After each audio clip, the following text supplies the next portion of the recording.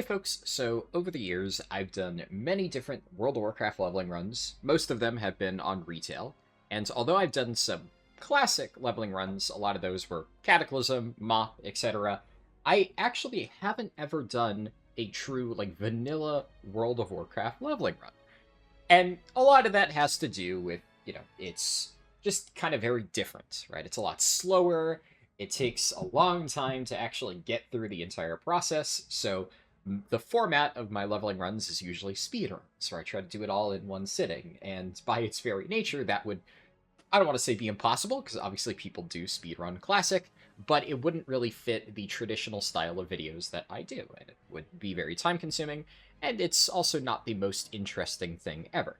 Now, I did stream part of my Classic Anniversary leveling when that came out, but a lot of the time when I was leveling through that, I just did it on my own, off stream, just because I could put on music and focus. But I thought it might be cool to do something a little bit different here. To actually showcase, ideally, I can't predict the future, but I would like to, in this series, do a full 1 to 60 leveling run in Classic WoW with a small bit of a twist. Because if you are not aware, in, a few years ago, I think it's close to 2 years at this point, Blizzard released this thing called Season of Discovery. And it added a bunch of new runes and, play styles. I'm sure many of you watching this are probably familiar. And one of the things that you were able to play as is a Shaman Tank. And now I did play Season of Discovery a little bit when it came out, and I primarily played Warlock Tank. I dabbled in some other stuff, but one thing that I always really wanted to play, but I never quite got around to it, is Shaman Tank, because if you know me, I love tanking. It's primarily what I do in retail, and one thing that I've always enjoyed is seeing different styles of tanking and how tanking evolves over different iterations of World of Warcraft, and what each spec does to survive, to hold threat, and stuff like that. It's just very interesting. It's my favorite role. So I always meant to go and try Shaman tanking, and I never really got the chance, and obviously Season of Discovery has kind of died out a little bit, but Shaman tanking is still something that I always really wanted to do. And, I figured this would just be a good opportunity to do it. Obviously, it's no longer in its heyday, Season of Discovery, but it's kind of one of those things of you never know how long it's going to last, and at some point, it might go away forever. Blizzard never really said what they plan on doing with those servers, so I figured this would be a good opportunity to level throughout in a different setting, and I can also finally play a Shaman Tank like I always wanted to. Now, obviously, you're in Classic WoW. You're not able to get all your fancy specialization stuff because it's not like retail, where at level 10 you just pick what you're going to play and it gives you all these abilities. I'm going to be ideally planning towards being a Shaman Tank as I get to higher levels and picking all of those different talents and abilities and stuff that enables that. But as with any sort of Classic WoW leveling, at the low levels, I'm just a Shaman, and I'm just going to be playing as a Shaman plays and doing the most efficient things I can for leveling. So the end goal here is to eventually be able to tank, but you're watching episode 1 right now, and in this I'm just going to be leveling. I don't really know where I'm going to cut it off. That's for Editor Harlden to decide. But I guess without further ado, I'll just enter world, and we'll get going. Alright, so gonna have to mess around with some settings as usual when I get in here. I'm not using that many add-ons. It's going to be a mostly default UI experience. I have basic things set up, like a damage meter down here. There's a quest tracker, which, as you'll see, works. It's not quite as fancy as Questy. I don't have Questy enabled currently. But, I feel like all of the add-ons that I do have set up are good enough. They will help me get through all the really important stuff. As usual, gotta show my action bars. A lot of the other work here is done for me, because I have played here before, as I said, and I did set up some of my keybinds in advance just to make this a little bit easier. So all of the standard keybinds that I use are here. I always put my racials on G. I'll put start attack over here. At some point, I'll probably try and set it up so I can have like macros to make that better, I guess. But for right now, just to make it easier, I'm gonna put the start attack thing here. Just because sometimes when I'm getting into classic, I forget, oh, it's not retail. My attacks don't just automatically start up the moment that I hit the thing. So it's good to have that. I think you don't start off with anything other special stuff.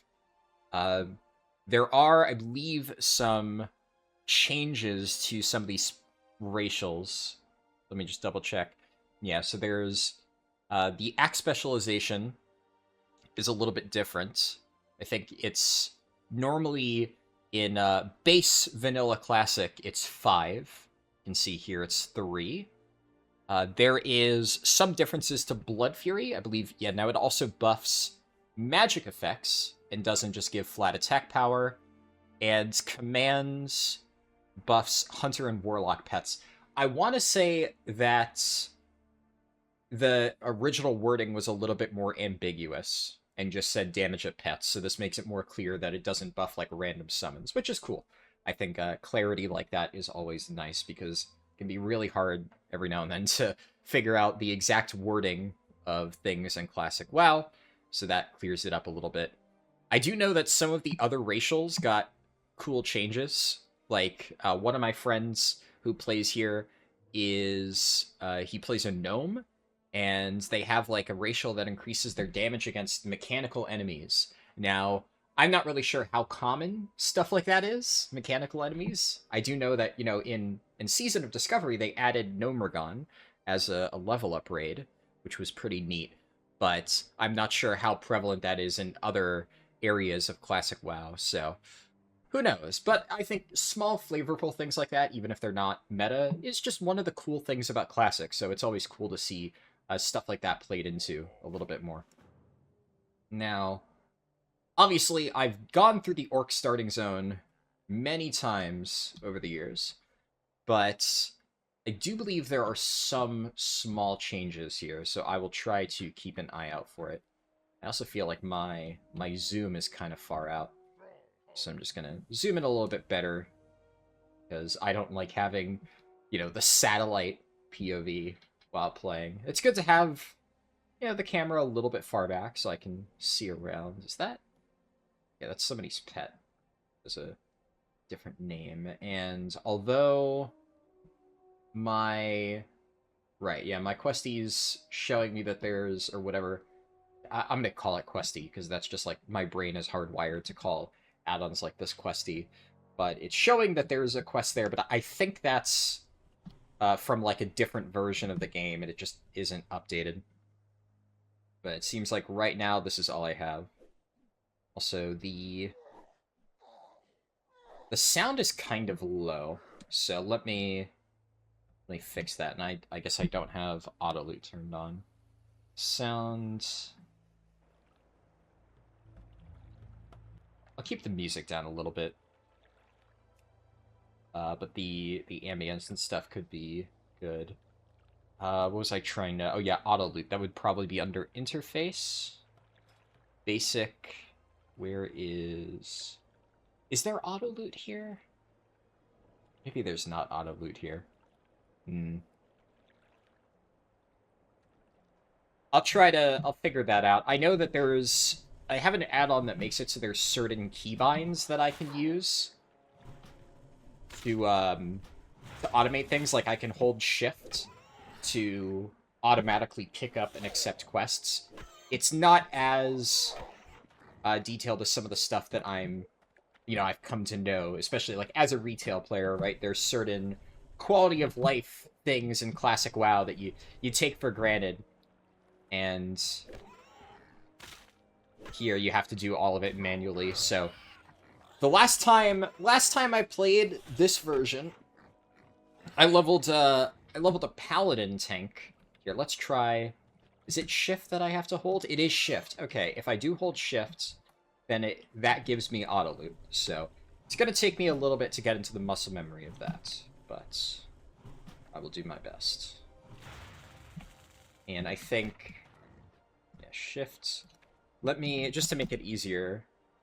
Yeah, so I leveled up a warrior a little bit, and then I also leveled up a paladin. But that was a little while ago. Oh, you can't create no icon.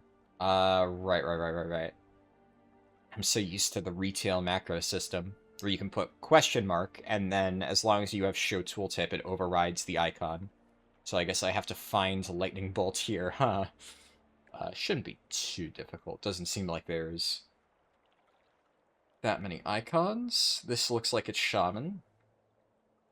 There we go, there's lightning bolt. Alright, so we'll do this. Hashtag show tooltip / start attack, I think. And then, yeah, that's what I was doing. And then it's / cast lightning bolt.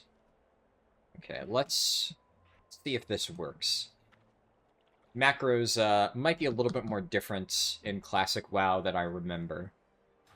But I'll see if I can do this. Oh, I see. Yeah, so that's actually causing a chat thing, and it's saying I can't speak because I'm too low level. Can I... It's also not... Can I do show tooltip lightning bolt? Would that cause it to save? Okay, that doesn't seem to be working. I'm going to be honest, I don't really think I am qualified to make any macros working in this iteration of WoW. I'm too retail brained, I think, to figure this out, which is fine. You know, we'll go back to the basics, and at some point I'll have to look up how to get macros like that working, because that would be very nice. And I'm sure there's some functionality, but there's like, the other thing is, I'm pretty sure I got something working when I was playing my paladin. Did I? Maybe I just played like this and I was just like, yeah, screw it. Just get used to it. Honestly, sometimes I really just can be that lazy, so it would really not surprise me at all. And level 2. Nice. I don't think I get anything special at this level. There's, like, little spells that you get while leveling up, but 99% of the time when I'm doing early classic leveling, it's just kind of like going through the motions and doing all the early quests and using the basic abilities. There's not a whole lot that we can do at this stage. And although, you know, I'd love to showcase the entire, you know, unedited process as I do with a lot of my leveling runs, I will say there's probably going to be some editing here, because I feel like if I were to show every single second of the classic leveling process, well, this would be very long. So as we go on, I'm going to try to keep things moving. I'm going to try to only include, like, the super interesting bits. And if I'm just sitting here killing 10 mobs, well, Editor Harlden's probably going to cut some of that out. Alright, yeah, as a shaman, I get leather, and I don't get the ability to wear mail until later, I think. So now I go to the shaman trainer, talk to you, and what do I learn at this level? I get rockbiter weapon. Okay, actually, that would be nice to have, because that's just a free upgrade, I think. And oh yeah, I would definitely be able to afford that if I vendor this stuff. So I'll go and do that. A lot of times I don't learn my early abilities, because sometimes it's like a healing spell or whatever, and if you just kill things fast enough, then you could just save some of your money. I think I'm going to buy a little bit of refreshing spring water here, just so that as I start to level up, I can reduce my downtime in between fighting mobs. We'll go back over here to the shaman trainer, and I will learn rockbiter weapon.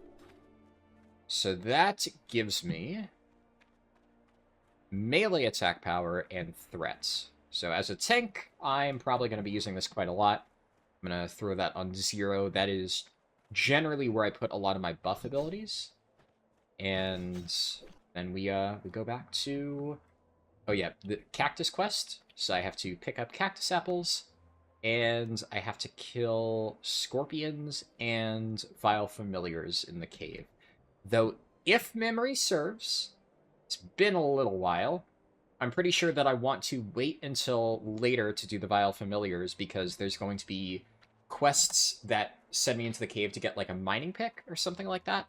And I could instead just make my way over here and get the quest for Sarkoth, I think is the name of that big scorpion.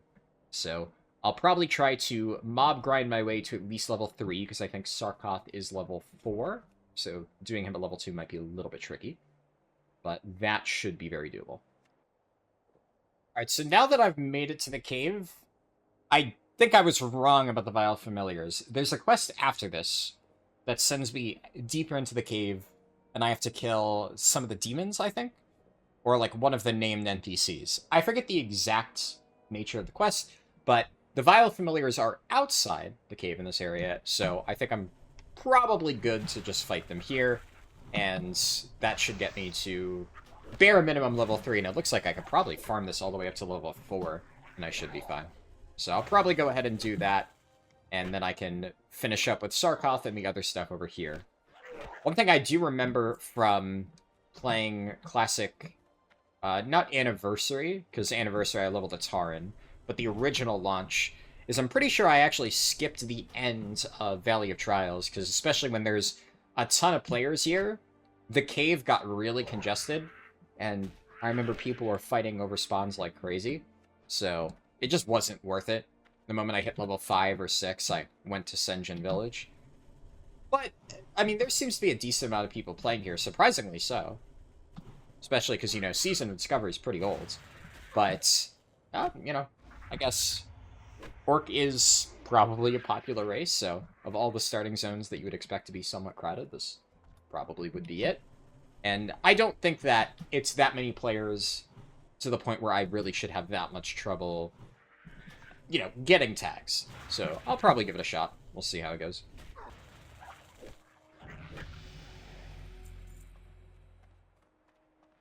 Alright, and there is level 3.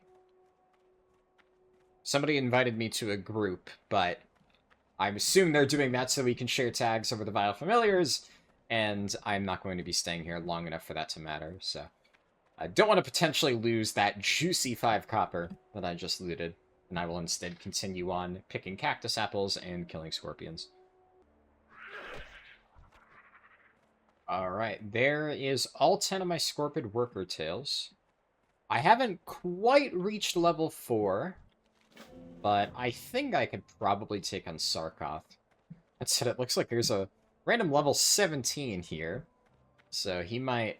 Yeah, he's probably going to kill Sarkoth before I have a chance, huh? That's, unfortunate. I wonder what he's doing here. Yeah. There goes Sarkoth. Well, I guess I can go and kill Vile Familiars while I wait. And I'll try and circle back here later on.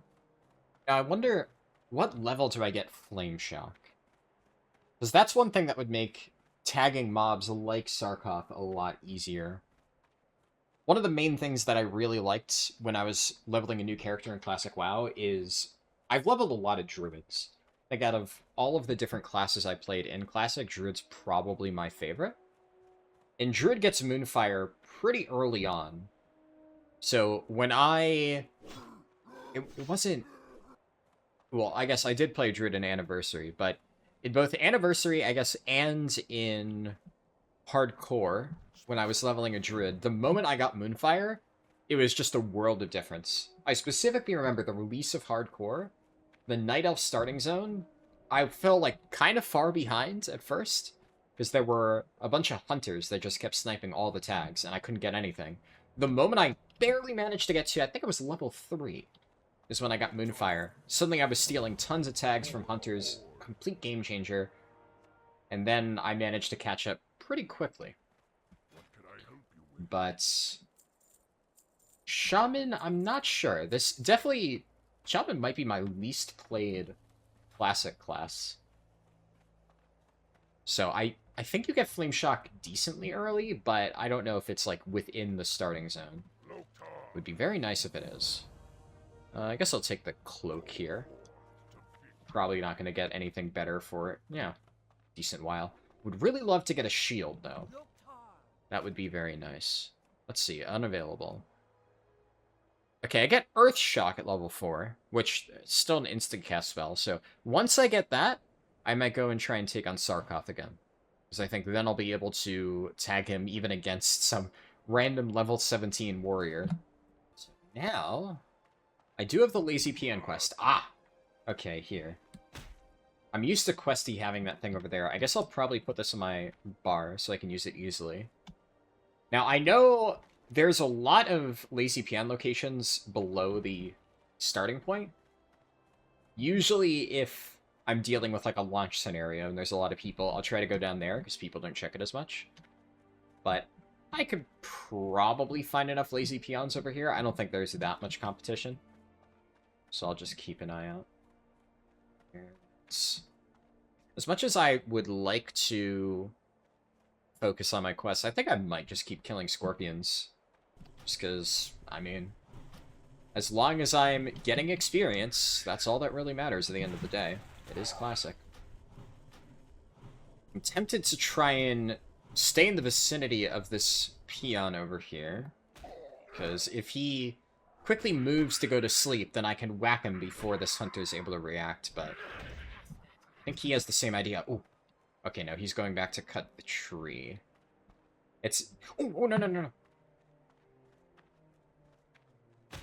I always thought that they walk a little bit to the side when they're about to fall asleep, but I guess maybe it depends on the location. Learned something new. Ooh, there's another one over here. Perfect. It seems that there's a lot of Vile Familiars up, so I should be able to get this quest done without too much trouble. And I'll probably just work my way across this little area. I know there's a bunch of Lazy Peon spawn locations the other side.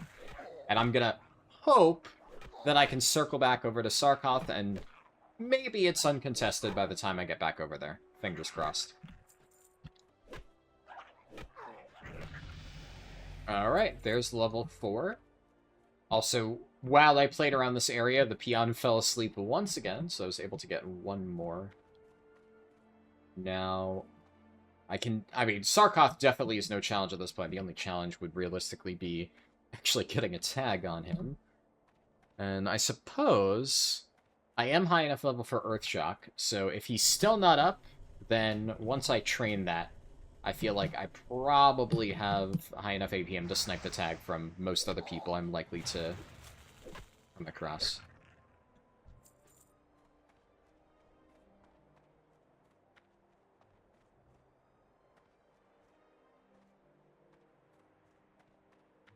I figure while I'm in this area, I only need 4 more Vile Familiars. I may as well just hang out here, finish my quest. Just seems like more efficient use of my time.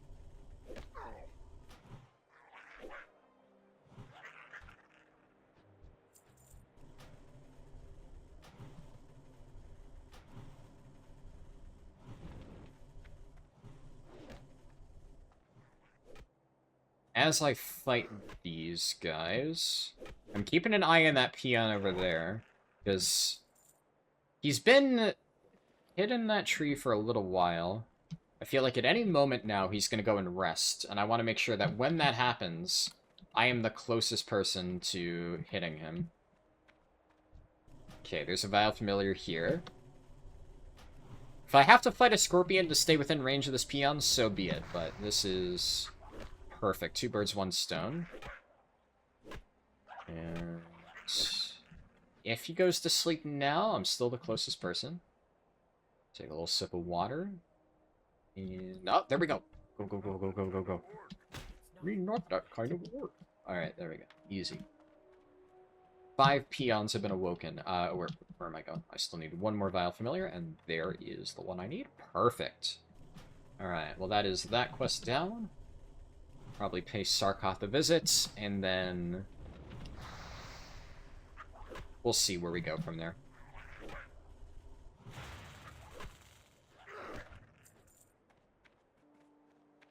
Okay, well, Sarkoth's dead. There seem to be some people here. Now, the question is, are they all in a group? Oh, they are? And they have space. Perfect. I saw 5 people, so wasn't entirely sure if they would have room. Awesome. Well, that was simple. Just walk up, get the kill. It's that easy. Didn't even need to find anybody for the tag. How do I leave party? The UI is all different here. And I knew they were changing some of the classes and stuff in Season of Discovery, but I really didn't expect them to change, like, multiple different elements of the user interface. Seems like a bit of a strange thing to alter, but, you know. Blizzard definitely makes some questionable choices, so that's for sure. Oh, wait. Sarkov's already back up? I guess he must just, like, hyper-spawn in this version of the game. So, really, there was never any chance that I would miss him. I probably could have just waited before. Oh, well. Either way. We got the quest done one way or another.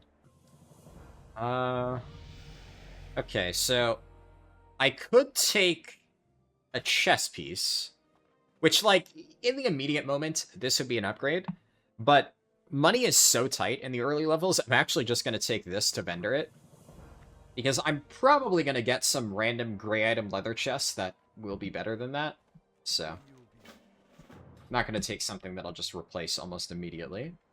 Shaman Trainer. Let's grab Earthshock. And I'll put this on... Where do I want this? Let's put this on 4 for now. Could always move it around later on. And... Interesting. So... I suspect... Ugh. For maximum auto attack damage, the staff would probably be ideal. But... The moment I get a shield, I'll probably want to use that. So I'm going to take the hatchet. Also works well with the orc racial, so I figure I'll just go with that for now. Not sure if there's, like, one that's strictly better than the other. I'm sure some classic players screaming, seeing me make the incorrect choice. But, you know, I am not an expert at this version of the game. I'm just going to do whatever I feel is right. Whatever my gut tells me. Call of the Earth. Okay, so there's a step. One thing I do remember is that I eventually have to go up to that secret path and talk to, like, some elemental, but it looks like there is an intermediate step. That's the one where you kill the demons. Alright. So I'll go and do that. And I think this is going to tell me to get the pickaxe. Yes, that was Earl's pick. Alright. A decent memory of the orc starting zone. Done it enough times, I guess. You know, it is kind of surprising I haven't seen any gray items yet. Now, the little 6-slot bags, I'm used to having bad RNG on those. Traditionally, I don't get many of them whenever I level in Classic WoW, but I would have thought that by now I would have gotten at least one, like, ragged leather vest, one of those things. A lot of times I have way more of them than I can even carry. And in the past, whenever I would level in Classic with friends, we'd always, like, trade each other whatever different armor type things we got. It's like, oh, you got a mail piece? You're playing warrior? Then, you know, trade it to your warrior friend, etc., etc. But I have seen nothing yet. Just copper and, well, random food items. Probably just unlucky.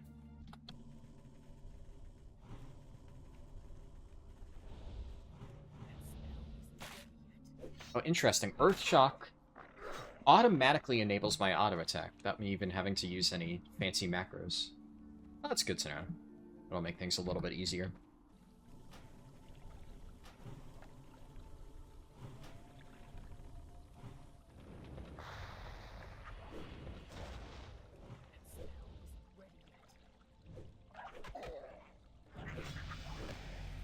Okay, that was a well-timed level up. That guy's a hardcore player, I think. Here. Okay, good, he's safe. I guess he also had a well-timed level up. I was kind of worried that he might be in trouble there with the Fellstalker and that other guy that he pulled, but looks like he handled it just fine. And I thought I killed a second Vile Familiar. But I must just not have had any loot, so it despawned. Ooh, well, that's pretty nice. That's a upgrade over my cloak. Pretty nice upgrade. Well, I did finally get a gray item. Now, would have been nice if I got one of the many slots where I have nothing in, because, you know, any armor is better than 0 armor. But, take what I can get. There we go, finally! Ragged leather vest. And my greed is rewarded. I don't need to waste my time wearing that cloth chest piece, and I get to have a little bit of extra vendor value. To snipe the tag with a well-timed Earth Shock. Ha ha ha ha. And another Fellstalker over here. Do I have enough mana for an Earth Shock after this? Yes, just enough. Perfect. I think my food buff's about to expire, so I'll use another Cactus Apple. I'm just going to cancel that, just in case. I don't really know how this version of the game food buffs work. Will it automatically extend duration? No reason to risk it. Just cancel it and reapplies. Was that a player? Oh. Unlucky. Right, the pickaxe is over there. I still need Fellstalkers. That guy's going to get the imp, so I'll take out this one. And then... I'm not really sure if there's like a timer on the pickaxe. I think it instantly respawns. But either way, I'm not the first one to pick it up, so I guess we're going to find out. Yeah, okay. It just instantly respawns. I figure since Sarkoth has an instant respawn timer, it would be weird if this one didn't have it. Ooh, this guy's kind of in trouble, huh? Kind of curious if he can handle it, and also, I would have helped him, but a Fellstalker just spawned, and I still need these, so we'll see. Nah, I'm good. Oh, damn. For a warrior? Fighting 3 mobs at the same time at level 5? That feels pretty good. Good shit.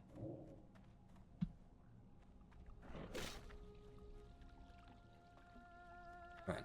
2 more Fellstalkers, and then I need to kill... I think, yeah, that caster guy that the hardcore hunter was fighting before. I need to kill him. Shouldn't be too tricky. The one thing I can't remember is, does he have multiple spawn locations? Because I've leveled a lot of Night Elves, and I remember they have a cave just like this, and their special mob they have to kill can spawn, like, here, in addition to a lot of other places. So I'm not sure if this one is the same. Ooh, Fellstalker. Get this kill. Alright. Well, now, if they want to group for this mob, I'd be willing to. But it looks like they're just heading over here. Alright. Presumably he has a fast respawn, like Sarkoth. And if so, I'm probably just going to tag him and then drag him into the corner, because I think with the Vile Familiars, this could maybe be a little bit tricky. This guy seems to want to snipe my tag. Okay. So I'm just going to spam tab Earth Shock. We got a Vile Familiar instead. Alright. Same thing. Tab Earth Shock. Tab Earth Shock. Ooh, he got it with an auto. Alright. Damn, that's impressive. I mean, can't even be mad. Beating an instant cast spell with an auto attack is... That's crazy. I don't know why he still needs this mob, though. Maybe he's just, like, mob grinding for XP, because I guess hardcore, you need every advantage you can get. What's he wearing? I'm actually curious. He has a fancy shirt and bloody pick. Where do you get bloody pick? Huh. Oh, is that, like, a reward from the quest that I'm on? I guess it would make sense. Azrael's pick. Double check. I've done this jump before. Please mess this up. Is it... Which direction do you jump? Oh god, this is gonna be embarrassing. I forget where I jump. I think it's like this way, right? And then you just have to hit the right angle. Oh boy. Oh no. I'm gonna cut to when I finally get this. But I'm determined now. Oh, fuck me. There's gotta be a way up. Yeah, I got it. Okay. I was about to say, like, am I gaslighting myself? Like, did I just forget? I always forget the angle. We got there in the end. I was kind of worried it was going to take me like 5 minutes to get through that. It only took me like 45 seconds, which, yeah, considering I haven't played Classic in a good while, I'll take that. Could have been a lot worse. Wait, did that guy drown? I'm gonna assume that he didn't drown and just happened to die in the water. Because if so, that would be kind of embarrassing. Let's see. No, the pickaxe that guy had isn't one of those rewards. There's some boots off this thing. And it's not from Burning Blade Medallion. Where did he get that pickaxe? Huh. I'd imagine it has to be a special quest reward. If that's just a random world drop, then he's either crazy lucky or he's trying to make like a level 5 twink. Which I guess if you're a hardcore character, maybe it is worth farming specific items like that. It would probably make your journey a little bit easier. Alright, let's grab these boots. And... yeah, leather pants. And then this thing. This is the Shaman quest. So I assume that this is the only... Yeah, it's the only prereq. And then I just have to go over there, talk to the little Earth Spirit, and we're good to go. I'll equip this. Also, my usual keybind for potions is Shift 1. So I'll try to reorganize my bags a little bit. And... I think that's all. I still haven't managed to get a belt. I think it's just a belt that I'm missing. Well, I guess a shield, too. So, belt and a shield would be nice. If I don't get a shield by, like, early Sinjin Village, I'll probably buy one off the vendor. Because that would be a very, very large survivability increase. But we'll see. I really like to conserve my money early on when I'm playing Classic. Because obviously you always got to keep in mind, at level 40 you got to buy your mounts. So I'm always trying to pinch pennies wherever I can. Alright, let's see. Earth Sapta, this thing. So I talk to you, complete quest, and... Okay. That feels probably pretty terrible, but... Yeah. I mean, while leveling, how often will I need a minor auto-attack damage reduction? Like, it could come in handy, I guess, if I'm fighting multiple enemies at once, but... I can't really do that? Maybe, I don't know. Because, like, you do get some AoE abilities, I think, to help you tank. Maybe? Not entirely sure. But those might not be until much later. I guess if I plan on fighting enemies in a long... Like, or in the same location for a long period of time, then throwing down a totem there could be nice. Just because it's free mitigation. But we'll see. Alright, and... Okay, this takes up bag space. So I think I just keep this here. I'm gonna put Healing Wave over here, and... Stone Skin Totem. I'll put this on...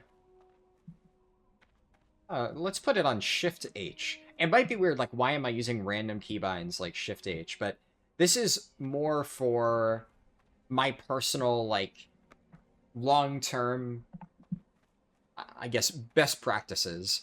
In retail, I have kind of a system that I use for different keybinds that I use for everything. Like, H, Y, and G are utility spells. So even though I have plenty of stuff to go right now, I want to make sure that I'm being proactive in organizing my keybinds in such a way that they're in where I would expect them to be. So, for instance, generally I put utility stuff, or crowd control utility stuff on Y. H is like support, Y is like stuns. So, you know, on my retail prot warrior, Y is shockwave. Now, for Earthbind Totem, I think I'm probably going to put it on shift Y here. And usually I'd like to have something that does like a hard stun on Y. So on my retail Restoration Shaman, I have Capacitor Totem on Y. Now, I don't think Cap Totem is a thing in Classic. I'm pretty sure it's not. But, yeah, we'll just plan ahead. I think it'll be a fine location for it anyway. I'm pretty sure this is actually my retail bind for Earthbind Totem. So it'll just be easy for memory. And also, before I forget, I'll go ahead and put rank 2 Healing Wave over there. Obviously, there are some instances where you might want to downrank spells, and I'll consider that as I go forward. But usually, I just like to have the highest rank on my bars, just in case. Alright, I've made it to Senjin Village. And I'm just going to go around, and I always like to grab every single quest in sight. Now, I don't know exactly if I'm going to do every single one of these quests right now, but the worst feeling is going somewhere where I know that, oh, I'm going to need, like, this one quest, and realizing, oh, I forgot to pick it up, and then I have to backtrack. It's just a massive pain, so I'm going to go ahead and just grab it all. Now, according to my little questy thingy here, I think I picked up all of the nearby quests. Just going to poke my head in here just to double check. Yeah. Probably good. Now, I don't think I'm high enough level to fight Zalazane and do all the stuff on the island. So I probably should just mob grind a little bit, do the Centaur quests, I think, over here. And then I'll head here probably at like level 8, I think would be good. And I do remember, oh yeah, Solvent Spirit. This is the, yeah, Crawler Mucus. It always takes me forever to get that one. A lot of times I remember skipping that. I might do the same thing here. And just out of curiosity, how much would a shield cost? Probably too much. Also, there's a good case to be made of, at this level, if I don't happen to just pick up a shield off the ground, it might be better to just buy a two-hander and just basically be like store brand warrior with spell casting. Won't be quite as good, but it could be fine. I'll think about it a little bit more. For now, though, does this count as an inn? I think I'm going to take a short break IRL. Just because, you know, managed to get to level 5, well, level 6. But I finished the starting zone, so it doesn't look like there's an inn here. You know what? I'll go up to Razor Hill. And I'll end there, because I know for a fact there's an inn at Razor Hill. And that means that whenever I come back to this, either later tonight or tomorrow, I'll have a tiny bit of rested experience. Can't hurt. There's some weird tents along the road here. It's been so long since I played Classic, I don't remember these being here, but it could be like a Season of Discovery thing, or I could just be misremembering, and they were always here. Who knows? There's also rented direwolf. Ah. So you can rent mounts for 40%. I wonder how I do that. Is there a way that I can do that at Senjin Village? Am I wasting my time by just walking here on foot? Oh well. Alright. Sir Hill. So I have some quests to turn in here, and I guess I'll pick everything up while I'm in the area. Might actually be a better idea to start in Razor Hill first, and then just finish up all the stuff in Echo Islands after. I'll have to see, though. And then, I mean, surely the rented mount thing is in this area somewhere? Oh, is this what it is? Dire Ready. 50 copper. Oh, okay. That's not too bad. How long does it last, though? I kind of want to find out, but, like, I am about to take a break, so I don't want to spend my 50 copper right now. And then, you know, next thing I know, we'll get all this stuff over with. Also, I'm going to set my Hearthstone here, before I forget, and also face this way. Ah, oops. Do this, set my Hearth here, perfect. And there's a lot more quests here than I remember. Maybe they added some stuff here. This is expedition supplies. These I remember. And what's this stuff? Supplies to the port? It says there's a quest here, but it looks like they may have removed that. Oh, this one's here. Okay. Pick that up. Oh, I'm zooming out my actual character and not the mini-map like I intended.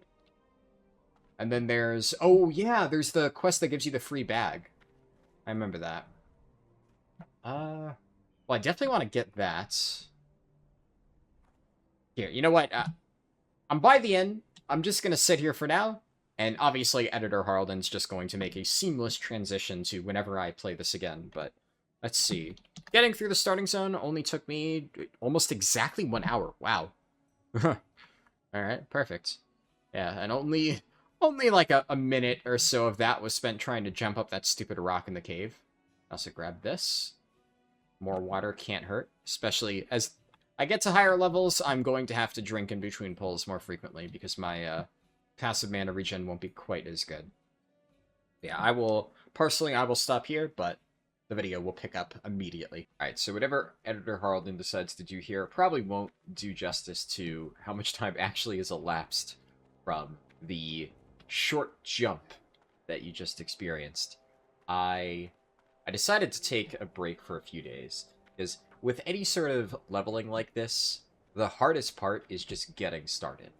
And I've been toying with the idea of leveling a Shaman Tank for, I mean, in some ways, literally over a year.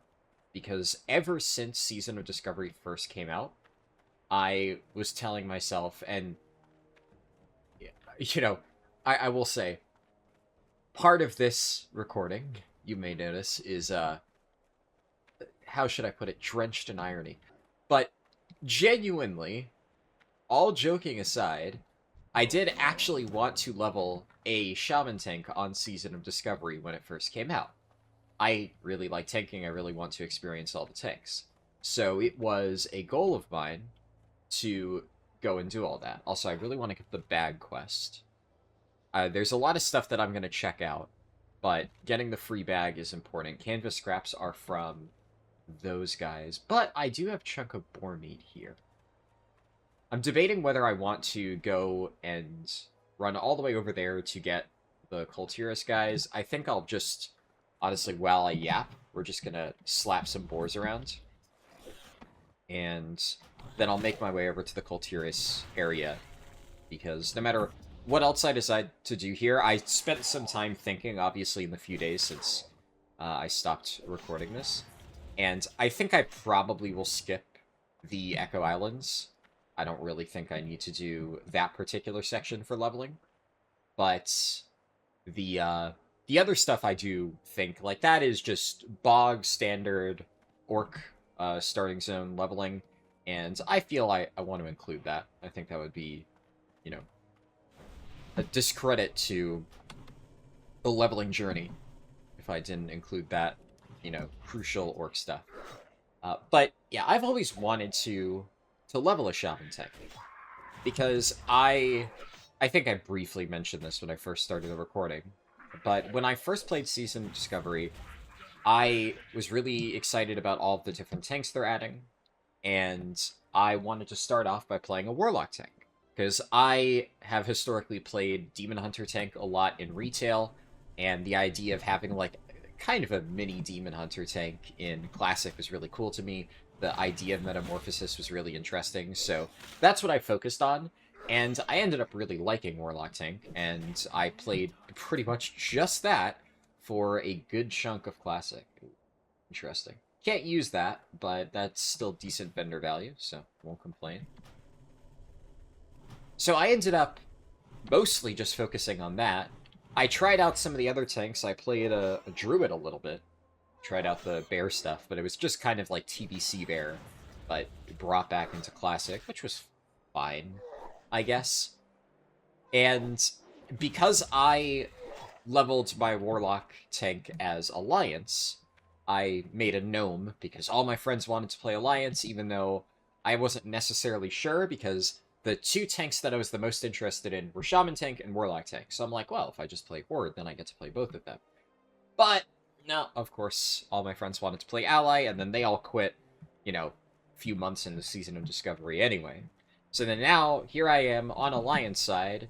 One of the two tanks that I really wanted to try is on a completely different faction. I ended up playing my Warlock a lot, got invested into it, and I had like a ton of gold on the Alliance side that I couldn't easily move. So I couldn't really cleanly play Shaman. So in the end, when I made it alt, I just said screw it. I made a Paladin tank. And it wasn't too bad. I didn't mind Season of Discovery Paladin. But it was, it wasn't really what I was looking for. Shaman was just very different. I've played iterations of Paladin tank millions and millions of times over different variations of WoW. But what I haven't played before is Shaman. So I kept saying, in fact, I think I said around that time that I was actually planning on doing a Shaman tank leveling run at some point in early Season of Discovery. There was a period there where I was planning on setting up like a SOD speedrun, but it was very clear that the speedrunning spec for SOD leveling was Mage, because you had Living Flame and a bunch of that really strong stuff. That was just very clearly the best way to level up. And I chipped away slowly at my Shaman over time, but I think I got it to like level 20 or something. And I unlocked some of the basic runes, and I'd never even set foot in a dungeon. I never actually got to tank with it. I basically just leveled a bit as Enhance, and then that's as far as I went.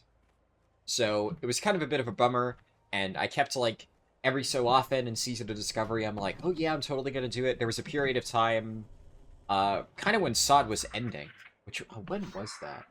I guess it was earlier this year, right? Yeah, because it was about earlier this year when MoP was around the corner and they did that whole, like, you finish Scarlet Enclave, you get the free character boost.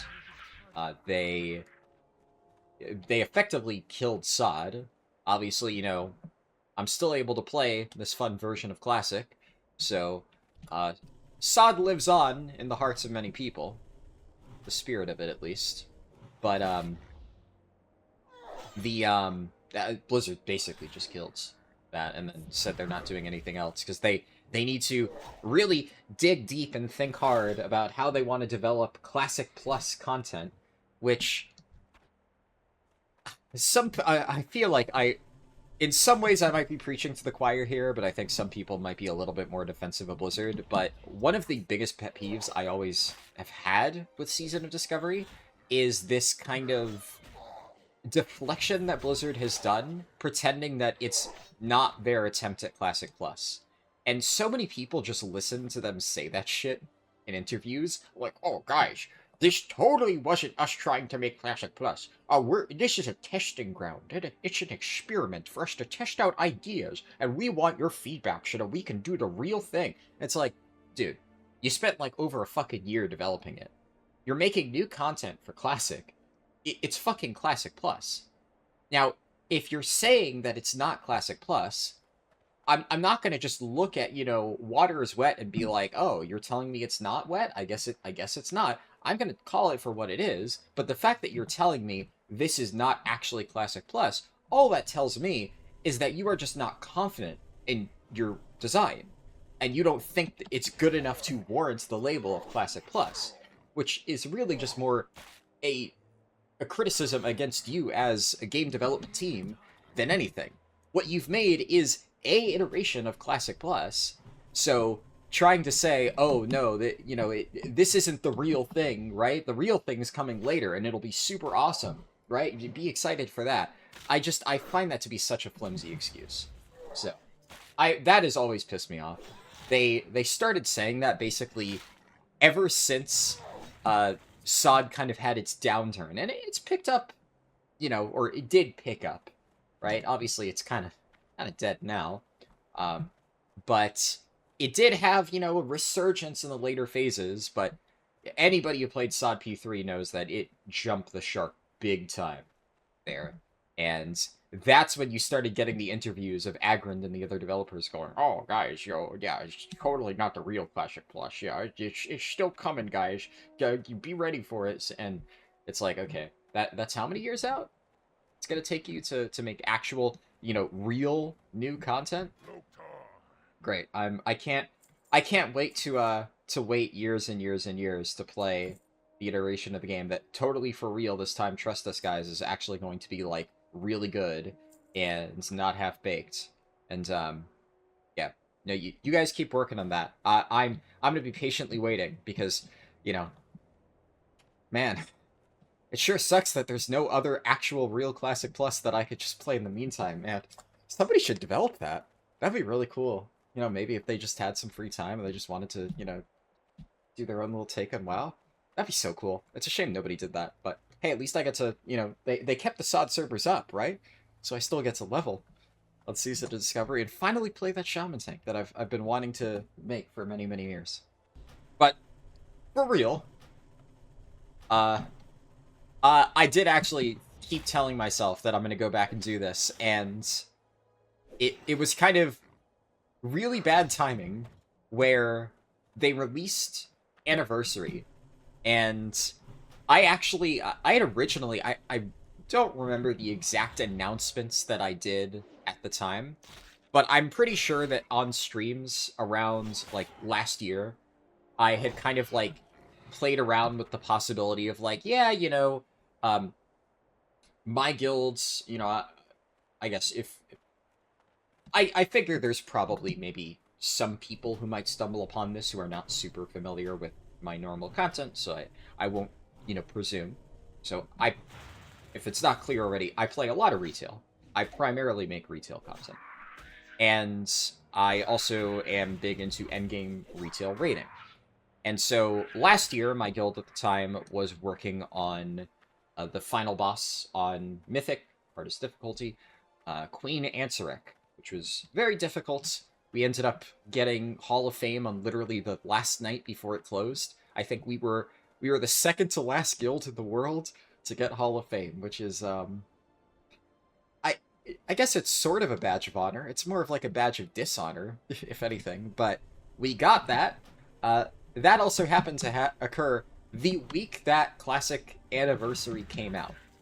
So I remember I at least had the thought before they announced Classic Anniversary of, oh, hey, I've been really meaning to get back into SOD, and my guild is almost done with the retail raid, and I wasn't terribly interested in, I think Firelands was current content at the time, and I was really tired of Firelands. My guild ended up only doing like 2 or 3 weeks of it, and then we got burnt out and stopped, so didn't end up really getting far in that. Just not very fun. So that's when I stopped playing Kata. Obviously later on I'd come back from MOP, but I kind of figured, okay, well, I'm not raiding in Kata anymore. My retail guild's about to finish the raid. I can finally go back and try SOD. And I think my initial plan was probably to return to my Warlock tank, continue working on that a little bit more. Maybe hit level 60, try out some of the endgame raids and stuff, because they did add some new things there. And at some point, I did, like, one of the things I still, on the bucket list is, man, still gotta try that Shaman Tank, right? It's been a year now. Haven't gotten a chance. And then they released Anniversary, right? Which, I definitely didn't expect. I think a lot of people weren't expecting that. Some, apparently, like, really well-informed classic YouTubers knew ahead of time. I didn't. So then I'm like, well, shit. And all of my friends wanted to play it. Also, I just realized there's this new thing here. My little questy add-on doesn't show any quests here. There's some goblins. A little... I thought, based on the tower, it might be like a little flight path, but just some flavor. Little thing they added. That's cool. But yeah, all my friends wanted to play Classic Anniversary, so SOD got pushed to the wayside again and again and again until it was too late. So never really did end up getting to play that Shaman Tank for real. So at this point, I don't really even know how much there is for me to do on this character, to be honest. It's, you know, when I originally planned on leveling the SOD Shaman Tank, tongue twister, I obviously wanted to try all the raids and whatnot, but never really got that far. And admittedly, although my goal right now, first thing, is just to get this to level 60. I would very much like to do that. That is the thing that I want to happen the most out of this. I don't know, can you call it a challenge? It's not really a challenge. I'm just kind of leveling a character. But I guess it is kind of a challenge run for me, just in the sense of, you know, finally do the run that I've been planning for years and years and years. Well, it's not really years and years. A year and a half, I guess. However long SOD's been out. When did SOD come? I guess it's been almost 2 years. Huh. Yeah, since that point, I wanted to play Shaman Tank, and we're finally getting it done. And kind of the reason I give you all of that backstory is when I first started this recording, I had been toying around with the possibility of doing this. I need one more scorpion. I was gonna get that, and then that fucking guy took it from me. So hopefully there's just one more around here that I can grab. No, that one's dead too. No, that's awkward. There. Ooh. Oh yeah, skinning. Yeah, I need to do that. I think there's like a training cost for professions. Well, I mean, I know there is a training cost for professions. I'm more thinking out loud. I can't remember what the training cost is. I feel like I'm gonna have roughly 5 silver. I could probably afford... What would I want? Skinning and mining, probably? If I plan on tanking, I don't really know how much has changed in this version of WoW. It's been a while, but generally speaking, in the vast majority of non-retail versions of World of Warcraft, engineering is just kind of like turbo broken, and especially for tanks, bombs are really good for AoE threat. So I'm going to operate under the assumption that engineering is really, really, really good still. And long-term, like probably level 40 onwards, I will want to pivot into engineering. So pretty much every single time I start leveling, be it, you know, 2019 Classic, Classic Anniversary, Hardcore. Actually, Hardcore is maybe the one exception, because I played a Feral Druid, so I went leatherworking skinning for Wolf's Head Helm. But other than that, I almost always go for engineering long-term, because for tanking, it's very good.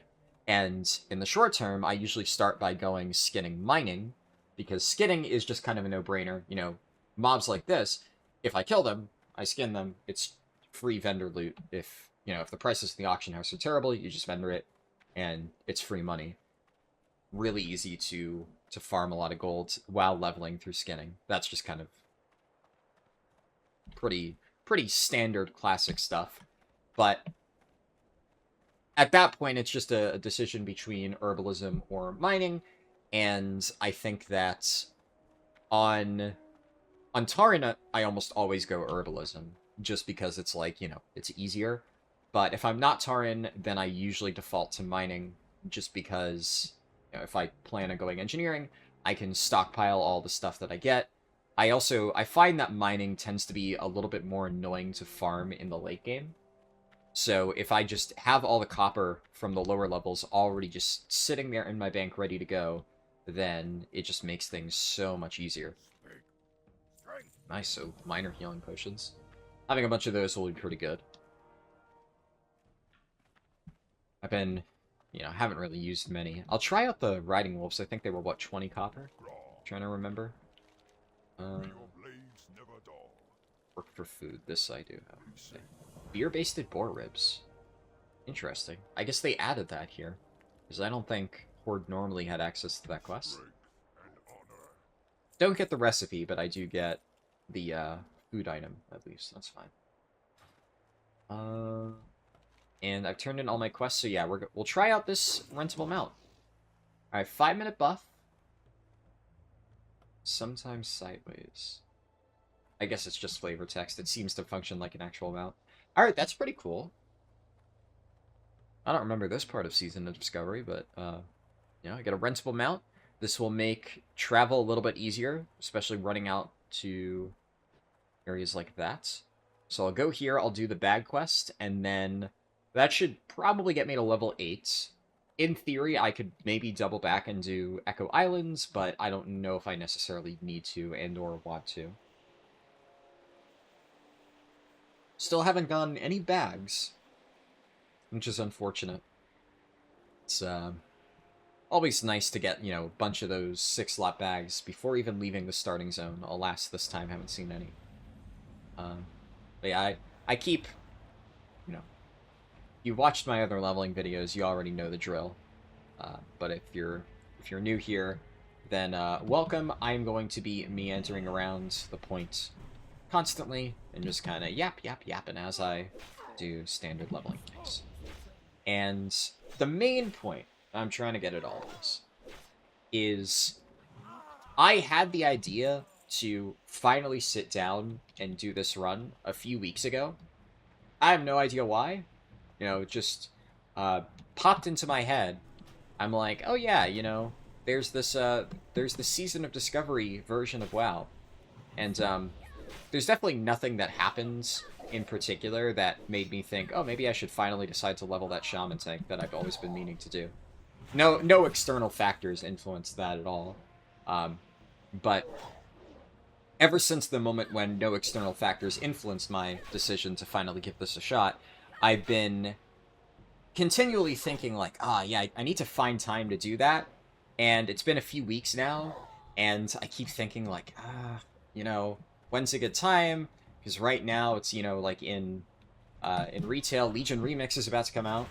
And obviously I still got to test that, I have leveling guides I gotta make. So I'm going to be leveling a bunch of characters in that. I'm still actively playing retail, gearing up a lot of different characters, and, I'm joining a new raiding guild, so that's always exciting. Lots and lots and lots of work to do.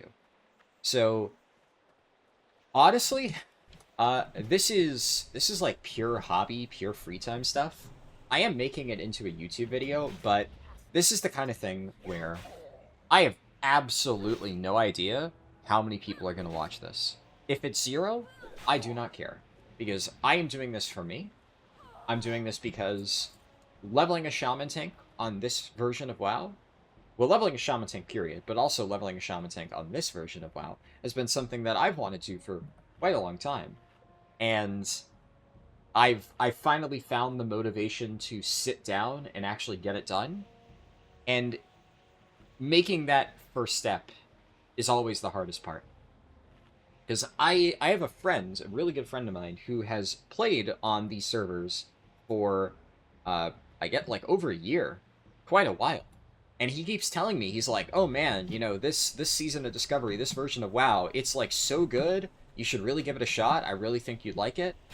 And I did try it a little bit, like, a few months ago, again, because, like I said, I've already played Season of Discovery, but I did try this version of WoW a little bit again, a few months ago, and I leveled up some new characters. I leveled up a paladin. I picked a fancy race for that paladin. There was this really cool new option on the character selection screen, so I chose that, and I tried out, crazy sod devs, I completely forgot about this, they added a brand new starting zone, too. So I played through that on the Alliance side, and I got to, like, level 17 or something like that, just kind of checking it out, dipping my toes in it. I was literally just playing for like an hour a day on weekends in between, wherever I can find time. And it was neat, but I not. I was gonna say I got bored. Got bored is the wrong word. I kind of realized I hit that point in classic leveling where I'm just like, yeah, I'm gonna have to manage a lot of stuff. And although I love that part about classic leveling, where you're just like trying to level your professions, trying to optimize your gear and stuff as you go, it's a really much more involved process in many ways than retail leveling. It's also the kind of thing that like I need to be fully invested into getting that done, and it just doesn't work for me doing that in like 1 hour increments whenever I can find the time. So I just kind of stopped playing it for a while. And so the more that I spent time thinking about doing this particular run, the more that I realized just getting it started, that is the most important step. I just gotta do that first, just take the plunge, create the character, get to level 5, get out of the Valley of Trials, and then I can say to myself, hey, you're already started. I cannot tell you how many days I would have, maybe an hour or two before I went to bed. It's like I did whatever it is I need to do, but I'm not like super tired. It's still, like 11 p.m. I don't really have like anything to do. I'm like, I guess I could start the shaman leveling. But there's always a reason. It's like, but I'm like, yeah, I'm kind of sleepy. Maybe instead of like starting that now, because one of the things is I did always plan to at least record it, right? And while I'm not going to do super fancy editing here, I do want to at least make it watchable, right? Provide some commentary, yap as I level, as I usually do. So if I'm sitting here dead tired, then that doesn't really work. I need to kind of be in the mood to talk. I'm not always in the mood to talk. Sometimes I'm not really feeling it. So every now and then I'd stare at the character creation screen. I'd just be like, don't feel it today. Then the next day it comes, and the next day comes, and it just never gets done.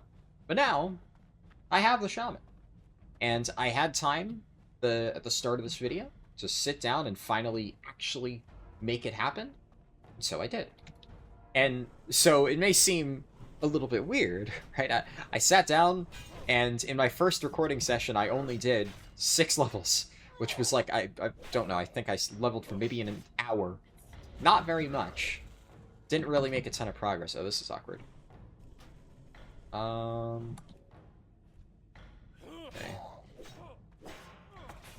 Do my earthen wall totem. I do have pots if I need them. Okay, we're gonna auto attack him.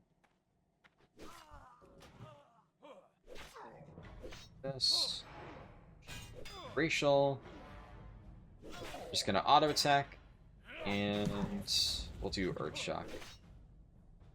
Okay. Not as scary as I thought. Earthen Wall, I think, is actually putting in work here. It feels like I'm taking no auto attack damage here. I don't even have a shield yet. Yeah, I kind of scoffed at the idea that it would actually be useful, but yeah, for 3 targets, pretty good. But yeah, it was just really nice to know that I had gotten those first steps done. And even just simple things about, like, how am I going to start the video? Is, you want to make the start of the video, like, somewhat interesting, somewhat engaging, like it grabs your attention. If I'm jumping in midway here, then I can always just edit around it, and it's not that big of a deal, but, I want to make sure that the first minute really, really is like a good hook. So I spent a lot of time thinking about that carefully. Which is why, it took me so long to get there, and then kind of why, after I recorded that, like I said, I kind of took a break for, oh shit, where'd this guy come from? Yeah, I took a break for a few days to get other stuff done. It's been almost a week since I recorded the last part of this. And I don't know how long I'm going to level right now, tonight. It's like I've been recording for 30 minutes so far, which is a decent amount. There we go. I need sailors, so non-armored dudes. They'll interrupt my spellcast, so I gotta be careful. But what I'm currently thinking is, for the first part of the video, basically how I edit it, how I release it, so what you're watching now, I'm probably going to get this character up to level 15. I feel like level 15, you know, obviously there's no amazing breakpoint where it's like, oh yeah, this is a super clean way to end it, because level 60 is an ongoing process, right? There's going to be lots of small chapters on the way there. So you could draw, you know, a chapter endpoint really anywhere if you really wanted to. Hell, you could even say that the starting zone is kind of its own chapter, but if that was the first video I posted, that would be kind of boring, right? Because Valley of Trials, all things considered, it's basically exactly the same in Season of Discovery as it is in traditional Classic. So I don't think that would be an interesting place to split it. But I think level 15 will give me a good opportunity to show you like some of the stuff, especially as we get from like 10 to 15, some of the stuff that they did add in Season of Discovery that maybe you didn't know about. And you'll be like, oh, that's pretty cool. I never knew Season of Discovery had that. And then you get to see that stuff. It'll be like a nice little bonus. And then it also includes a lot of the early standard Classic stuff, like this, where we're just, we're whacking humans, and we're getting XP, we're looting linen cloth, you name it, and I am sitting here yapping my heart out. That's the best way to do leveling. Also, I think I'm gonna mob grind here for a little bit until I get to level 8, just because if I'm gonna kill stuff, I think humans give cloth, which I would like, because honestly, at this rate, I'm tempted to maybe go tailoring, literally just so I can make my own bags. I suppose I could check the auction house to see if, like, there's really cheap prices. Maybe people are selling that. But worst case, I can make my own bags. I mean, that's what I've had to do in hardcore half the time, so I'm already used to it. Not something that I'm unfamiliar with. But also, I want to say that humanoid mobs, like the Coltirans, have a slightly higher chance of dropping the 6-slot bags. I might just be making that up, but at least that's my headcanon. And so if I'm going to mob grind something, especially while I don't have skinning, I think these guys are going to be a better option than, you know, a random scorpion or a random boar.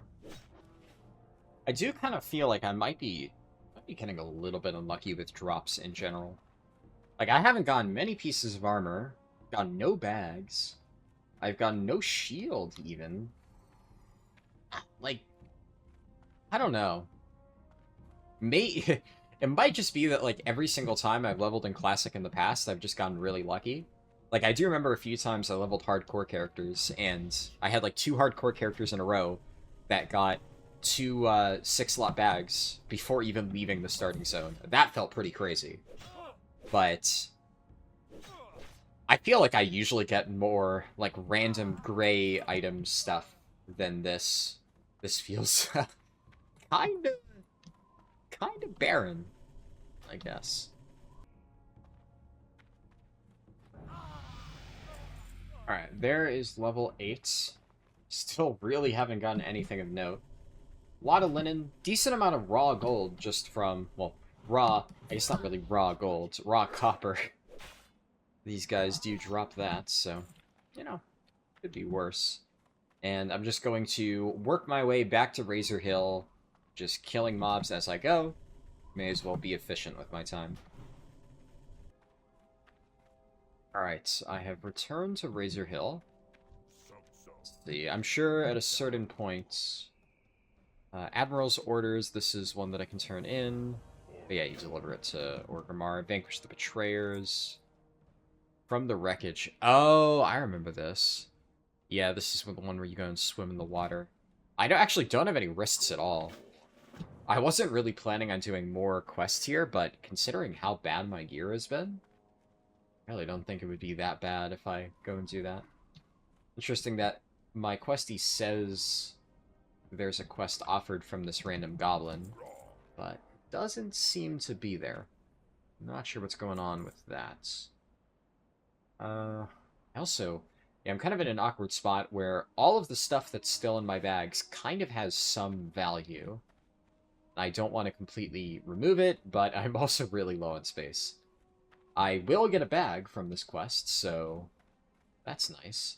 And I think on my way back, I'm not going to buy the wolf just yet, because I don't know if the wolf is going to disappear when I try to go and hand in that quest.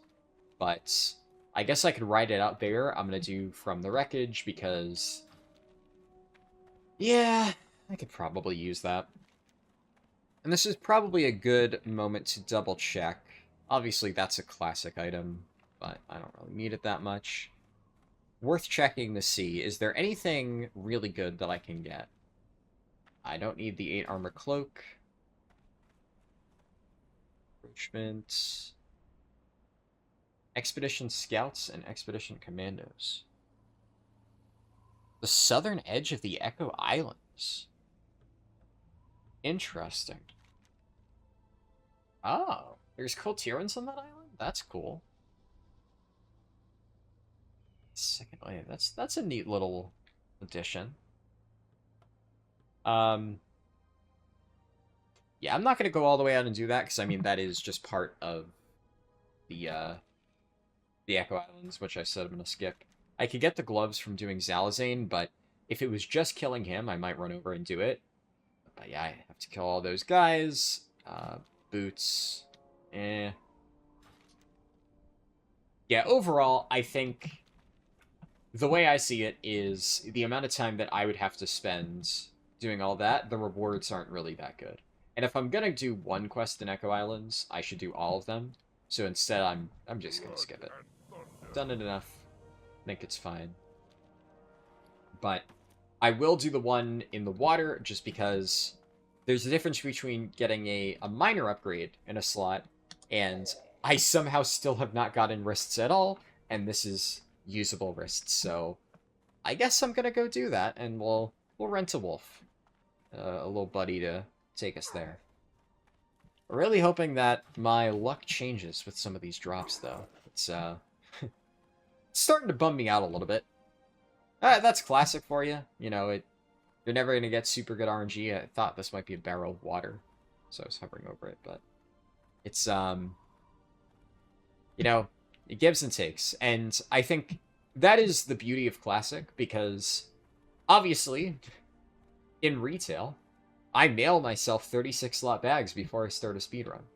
And the amount of times I get comments on those speedruns, like, "This is not true leveling. I challenge you to do a real man's leveling process and start at level 1 with nothing but the skin on your back. Ha ha ha, I bet you can't do that, you casual retail speedrunner." And it's like, brother, I've been doing shit like that for years.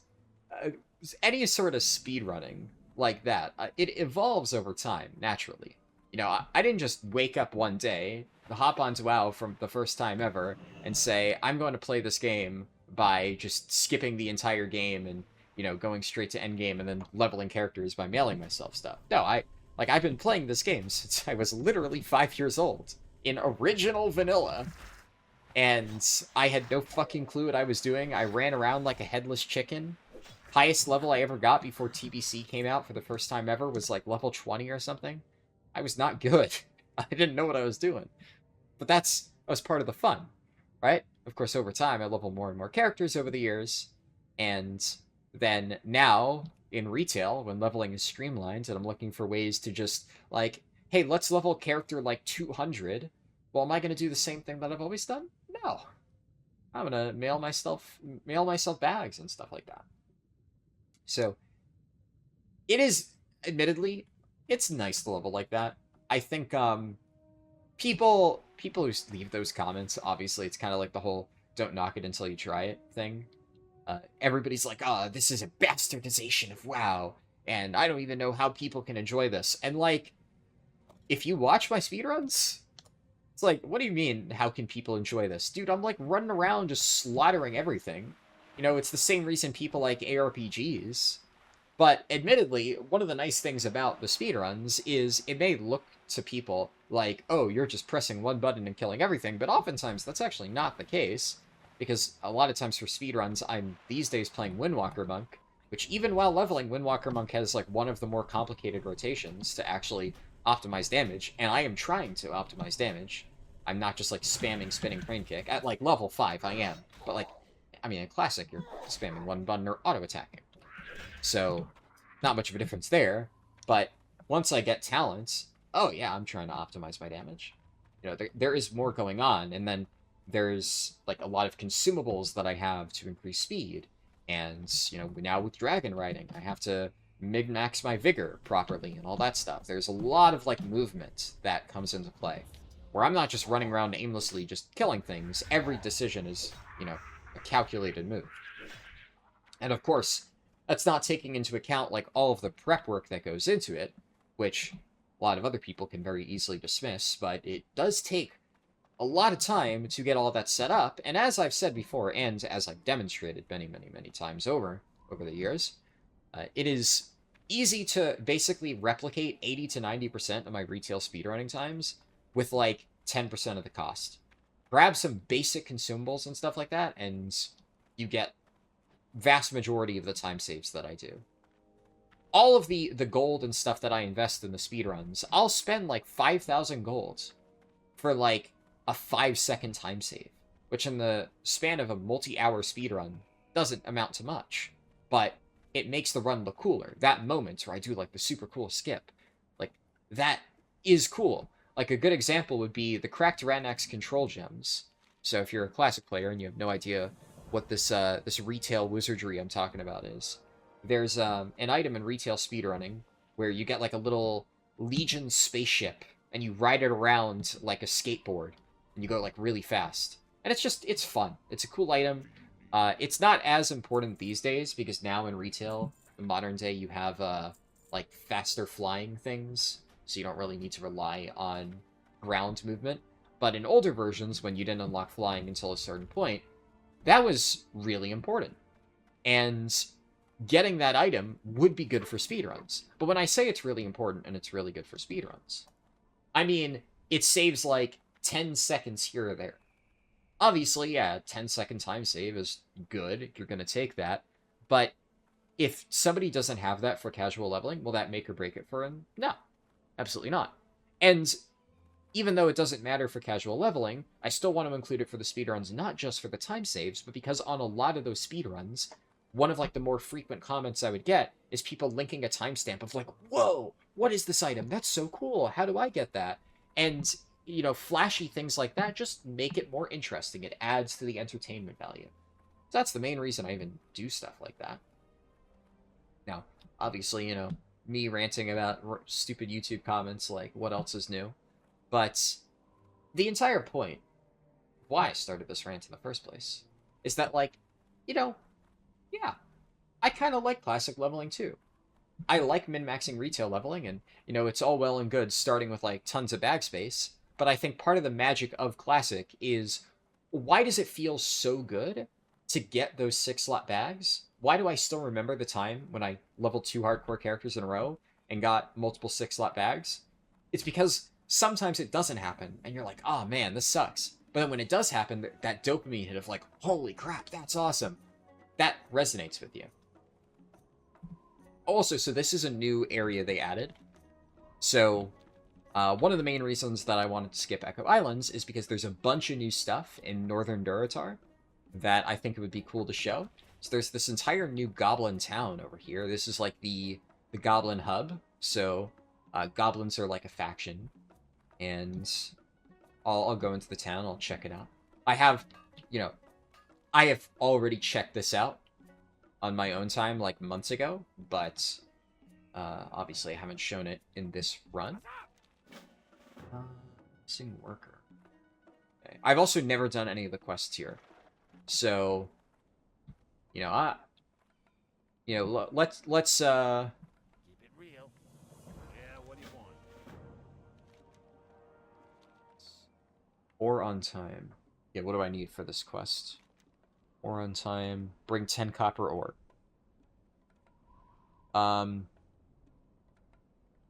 I don't think I will. I think I'll pass on that, thank you.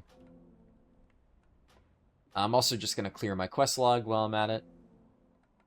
So, you know, I'll kind of, like, lower the sarcasm and stuff a little bit and just say that I did, like I said a few months ago, try out a high elf and a goblin, just because I wanted to see the starting zones. I wanted to see, like, hey, what did they add? I didn't really mess around with any of the stuff in this town, Sparkwater Port. I went here and poked around a little bit, but I finished the goblin starting zone, and then I just stopped here and made a high elf and did that. And my goblin never got past level 10. But curious to see what other quests they have in this area. And I guess I keep saying I'm going to do it. I should probably pick up skinning and mining at this point. I definitely have the money for it now. I'll look around. There's hopefully a trainer in here somewhere. Also, this is the Goblin racial mount. Pretty cool. I guess I can't see it on the vendor because I'm not a goblin. But yeah, you get the little rocket cars from Mirage Raceway. That's pretty neat. Okay, lumber distributor. If there's no trainer here, I could always just run over to Orgrimmar. Are there rentable mounts in this town?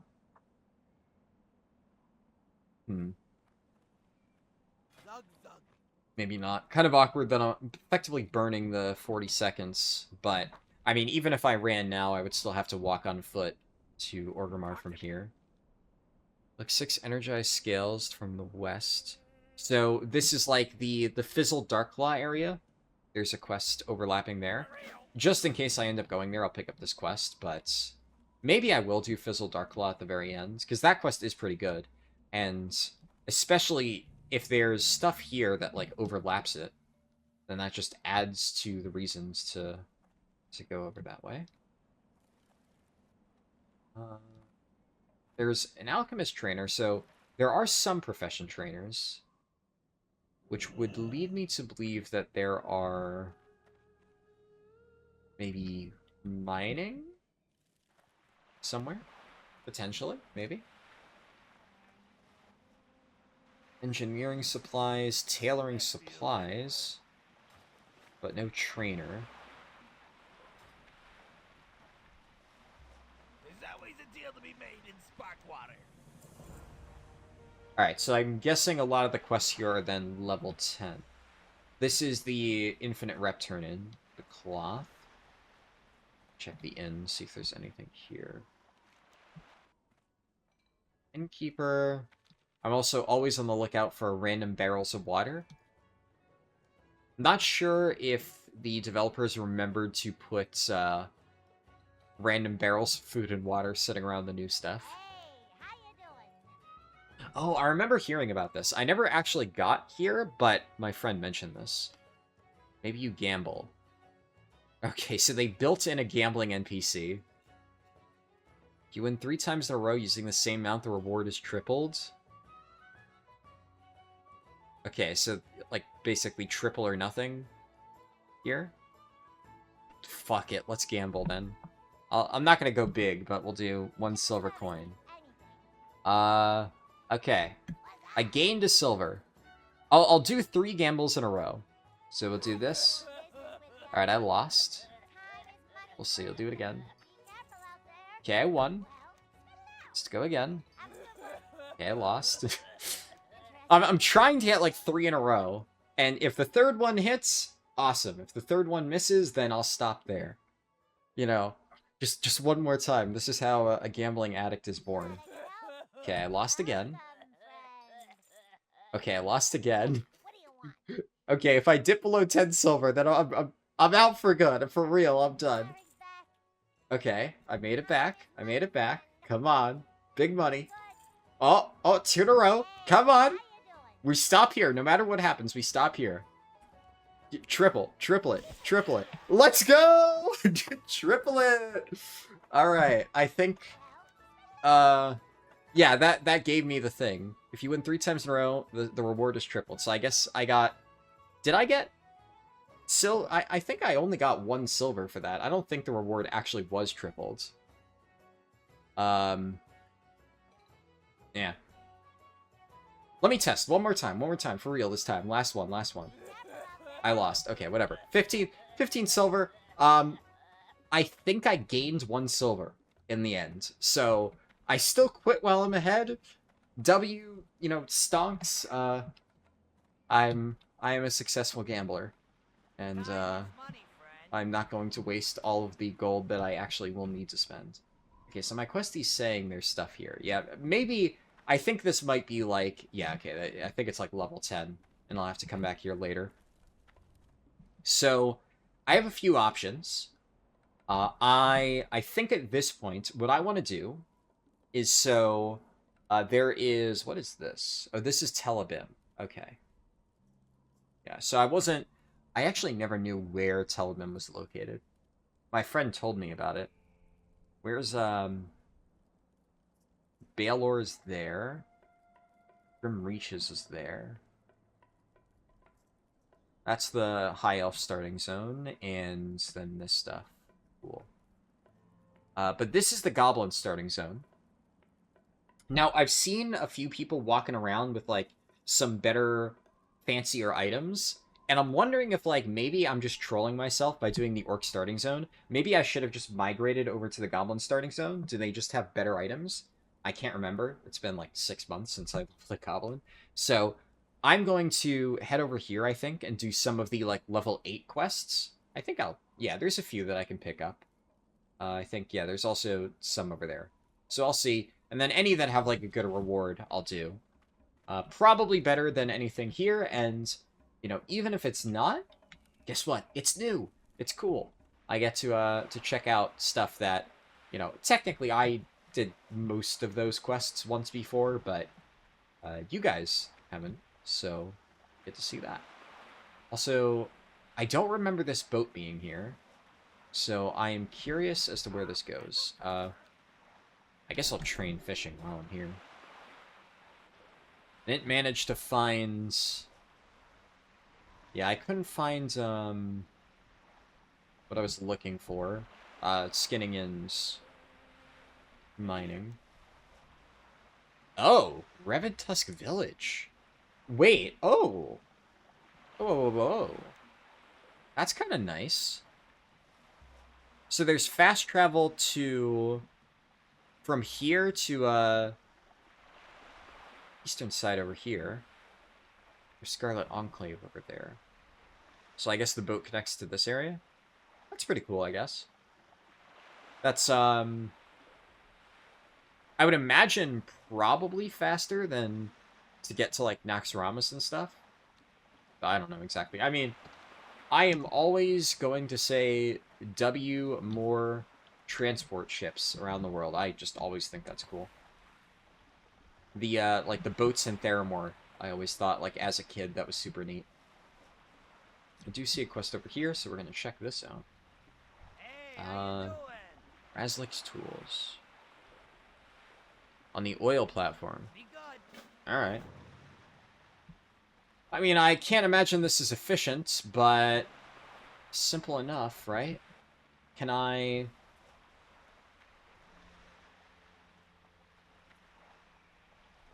I was going to try to run over to the boat and then jump off the boat, but I guess it's probably not that big of a deal. Is that a cave? That is a cave. What's that cave doing there? Oh. It's kind of sus. I'd imagine there's some quest that sends you down in there, but that's pretty neat.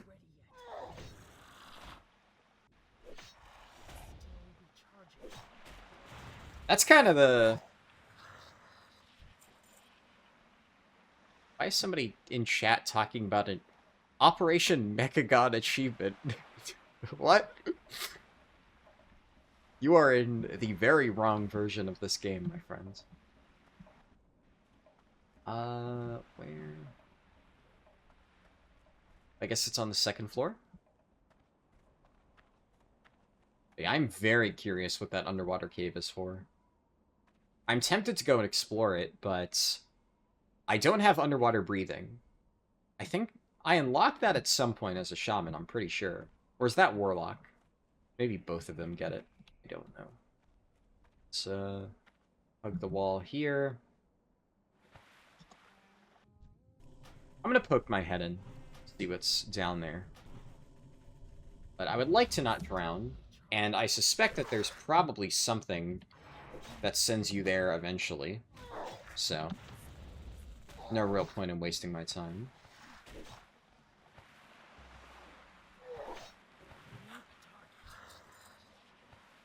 But my curiosity must be sated. Oh.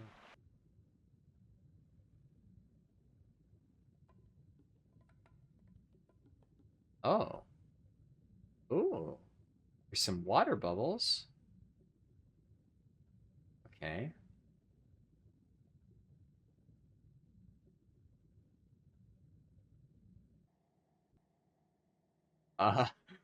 What? Where am I? So is there any... There's no quest here? It's just a random underwater tunnel for flavor purposes. Man, that's so fucking cool. I love shit like that. It's just... And now, you know, I feel super fucking rewarded for having said, screw it. I guess I think it leads to there. So yeah, it's meant to be, I guess, like, a roleplay freshwater source or something like that. Maybe. Yo. Have a good one. Yeah. Yeah, sick. Sick. It's, you know, it's just kind of cool. There was no reason for that to exist. But I'm like, hey, cool little, underwater cave. Let's go check it out. And, if this was real life and I was a scuba diver, that would probably mean that I'm dead. Because that's what so many scuba divers say before they do something really stupid. Like, oh, gee, I wonder what this underwater cave is. And then they walk into some, like, underwater filtration system and get sucked up into, like, giant turbines or something like that. It's, fun fact, I am a PADI certified scuba diver. I don't know if I've ever mentioned that. I think I probably have at some point. But, yeah. I had to get dragged through it by my dad years and years ago. Because I'm terrified of scuba diving. But the nice thing is, you know, scuba dive certification is, you know, you go through so much training to make sure that, you know, hey, doing the really obvious dumb thing will get you killed. And they drill that into your head. And then there are still people who are just like, hey, what if I just, like, do the really obvious dumb thing while underwater, while on a limited breath source, with no support and no ability to easily communicate and low visibility? What if I just do that? Wouldn't that be fun? I wonder what's in this cave. People are really stupid sometimes. But it can also be, really interesting listening to stories about stuff like that, especially, like, cave diving rescues. I just, now I'm thinking about that because of that random cave. Also, this is how you get to the islands. Cool little flight. It's kind of long, but, you know, no fast travel. It is just an island out here, and you have to fly there. So, cool. Where am I gonna go? I think the northern section is where all the high-level quests are, so I'll probably work my way up there. And there should be enough here for me to get to level 10. And I'm hoping that this is... Okay, the flight path doesn't take me there. Right. It takes me to this area. This is like the main hub. I think there's profession trainers here, so I'm going to go try and learn skinning and mining over there.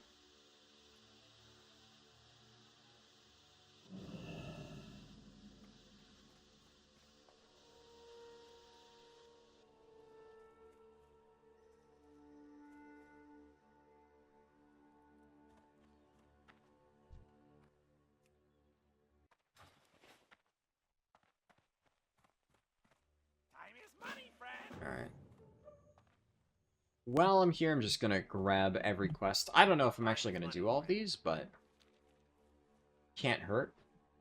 Just in case. And there's another one up there. Alright, I'll just grab it all, and then I'll head to the main center area. I got what you need. Alright, so out of the quests that I've picked up here, are any of these probably going to be worth doing? Scrolls? Okay. A shield! Well, I have had terrible luck with these. Murloc scales. Okay, well, that's a lot of Murlocs. That seems easy enough. Just vendor value. Oh, I'm really tempted to do the Murloc one. There might be other Murloc quests, so maybe I can just, like, knock out a bunch. Yeah, that stuff is all too low level to be worth doing. Yeah, that's where goblins start, in that little hub over there. Don't really think I need to worry about that one. I'll grab these.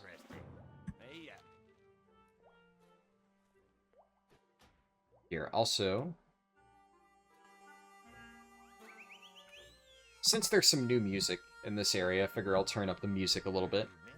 Just because I do think it is kind of cool that they have their own little music for these new zones as well. Yeah, what do you want? Anything that's yellow, I'll grab. So 6 and up right now. Let's see. Okay, there's an herbalism trainer there. Mining trainer, okay. Time is money, friend. I still need a pickaxe. Hey, how you doing? So we'll go skinning knife, mining pick. Let's see. Are there... I think at this point I just need to say screw it and buy a 6-slot bag. Just because it won't drop. What do you do? Surely there's a vendor in here that I can buy something from. Engineering trainer. General goods? Yeah. Feels bad, but it's for the best. I need more space. Yeah, we'll just buy one for now. I don't want to overdo it. I'll learn cooking, because we'll do that eventually. I always like to learn cooking when I'm playing Classic, and have all my own food that I make later on. That's just, like, part of the fun. Yeah, we'll grab all this stuff. And no skinning trainer, huh? Rogue trainers under there.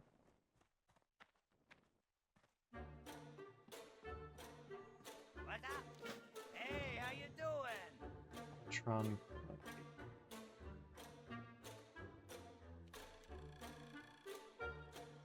Okay. Let me double check. Battletron Calamity, this I'm not going to worry about. Not going to do that.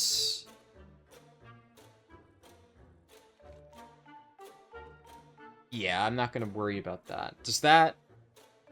I guess that includes anything that I can loot on, like, the random Makura. So I might finish this while killing Murlocs, so I'll leave the quest in my bags. That I might happen to get passively. Same with that. That seems easy enough. Disruption at Rustgate Lumberyard. That's this area. I think there's a follow-up quest after that, so I'll hold on to this just in case. I'll hold on to this in case it's easy, that I might get from Murlocs. Master Galvex the Waterhole. Okay, so this is a breadcrumb quest that sends me up north to all of the higher level stuff.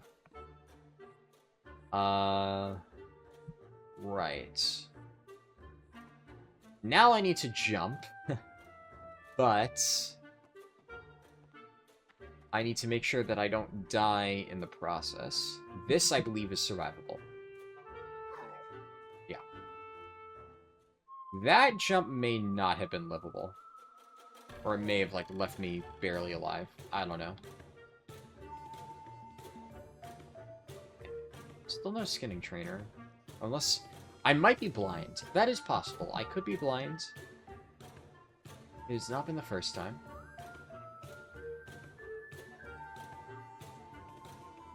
I mean, like, how expensive is herbalism? A copper?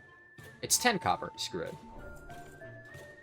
Yeah, it's only 10 copper. I'll just get this now, and later on I'll just drop herbalism and take skinning. But in the meantime, the 10 copper that I spend will pay for itself. Okay. So, I need to kill Murloc so I can get my shield. I probably want to do that first. So, I am just going to go on a Murloc killing spree. And I can't imagine it's going to be terribly interesting, so I'm probably gonna, you know, skip some of the just mindless Murloc slaughter. Okay, so there's... One of the quests is to get Rustgate tools from this area here. But if I can just walk around and just pick stuff up off the ground... Like, if this doesn't cause the mobs to attack me, then... Yeah, I mean...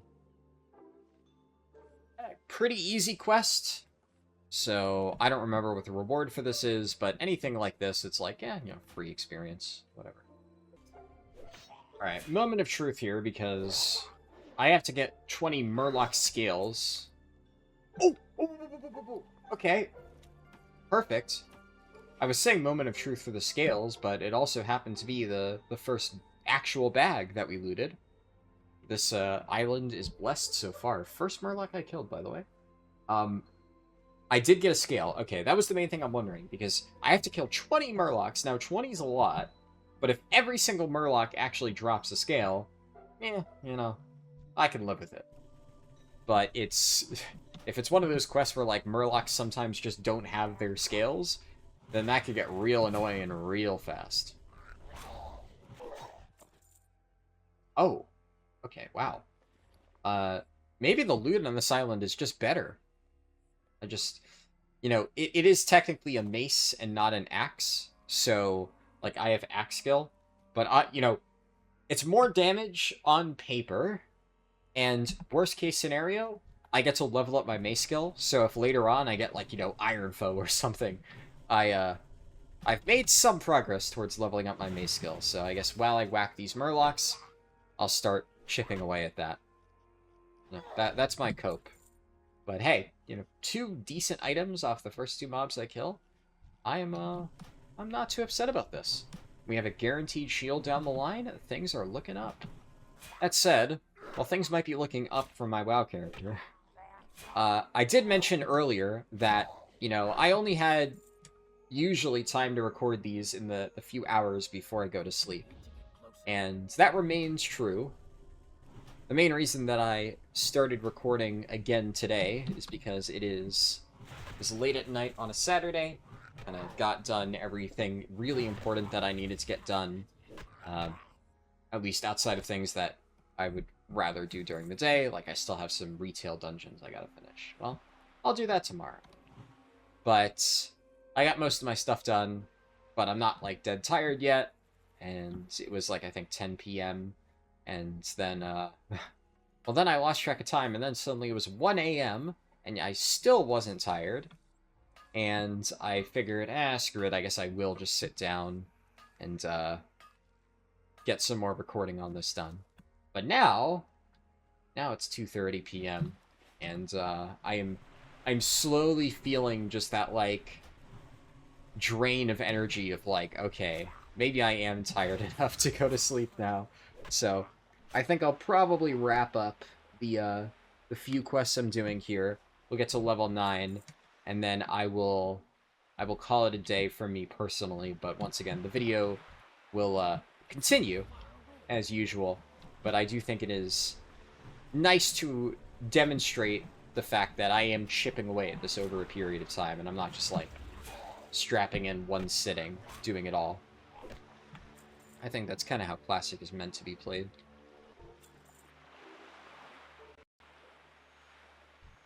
Well, I finally looted, I guess, something that's green.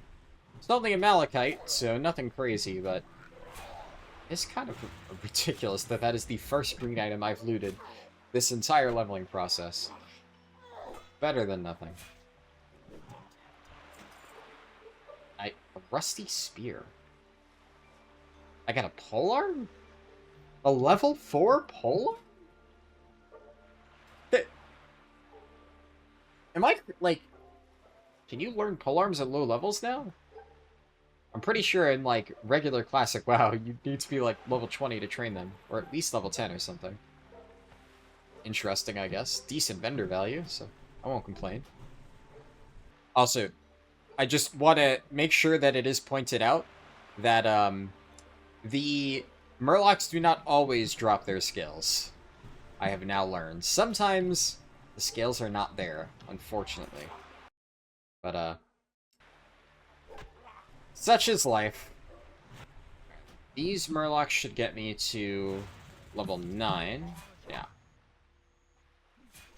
I'm gonna drop a totem here, just because auto attack damage from 2 of them at once actually kind of worked out well. The drop in at work racial. Surely because I leveled up fighting these guys, the loot's gonna be super duper awesome, right? That's how this works. 10 copper, and hey, at least one of them had a scale, so. We're making progress. My inventory's almost full, so I might need to go back and vendor some stuff. But, could be worse.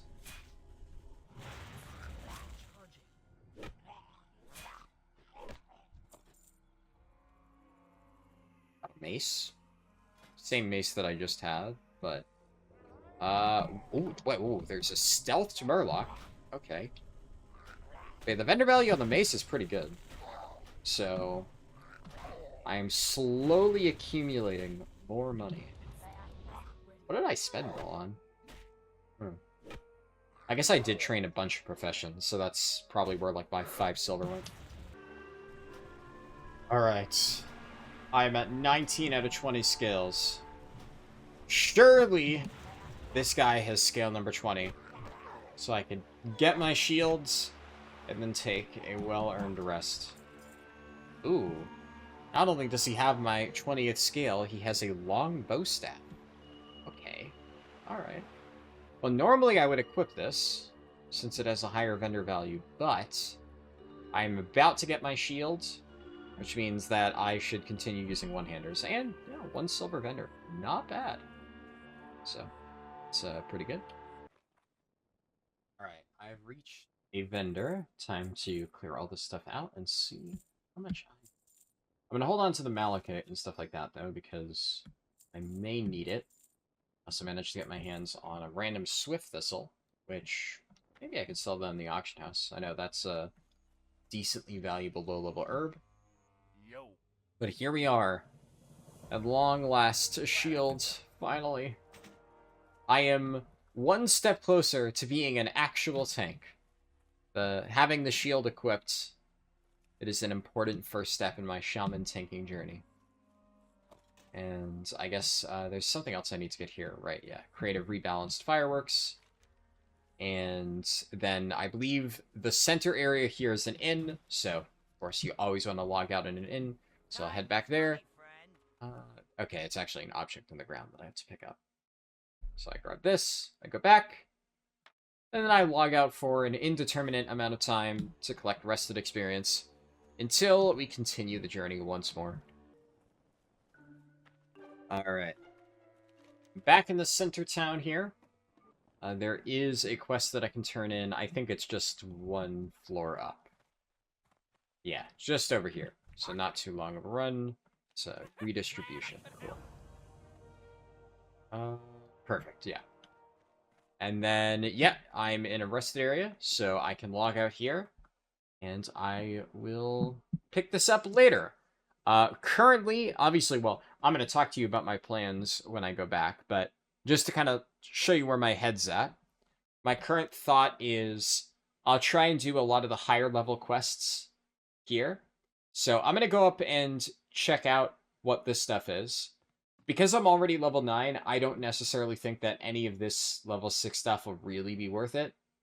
Maybe this thing, Venture Co. Logbook, the Supercutter remote, these seem to just be like, run over, grab it, free XP, free money, might do those. But everything else I'll probably ignore.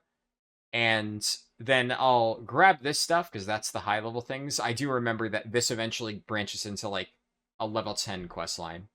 And usually those have like a green item as a reward. Can't remember the exact rewards. I'm pretty sure I get something cool like that. So I'll probably do all this, maybe get to like level 11 on this island, and then we'll either head to the Barrens or, I don't know, maybe finish up Fizzled Darkclaw. We'll see how I feel. Maybe my opinion will have changed completely the next time I record, and you'll get to hear me contradict myself in like 5 seconds in the recording. All right. I'm back 24 hours later, so nowhere near as large of a time jump as before. I just, got some stuff done earlier today. Slept a while, because when I was recording, I guess for you guys, like literally 30 seconds ago, I had not slept in a while. I could not sleep the day before, so I got like basically a 2-hour nap, and then that was all I had for the next like, I don't know, 20 hours. So I was exhausted, but slept for like 12 hours or something, woke up, got some stuff done, had a retail raid, actually. And overall retail raid went well. About everything that you can really expect, cleared 6 bosses in hour and a half, which, for mythic retail raiding standards is pretty good. So, yeah, it's been a pretty good day, and I'm ready to get back to doing some shaman leveling. I think my plan before was to head over to the north of this island and do all these quests, and yeah, probably do that again. Only thing I guess is I do want to check this stuff. So I can't remember if I decided it was worth it or not to kill the goblins. It's not like that much money. There's no good items that I could get from any of it. Supervisor Laggle. Right, this guy... This I do remember from the Goblin starting zone. He's in a mine underneath, so it might look like, oh, all this stuff, like, lines up, but actually some of this stuff is underground. There's a little, you can see the top of it, a mine entrance over there, and I have to go all the way down there. That I do remember, because when I leveled my Goblin, I was sitting here, like, killing these mobs in this area for, like, 10 minutes, wondering, like, what is the respawn timer on this stupid mob? And then finally somebody walked up to me and said, like, the other quest is over there. And I felt like a big idiot. But that's how it goes sometimes. So, yeah, I guess I probably won't do that stuff. Especially because these mobs are all, like level 6. I wouldn't really get enough XP to make that worth it, I think. But I will check out the thing in the water, because if I'm just like running over and grabbing one little thing, then, yeah, may as well. It's fun to go around and explore a little bit. I was gonna skip this quest, but if I can kill mobs that just... Oh, nice. Big mine hit there. Yeah, if some of these mobs will just drop 3 shells at a time, then it's, mob kill XP at the same point. Yeah, we'll see. I have to go up north anyway, so maybe I just, like, work my way up the shore and kill mobs as I go and get that quest done. We have some murlocs here. I didn't realize that there were murlocs in this area. I suppose I could have done the murloc quest while getting this logbook. Provided they count for the quest, which... Not sure if they do. I would imagine they do. But, yeah. Hindsight's 20/20. If I ever decide to do a Season of Discovery speedrun, then maybe I can keep that in mind.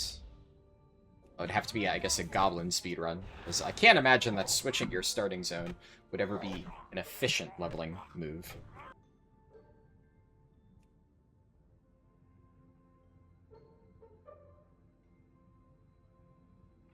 Oh, also, I'm a big dumb idiot. Oh no. Oh no, oh no, oh no. I... Okay, we're good, I think. So, I... Basically, I walked up to the little chest that I needed to loot, and then my dad sent me a message on Discord. So I tapped out to read the Discord message, and then when I tap back over, I'm like, wait, crap, I'm underwater, I'm gonna drown. But we're fine, we're fine. It's close enough to the surface. I mean, I'm not playing hardcore or anything, so if I drowned, it wouldn't be the end of the world, but I would feel really dumb if that happened. So thankfully we're alive. We're good. Yeah, there's a decent amount of these shell collector mobs on the shore, so if all of them drop around 3 shells, then I should definitely be able to do this quest pretty easily. And I figured that's probably worth my time. Try to be efficient. Fight the mobs. They are level 7. That only drops 1? I guess I high rolled. That's a little bit of a bummer, I guess. Ooh, another healing potion. I haven't really had any situations yet where I need to use a healing pot. I feel like so often when it comes to classic WoW leveling, I get all these tools and there's like always, oh yeah, I need the perfect situation to use it. And then that situation never actually arises. But for stuff like healing pots, I mean, it's... If I don't need to heal, then I'm not going to use that. But there are, I guess, like, damage buff items that, in hindsight, I always feel, yeah, I probably should have been more liberal with my use of that. That's kind of one of the things I always liked about hardcore, because there's much more of a, use it or lose it mentality, because if you die and you had things that you could have used, well, then it is just definitively wasted. When it's not hardcore, then you could always use the logic of like, well, what if I want to solo an elite quest and that item would have come in handy then, and I didn't really need it. Even if I died, it's like, I only lose 2 minutes. So it's much harder to justify using random knickknacks and consumables. Yeah, okay, it looks like 1 to 3 drops in the seashells. That's not too bad. I'll just kill these. That'll get me the rest.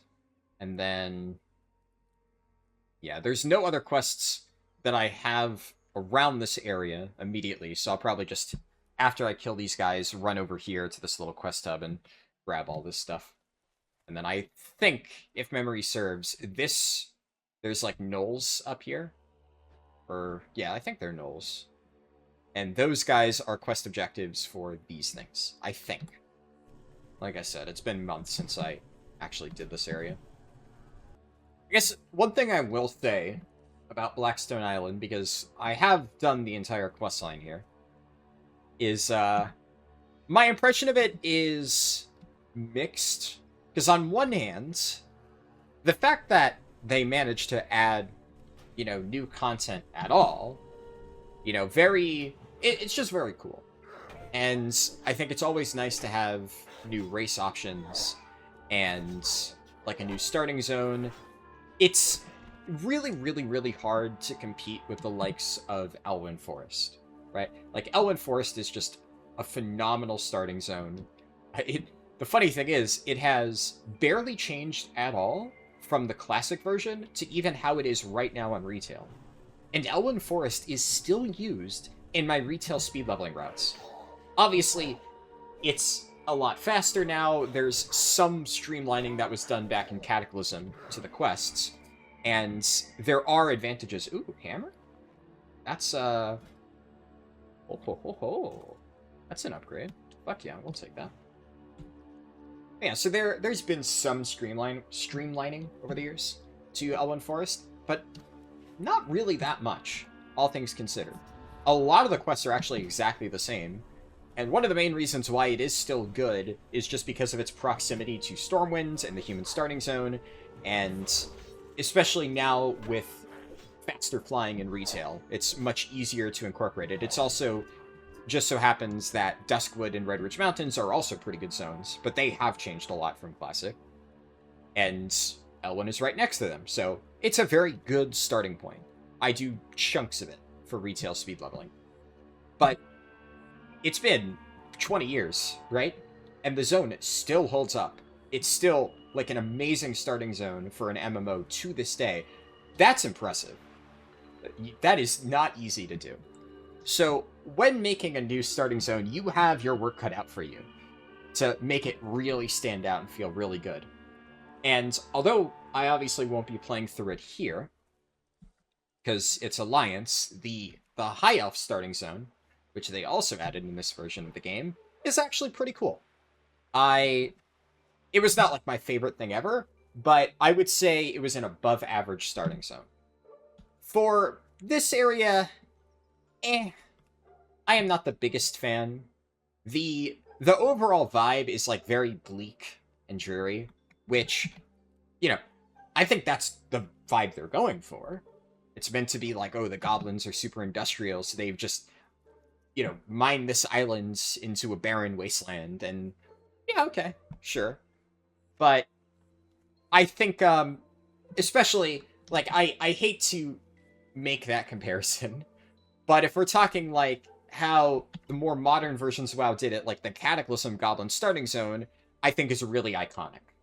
And it's hard to compare them one-to-one because it is a different era, but Cataclysm Goblin starting zone on Kazan is, I mean, Kazan is amazing. Really, really, really cool zone, really thematic. And even the Lost Isles, you know, they are somewhat like a generic jungle islands, but I did really like it. I even, when Cataclysm Classic came out, I made another goblin, played through it, and I was like, yeah, you know, it's just as good as I remember it. So compared to that, it doesn't stand up quite as much. There's like, you know, for a lot of the other starting zones, you know, the Dwarf and Gnome starting zone, I think is really iconic. It's, really good. Night Elf starting zone, I think some people don't like. I've done it enough that it has grown on me. Certain parts of Teldrassil I think are pretty cool. It's solid. And like Valley of Trials, not my favorite. It's bog standard. Mulgore also is like, fine. Horde starting zones in general, I'm not like, you know, a huge fan of. I barely play Undead, so I don't really do that one that much, but kind of the same feel. Just like, it's fine. So, compared to all that, it fits in well. It does do something a little bit differently, which admittedly the High Elf one also does, in that it's kind of like a 2-in-1 zone. So, all of the classic starting zones are 1 to 5, or like 1 to 6-ish. And then you have like Durotar, Elwyn Forest, and stuff like that. This zone has quests that get you up to level 10. There's kind of a clear through line for the entire 1 to 10 process here on one little island. And these quests up here, I think, were fine in the way that I remember them. I guess we'll see when I do them here. But one thing that I did very much feel is the 1 to 5 process when I leveled my goblin. I did not really enjoy it. It almost felt like I was kind of cramped into one little area. It's this section here. And there were just so many quests jam-packed into a tight section, and you're like literally shoveling poop and picking up trash and stuff like that. I wasn't a big fan of that. I think the fact that they did try to condense the entire process into one island maybe hurt it a little bit. Whereas like the High Elf area felt a lot more, well, it's just a bigger zone, honestly, but it felt like it had more room to breathe. And there were like clear, distinct areas for each level area, like 1 to 5, and then, you know, kind of 5 to 7. And then there were 2 different separate sections, I guess I can show on the map, right? So where's Thalassian Highlands? Like, there's this island up here, which is like, has all these autumn trees and stuff. And there were some quests in this area. You can see, for whatever reason, this quest is neutral. So this was like 8 to 10-ish. And then there was also a little fell-infused hub down here for the final few level 10 quests. It felt like a really well-designed zone. So if I'm comparing, like, the High Elf area to other zones, I would actually, yeah, say it's pretty good. And I think it is as good as, like, the general flow of Elwyn Forest in many ways. You know, the whole starts off in Northshire Valley and then sends you through like the mines and farms and stuff like that. And then you have the end stuff. There's like some quests north of Eastvale Logging Camp, and then obviously Hogger is eternally iconic. So it had a similar vibe there, and I thought it worked really well. This one, I never felt like there was a really cohesive ending. You're just kind of doing all these like fetch quests for the goblins, and then it just kind of ends. And I don't know, wasn't a big fan of it. But that being said, some of the other zones have a similar feel in Classic. Durotar does, I think, have more iconic stuff, like Fizzle Darklaw and Skull Rock are obviously very iconic locations. But like Mulgore kind of just also ends. I think there's like 1 or 2 quests to kill like roaming beasts, but a lot of times I skip those because they just have massive patrol ranges. Like Arachia, like I'm not going to run all the way over there to just kill one mob. It's a massive hike. And I'm going to be honest, Undead, I haven't even done enough to really remember the ending of that zone. I'm pretty sure it sends you up into... What is it? Like, there's this section up here, right? With all the undead. Gregor... Yeah, Devlin Agamand. So, yeah, the Agamand Mills, I guess, is kind of the end point here. I don't know. Maybe some people will say that's like, heresy, I love the undead starting zone. But I will admit, out of every single classic race, undead is the one that I have played the least. I do not like them. I am not an undead enjoyer, and so I've done that zone like once or twice ever. And the few times that I've done it on retail, I never really do Tears Fall Glades. Pelts. What are these?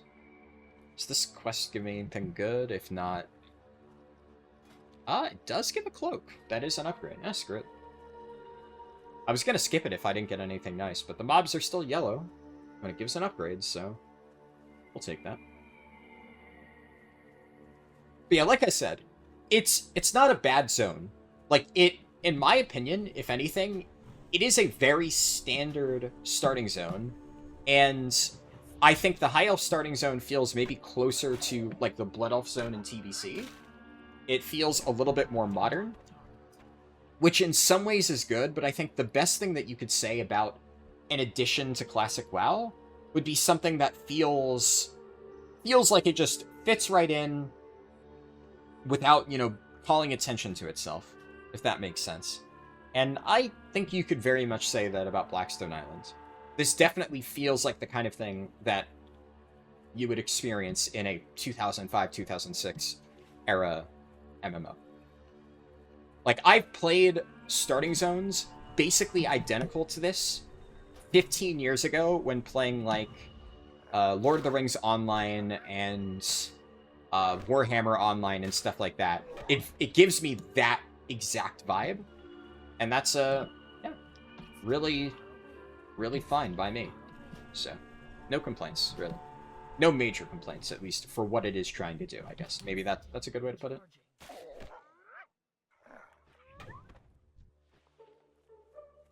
Also, I am keenly aware that my bags are kind of full, and I can maybe vendor like 1 or 2 more things before I have to head back, like Tough Jerky I could lob. Probably should have destroyed that instead of the other thing. But I don't really think there's any vendors close by. There might be one down south, but that's a little bit of a hike. And if I'm going that way, I'll have to pick up the Super Cutter remote. So I will have to clear up at least one spot. Ooh! Our first green. Alright, well, now I'm just gonna lob... Let's lob all this, like, random food stuff. Random food nonsense. We'll just... That there. Beaded Breeches of the Owl. That's not even an upgrade, right? Because it's cloth, but... I might hold on to this and see, like... Maybe somebody will buy this for like 5 silver on the auction house. Normally I would just vendor this, but for your very first WoW character, it's really, really, really important to get like seed money, I guess. You can start affording things. Well, my bags are full once again. I guess I probably dropped the fish. Yeah, I'm gonna have to in order to loot the supercutter remote. Screw it. Drop this. The question is, if I get another good drop from one of these mobs, what's the next thing to go? I'm not sure. Honestly, kind of glad that didn't drop anything. Let's do some fancy parkour here. Because I'm pretty sure with these types of shredders, the thing you need to loot is usually up at the top. So... can I make this jump? Oh, no, never mind. I suck. I am garbage. Doesn't really matter that much. I'm not even sure that jump would have been possible. That's my code. Super cutter remote. Is it just dropped off this guy? Or is it on the ground? I'm blind. You're kidding me? Another PoE and it's cloth? Give me leather, man. Okay, where do I get well, man. Suffering from success right now. What do I vendor? What do I vendor? I think I need to vendor or drop the cactus apple surprise. Where's the supercutter remote? Okay, you know what? I'm gonna use the old technique of reading the quest log from recover the supercutter's remotes.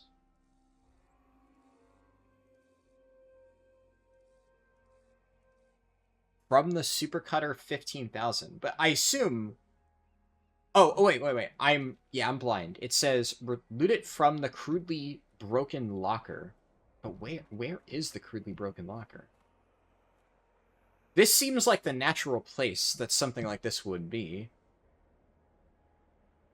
Does it have a respawn timer? Did somebody grab it? God, I really hope it's not just, like, sitting right there in front of me, and everybody watching is just screaming, like, oh god, this guy's a fucking idiot. But I failed attempt. Eh. I'm gonna have to zoom in super close. Alright. Crudely broken locker. Where are you? I'm trying to follow the arrow here, but one thing I do know is that the questy here is not always perfectly accurate.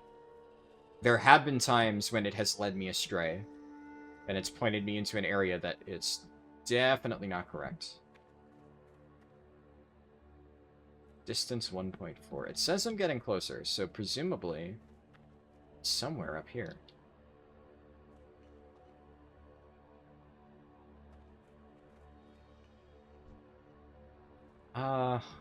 I mean, there's a named mob over here, I think. So I'm gonna kill this guy. Maybe it's wrong, and this guy drops it? I have no idea. Worth a shot, I suppose. No, all I got is a rusty screw. The game said, screw you, literally. Okay, come on. Oh, okay. Okay. I feel less stupid.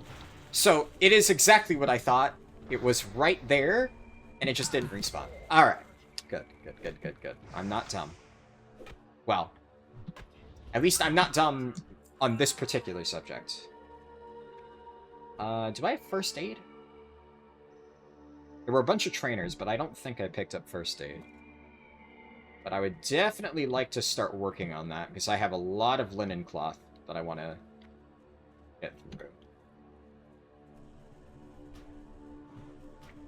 Let's see, professions.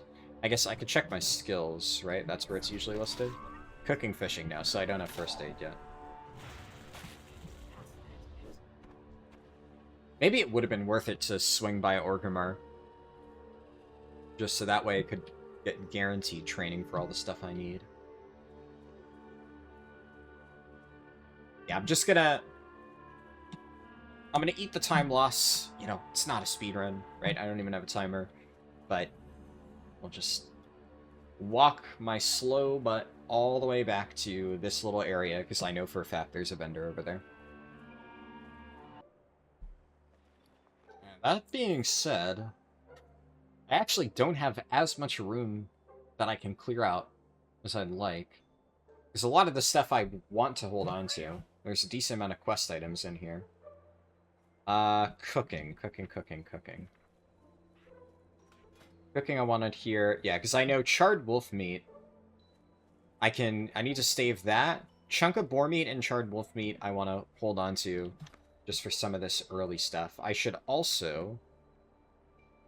only one type of thing can be tracked at a time. Let me keep track minerals somewhere nearby then. And... put smelting somewhere over here. I'll do that. Smelting and track minerals. And then... yeah, I won't need find herbs for long, because I will eventually drop that. And surely there's like a random fire somewhere that I can cook this on. Not seeing any here, but maybe back at the main town. I'll have to go back there anyway, because a lot of random quest items that I just want to get out of my bags, so... feels bad to kind of double back, but I think at this point I'll also go and clear out some random little quest objectives here that I know I won't be doing. One other small problem that I've realized about switching starting zones is there's no shaman trainer here. Because in this version of the game, goblins cannot be shamans. So, I haven't upgraded my spells in quite a while. I don't think it'll matter that much. But... oh, there is a first aid trainer. Okay, perfect. Right. That is good. Now I can get all of my linen cloth out of my bags. And I'll just keep one stack of bandages, and the rest can go. Let's see. Salvaging convoys, that one I did. And then the other quest is at the top of the tower. Alright. Hey, how you doing? This... Keep it real. huh. Well, Be good. how many do I need to kill for this quest? 14. Venture Co traders. I think that there might be some overlap here, so we'll hold on to this. But the quest awards aren't actually good. And I don't really need it, so we'll see. Alright, let's... I can survive this, I think. Actually, maybe this window would be safer. Oh, shoot. Oh. I did not expect that to drop me. My plan was to try and land there, but, apparently I just live. Easy peasy. Totally calculated. I was not even remotely scared for a second. I've turned in all of the quests on this side of the island. How much these vendor for? Surely there's some vendor price on this. They'll be worth anything. If these are literally just, like, completely worthless items with no vendor value, that would kind of sting. What up? No sell price. Okay. So that entire quest was for 470 XP and absolutely nothing. Yeah, maybe that wasn't really worth the time it took. I'm also not seeing any fires around here.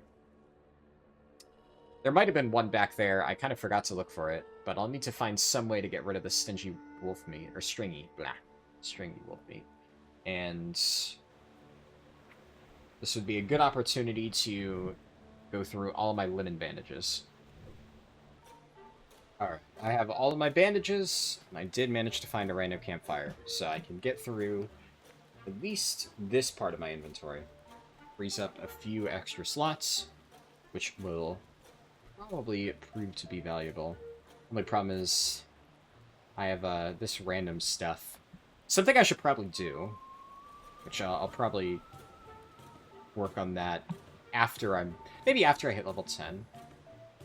I like to have just a level 1 bank alt every time I play Classic, just so that whenever I get random nonsense like this, that I don't want a vendor, but I also don't want it clogging up my inventory, I just find a mailbox, send it to my level 1, and then I'll deal with it later. I always try to set that up. Usually a Tauren, just because the run from the Tauren starting zone to Thunderbluff is not too bad. Or human if I'm Alliance, because that's even shorter. But I'll get that set up, like, I don't know, 30 minutes from now, whenever I finish this island.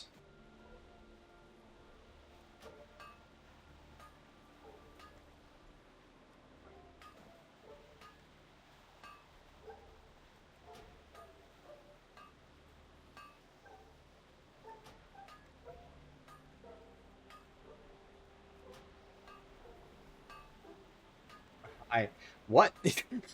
What the heck? I just got like 5 failed attempts in a row? I don't think I've ever seen that. I wasn't even, like, commenting. I'm kind of... I guess I should note, right? Like, for, obviously, extended classic leveling like this, I kind of need to shut my brain off and just vibe to focus. It's just kind of impossible to provide non-stop commentary the entire time. So, if I'm just literally auto-walking from point A to point B, and I'm like, oh, some copper, I'm not going to narrate the entire process. But I feel like I got to include that, because what the heck? Ooh, chest. Okay. Alright, we're going to murder our way to that chest. Because that may have some good shit. It may just have some bread and copper, but it could have a green. And I'm willing to take that chance. I also need to go this way anyway, because of that copper. But what's the cleanest way to reach that chest? Kind of surprised I haven't found any chests yet. But at least the drought is over. Let's grab this before I do anything else.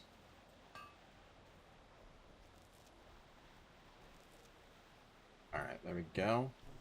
And now I try and clear this entire area of Murlocs without getting myself killed. When it comes to Murlocs, that's always a big if. Well, okay. Haven't even reached the chest yet, and that already seems pretty good.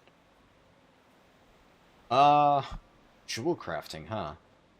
Yeah, I guess they added jewel crafting in Season of Discovery, but it's not bad. For a level 10 ring, that's probably one of the earliest rings you can get. Begs the question, do I try to get jewel crafting set up? Just so I can craft this myself?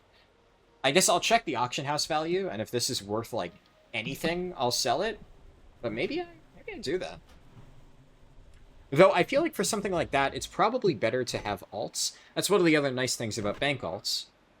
For low-level profession stuff, when you're just getting started, I always try to just level up a bunch of characters to level 5, then I have them as storage characters, and I can get, like, basic alchemy, basic leatherworking, and...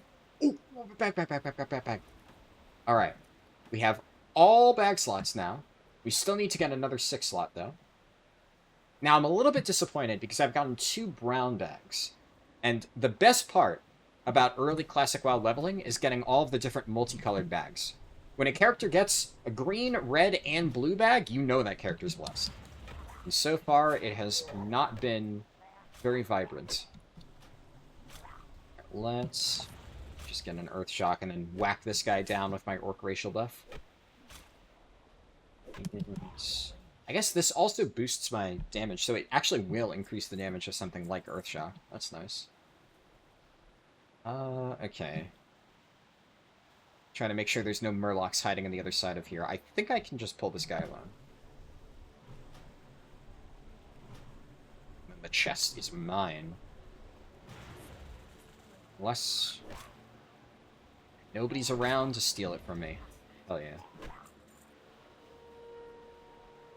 Give me a green. Something good, hopefully. And... oh, okay. Alright. It's a good chest. I'll take it. Yeah, I mean, worst case scenario, 4 silver vendor value? Good shit right there. That's also, that is not better than what I have. It is an axe. I think if I still had that previous hammer that I was using, I probably would have used this instead because the Orc Racial, because it boosts axes and not hammers.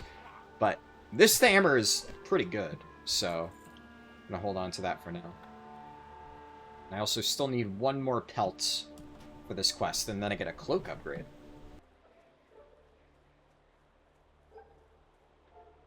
Alright, get my cloak. Is there any follow-up? No follow-up quest. Alright.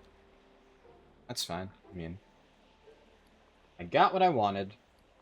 And... what is the... I forget I can't do the drag. It's a pretty standard looking cloak.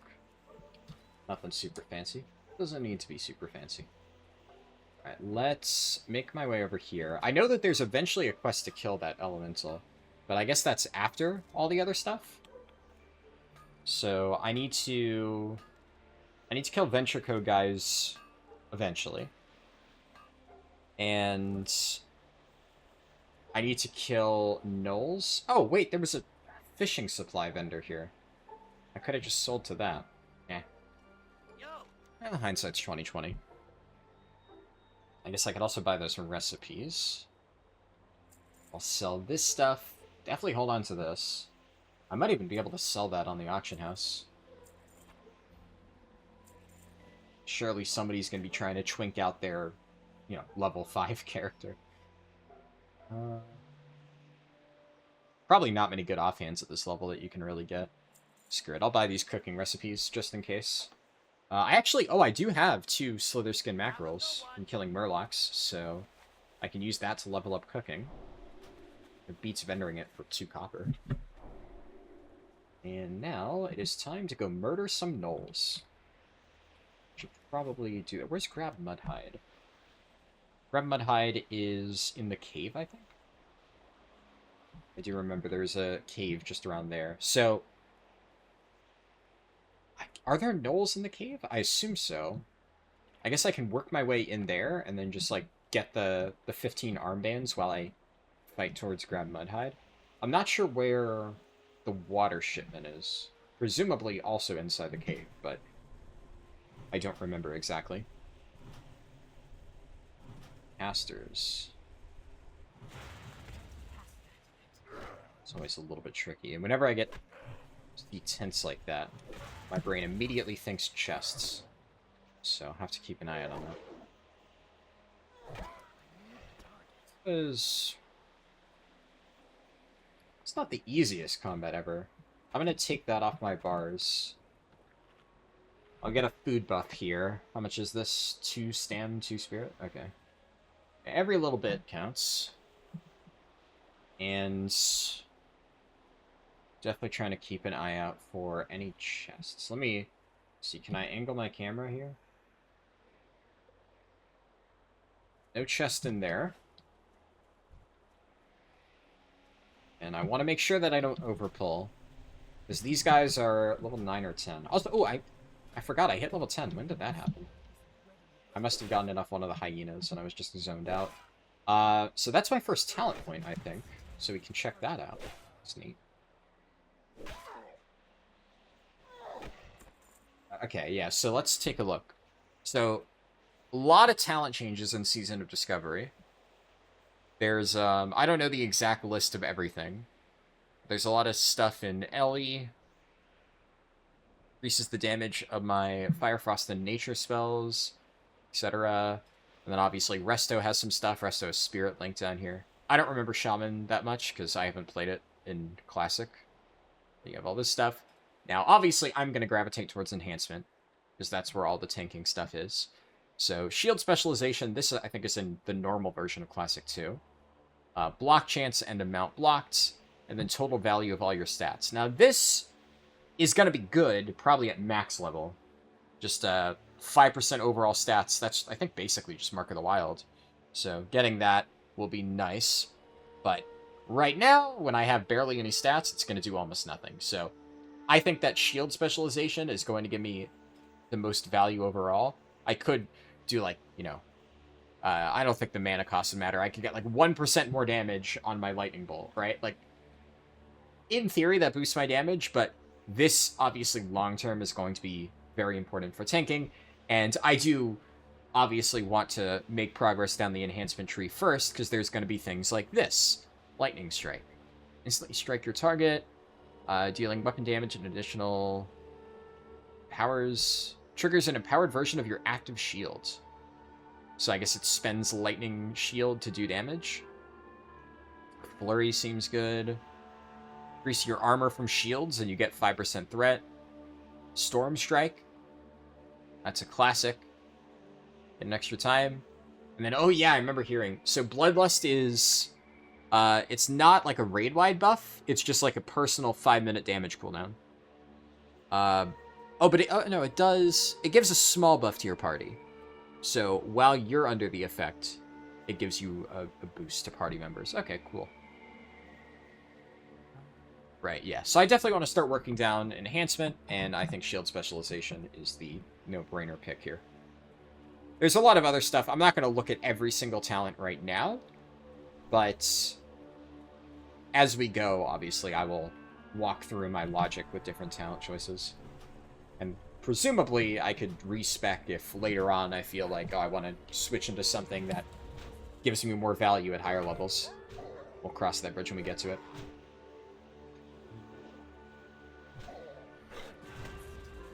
Lots of parries here.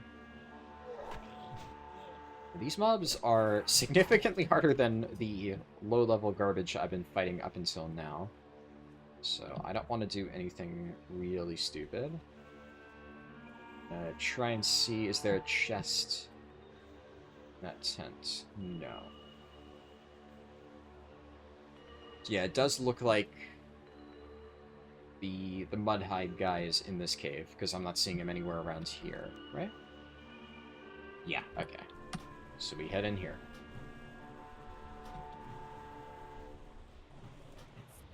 Didn't interrupt the cast.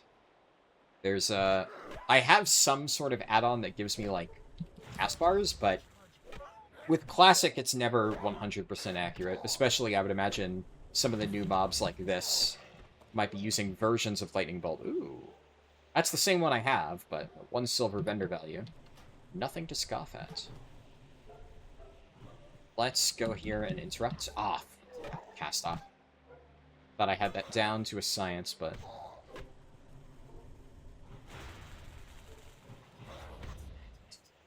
I was hoping to squeeze in a lightning bolt while he was casting and then finish with an earth shock to interrupt. There we go. Bit rough there on damage. Ooh, there's a new icon for Scroll of Protection. It's cool.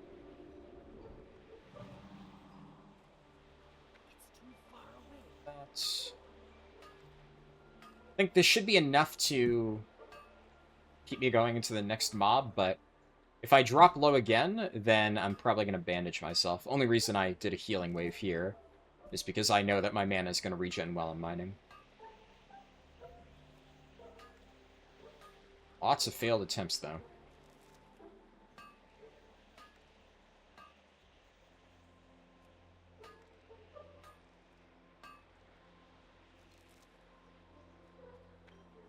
Alright.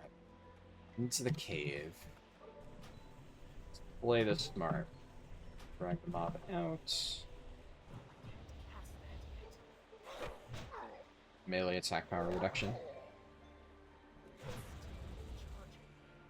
I mean, I have options, right? So if I feel I really do just need to book it, I could Earth Binds. If I think I can live it, then I could just drop Stone Skin Totem like I've done already. Every time I try to cast multiple lightning bolts, it fails, so I'm just going to go in here. Just whack this guy. We'll just use Earth Shock as an interrupt. Yeah. Probably better this way. Yo. Yeah, this is a lot more consistent than trying to rely on... Oh, another hammer. Ooh. Alright. It's gonna be pretty nice. Let's bandage here. Get this guy. There's lots of ore in this cave. I think... Yeah, I should have enough bag space for it. I also have, like, random tough jerky clogging up space, so I can lob that if I absolutely need to.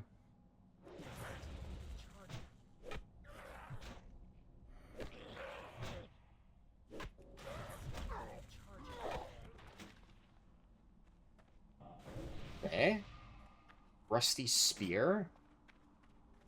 Not as much vendor value as the other stuff, but I'll take it. Let's rip this. Come to think of it, is there anything I'm still missing entirely for gear slots? That's a shirt. I guess I haven't really gotten a great chest piece in a while. Belt! Oh, yeah, I'm completely missing a belt. There definitely are early belts, like ragged leather belts. So, yeah. Would love to get one of those. Might be able to squeeze in another cast. Nice. Perfectly timed. Then there's... I think this cave variant, you can hop up there. So I can bypass the other mobs. But I do remember seeing... I probably should have waited to do the interrupt. Another hammer! Alright. I am eating good today.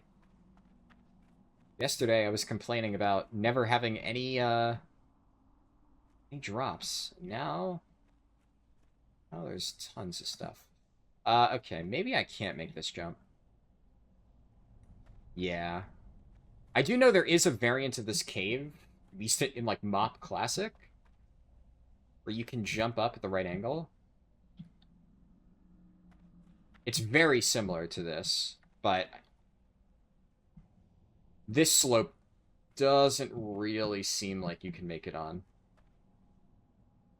Yeah. Yeah, I'm not gonna keep wasting my time doing that. I'll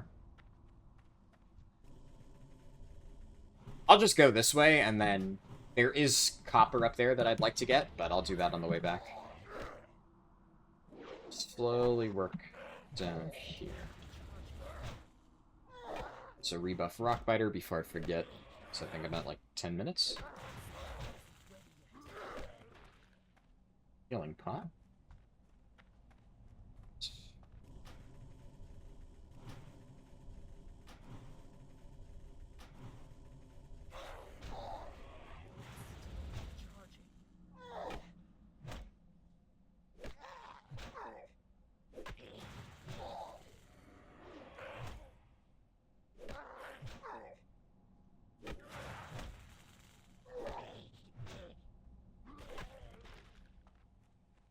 Another scroll. I think that's the same one I just got, though.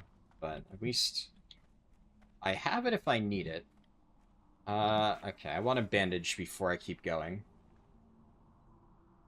So I am a little bit low, and I can't really see around that corner. So if there's another mob right around there, I don't want any surprises.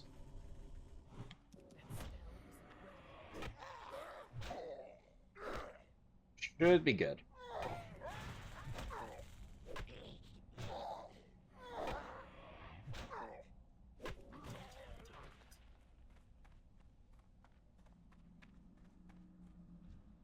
We got some copper. Nothing around this guy. So I can just take him out. A lightning bolt interrupt. Nice.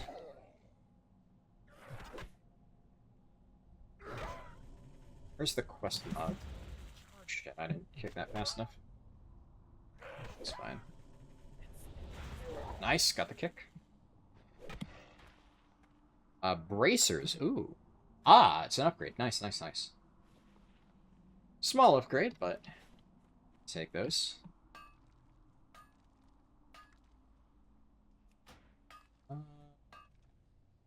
Mud. Oh, there's Grab Mudhide. Okay, he is level 12. Ooh. If I can pull him alone, I'm not too concerned. But fighting a level 12 with another mob is a little bit spooky. I can, if needed, use the terrain to my advantage. Just in case I need to kite, obviously I'm going to do everything I can to clear out the area.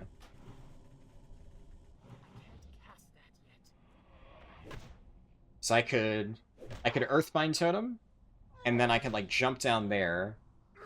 Or, realistically, I would jump down, like, bandage, and then when they catch up to me, then I Earthbind to run back up the hill. In theory, that could work. There's no way he's linked with this mob. Yeah, there's absolutely no way. They're far apart. I don't think he's tied.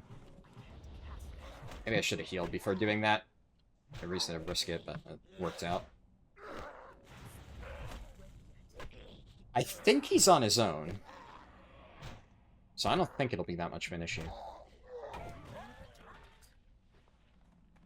But I'm gonna bandage real quick just in case. I'll circle around and kill that mystic in the corner. I would like to have bandage up before I fight this guy, just in case it's needed. Go into this little area, clear this out.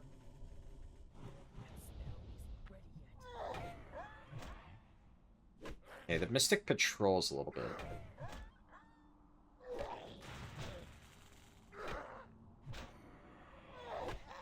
I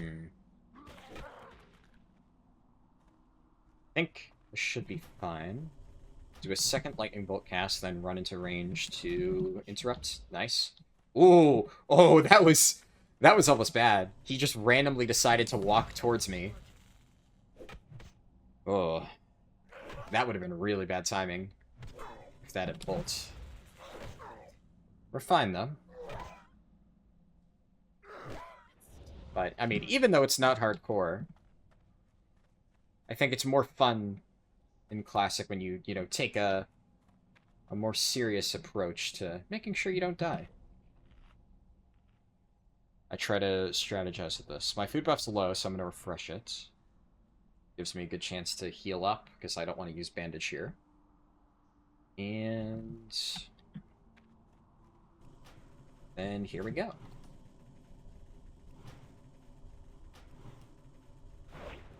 Snuck the cast in. Do Corporational.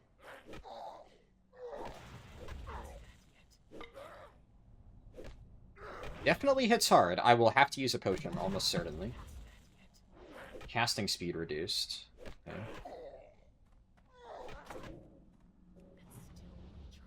Okay, like this.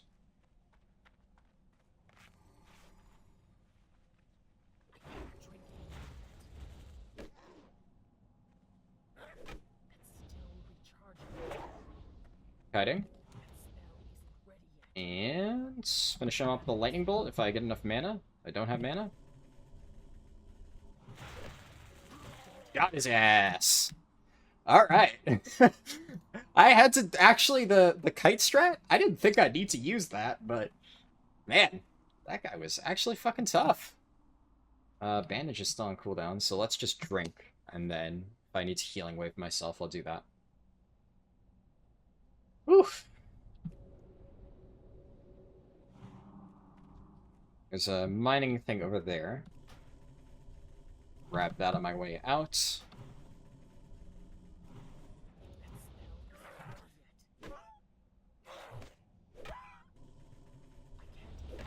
Not gonna interrupt that in time. I'll save my next Earth Shock just to kick the cast, so I take less damage overall. Kick. Haven't really played much Shaman, but I feel like long-term, even when I get higher ranks of Earthshock, I'll probably keep, like, rank 1 Earthshock on my bars, because I'm pretty sure the interrupt effect still works even in higher level mobs. Oh, shit. Inventory's full. A lot of tough jerky. Definitely don't need that. Alright. Yeah, I'm gonna need that, that bank alt ASAP. Just to get rid of all this stuff. I'm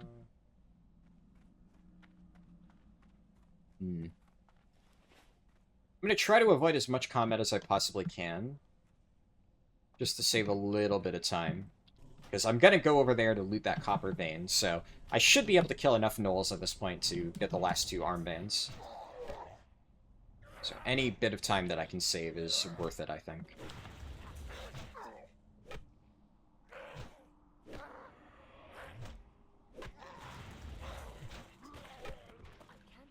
Another hammer. Wow. I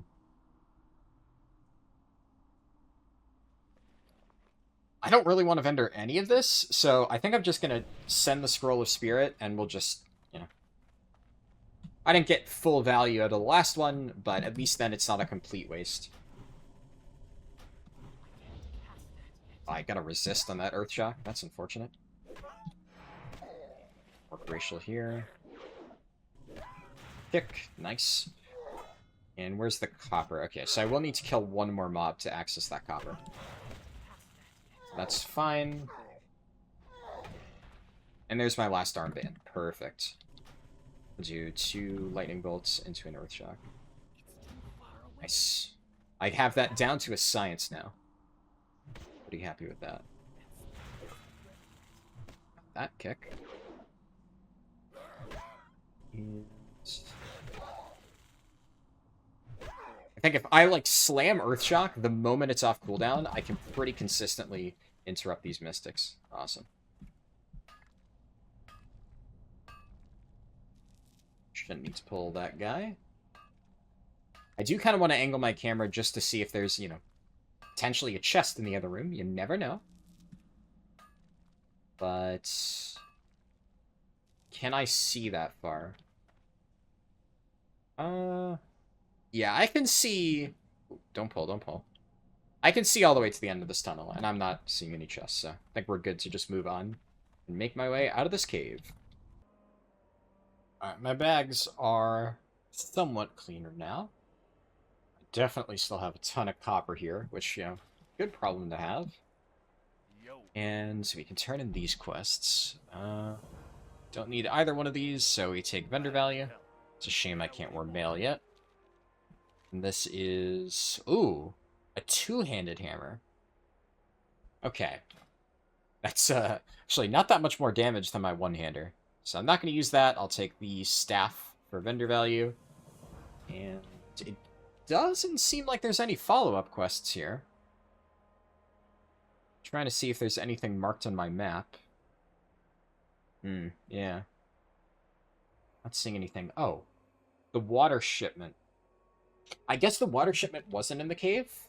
It must be up there by the Venture Co guys, so I guess I can go do that. Probably a good way to end the island. I don't know if there's other stuff after that. We'll see. But, you know, 2 quests in 1 is decent efficiency. Especially when I'm relatively close by. I'm like... Am I misremembering? I could have sworn there was a quest to kill this Hydrophobus dude. I guess I'm misremembering, but... I don't know. Like I said, it's been about 6 months since I did the Goblin starting zone before, so... I can't remember.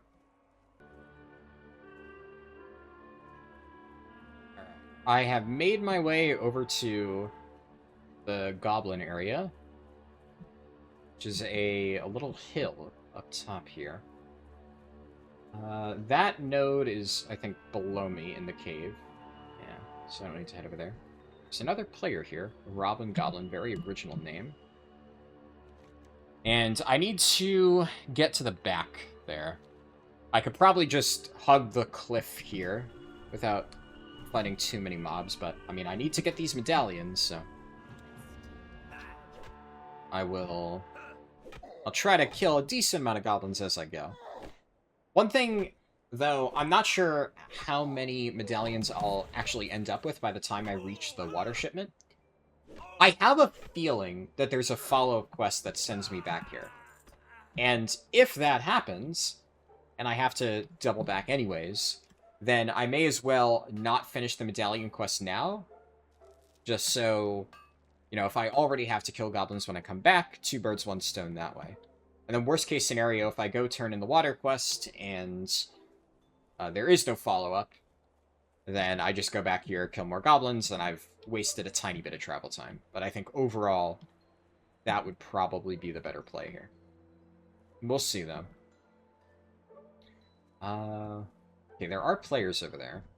So, presumably they've cleared out some of this area.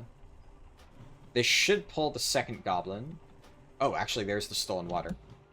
So I don't even need to go too far for that. Ooh. Ooh. Ooh, okay. I'm gonna totem this. They're doing some damage to me, huh? I feel like I haven't gotten that many blocks with my shield, to think of it. Ooh.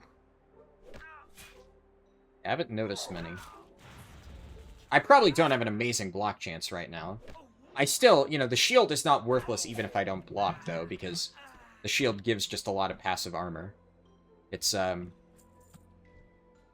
like, 1/3 of my total armor right now, so that's just good passive survivability against auto attacks.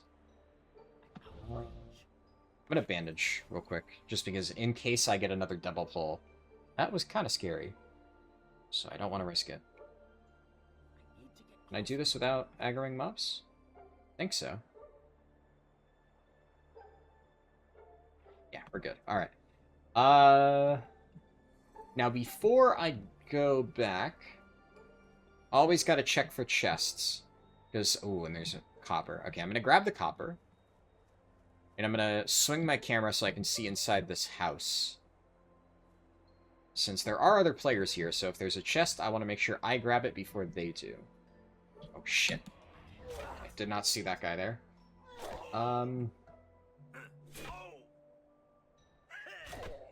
Hovering around. I'm not seeing anything, really. I think I might be able to get on top of the house here. No. Dex Lodespark. Ah, okay. I think there might be a quest to come back and kill him. Named mob. Alright.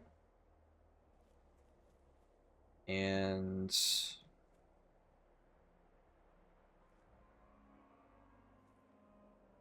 yeah, not seeing anything, but I also don't want to risk going through all of those mobs just to find out. So I'll make my way over to that copper, kill some goblins, and then I'll head back and presumably get a quest to kill that Dex Lodespark guy. Blast shields. Okay, wow. Is that the... I think that's just the shield I have on. So inspecting the pattern doesn't actually show you the appearance. I was curious if it had like a cool goblin themed look to it. What is that? Blacksmithing. Ugh. I mean, yeah, blacksmithing is a little bit annoying to level, and it's 75 skill. Yeah. As much as I'd love to be able to get my hands on that shield, I mean, maybe somebody's selling it on the auction house. I'll have to check when I go to the main city. But I'm not going to drop a ton of money. I have no idea how inflated the prices in the server actually are, so... might be a little bit tough with, you know, the whopping 30 silver-ish that I have right now. I do have a few things I could sell. So, you never know. Drop off the cliff here. Whee! Not a big fell. I'm pretty good, I think. And there's some Peace Bloom that I can snag on my way back.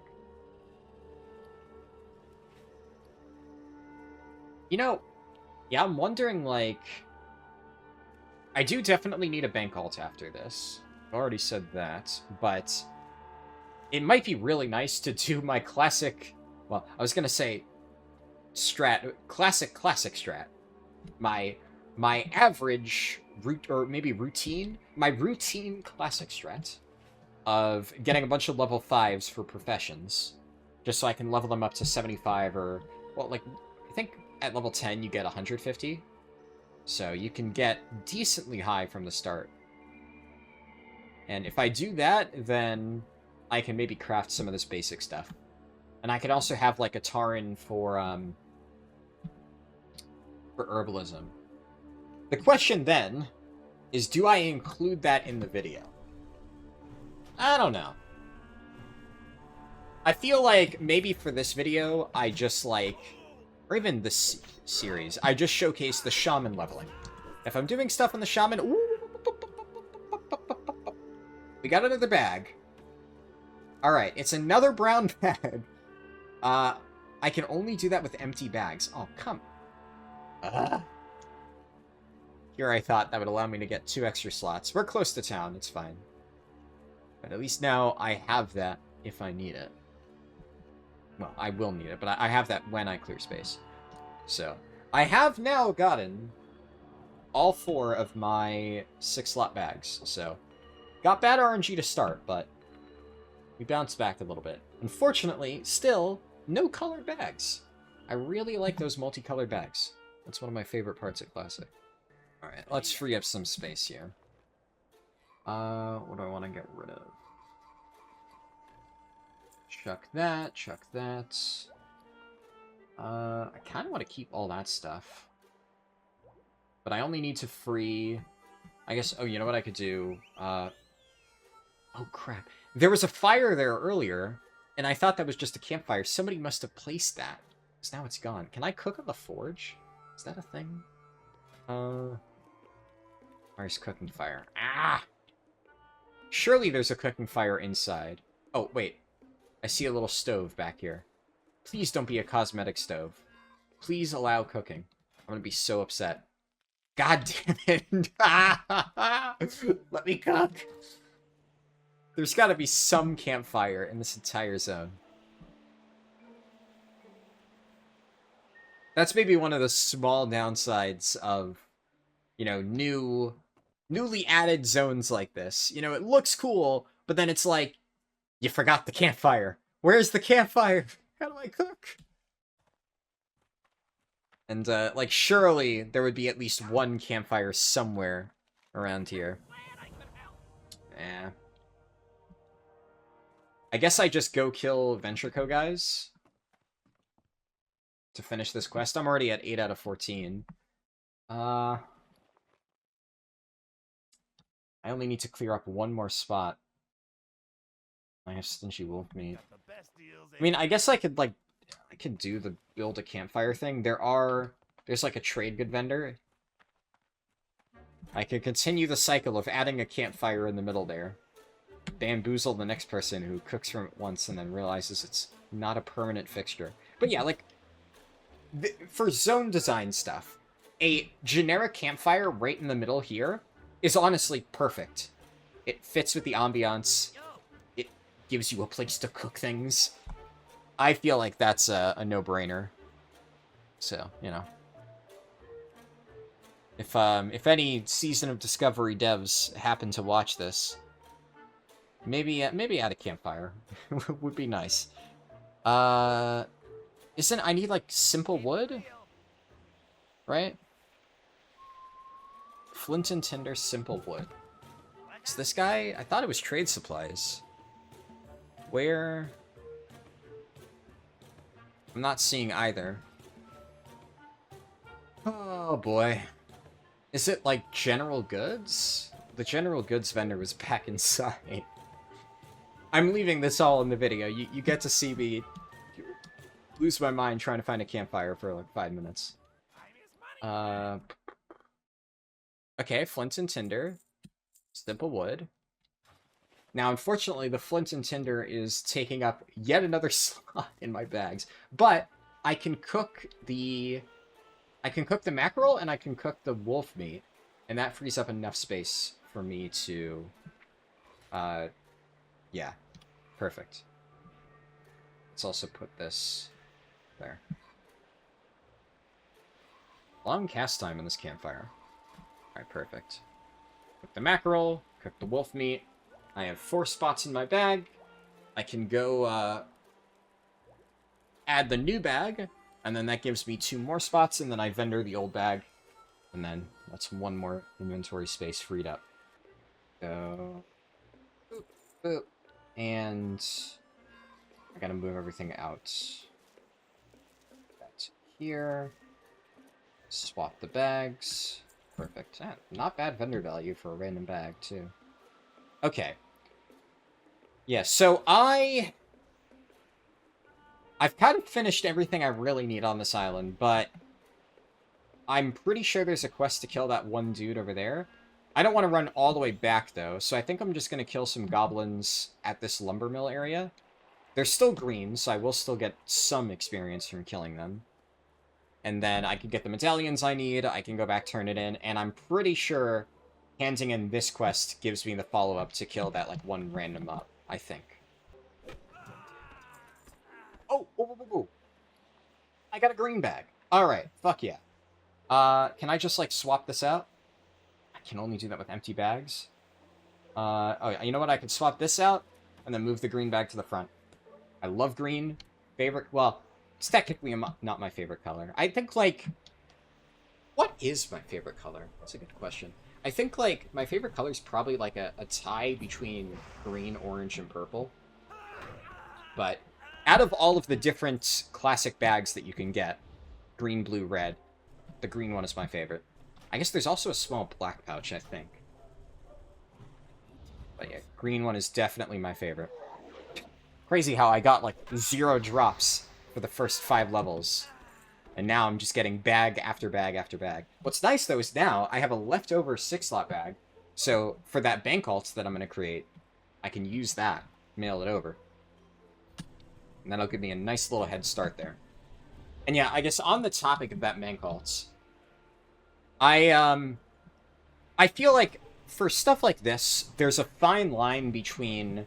You want to show all of the really important stuff, but there's, like I said, there's so much dead downtime in Classic that if I showed literally everything... Ooh. Don't need that, but... Yet another green is nice. Potentially something for the auction house.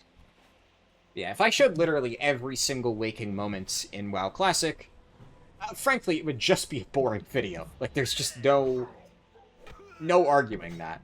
Nobody would really want to watch that.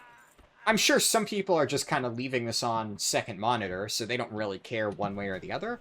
But I'd still rather it be relatively interesting. So if I'm doing anything new, anything that wasn't... Yeah, I guess, you know, that's maybe a good compromise. If I am working on one of my alts, which, to be clear, I'm not going to do anything crazy with them. The Shaman is the end goal. So it's not like I'm going to do a full leveling run. I'm going to get them up to level 5, which is just kind of basic starting stuff. Maybe I get them to level 10 in the long run. But it would only be like a bank alt who is kind of there to have professions that can funnel my Shaman. Which is what I do in every single Classic release ever. I have a bunch of level 5 to 10s that just sit around in Thunder Bluff, collecting dust whenever or until the moment I need them. So, I feel like if I'm playing those characters and I'm just like, oh, I am killing stuff in Mulgore and doing basic Classic things that everybody's done a million times, well, you don't need to see that again. You already saw, the typical Valley of Trials experience at the start of this video. And even though it was formulaic, right? Everybody's done it a million times. I figure you gotta show the start, right? And you gotta include that for the long leveling journey. And then if for some reason I'm doing something on one of those characters and I happen to stumble upon some brand new Season of Discovery content that was not in original WoW, then I'll still be recording the entire time, so then I could just add that footage in. Why is there a wolf here? Huh. Illusion Worgen. Interesting. But yeah, if I see something new or interesting, or if, maybe I get like a really cool item, and I'm like, oh yeah, I'm definitely going to use this on my Shaman, then I'll include that footage in the video. But I think that while I will show maybe some of the more mundane moments on my Shaman, just to kind of accentuate the leveling journey, you don't need to see that for the random bank alts. Those will be kind of mostly off-screen. Though I will, once I'm done with them, show you the fruits of my labors and like all the stuff I got on them and the professions and blah-de-blah-de-blah. Whatever pertains to the Shaman leveling. Alright, let's turn this in. And highest vendor value. And I was right, yes. There is a follow-up. Ooh, and it's pretty good. It's pretty good. 1 agi, 2 stamina. And I did say earlier, my chest is one of my weakest slots, so nice.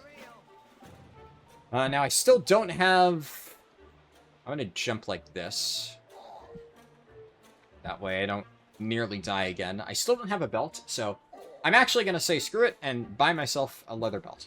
Why not? I have enough silver now. Any bit of armor is going to help here. Let's see. Ooh. Small Tarish. I actually... Ooh. Going from 2 to 3 block, like, obviously it's not a lot, but that is like a big jump. Every little increased block chance counts at these levels. And honestly, 4 silver? That's really not that much. Just gonna buy that. I had to work my butt off to get that first shield, but I think that is a sizable enough upgrade. You could even buy fist weapons. It's neat. But that's weapon and shield. Where's the armor merchant? There's got to be an armor merchant around here somewhere. Herbalist. Apprentice weapon master. Where are you, armor merchant? I cannot find the armor merchant. Maybe, was the armor merchant back at, like, the... Might have been back at the actual starting area. I'll go check that out. I just realized I can craft some more bandages, and that way I can clear some of that space in my bags. Alright, I've taken a hike all the way down to where the goblins enter the game, and it does seem like this is where the armor merchant is. What's the best belt that I can buy? This one's 19 armor, 29 armor for 1 silver, 84 copper. Good deal. While I'm here, I mean, if there's any decent upgrades I could get, I'll take it. 33, 21, yeah, I'll take that. That's a sizable enough increase. And then what else? 29, 46, yeah, that's pretty decent. I'm gonna get a new chest, so I won't replace that. And the belt is only 2 armor, so I don't really care about that. Bracers are the same as mine. Yeah, so we'll leave it at that. Finally got some better stuff. We're looking fancy now. And yeah, this is all soulbound, so I wouldn't be able to reuse it on a different character anyway. Nothing special here. Sickly looking fish. Yeah. I also, at some point, I need to transition to using ice-cold milk, because I'm long overdue, but, I mean, you get so much refreshing spring water in these early zones that I don't need faster mana regen that soon. I think, what is it? It's like refreshing spring water, ice-cold milk, and then, I forget the, what's the... It's like the one that looks like a little moon well kind of thing. Morning Glory Dew? Is that what it's called? I think that's the progression. Or is it Melon Wine? Yeah, because Melon Wine is one of the mana items. Is it Melon Wine into Morning Glory Dew, or vice versa? Man, it's been a good while since I played on Classic. I'm misremembering that. Yeah. Couldn't tell you. It's been too long. But eventually, I transition into using those. I gotta say, the weather effects in this island are kind of crazy. Like, look at this dust storm. Actually, like, it genuinely makes it harder to see stuff. This is really cool. I feel like this is probably still a weather effect that existed in the base game. Because I think they had these in, like, Teneris and stuff, but to see this just being implemented on a random island, like, this is cool. More of this, please, in even retail, wow. This is, nice, man. Can I hit them up? Another bag? Come on, man! All the bags drop now! Wow, well, my future Tauren Druid alt is gonna be eating good. I'm probably, yeah, actually, I guess I didn't really say it until now, but in my head I've been thinking, I'm gonna make a Tauren Druid. Because obviously I'm gonna make a Tauren just because I like making Tauren. And Druid, I think I mentioned already, in like regular base classic, Druid is by far my favorite class to level. It's so cozy. There's just so much nice utility. In Classic Anniversary, I, to this date, have not even bought my level 40 mount on my Druid. I went all the way through, like, Molten Core Prog? Molten Core Prog, not really Prog, right? Molten Core Farm. I went all the way until my guild had killed Molten Core, or cleared Molten Core multiple times, and I never bought even my base mount. I used Travel Form the entire time. And it pissed off a lot of people on my raid team for some reason. I don't know, I'm just, like, it didn't even really inconvenience them, but every now and then, whenever we would run a dungeon, they'd have to wait like an extra minute or two, if that, for me. And so many people were just like, oh, why don't you just, buy him out like the rest of us? And it's like, the problem is, all the people bitching at me for not spending my gold were swipers. They were like turbo swipers. They bought so much gold in that game. And it's just, I don't know, it's against the spirit of Classic. It's like week 1 of Classic Anniversary, and like, my entire friend group has their epic mounts. And I'm sitting here like trying to pinch pennies, do my professions to earn gold. Actually, I farmed enough gold. I have, like, I don't know, like 1,200 gold on my Druid.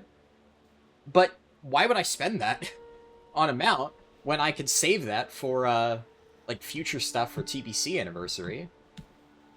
I don't know. It just...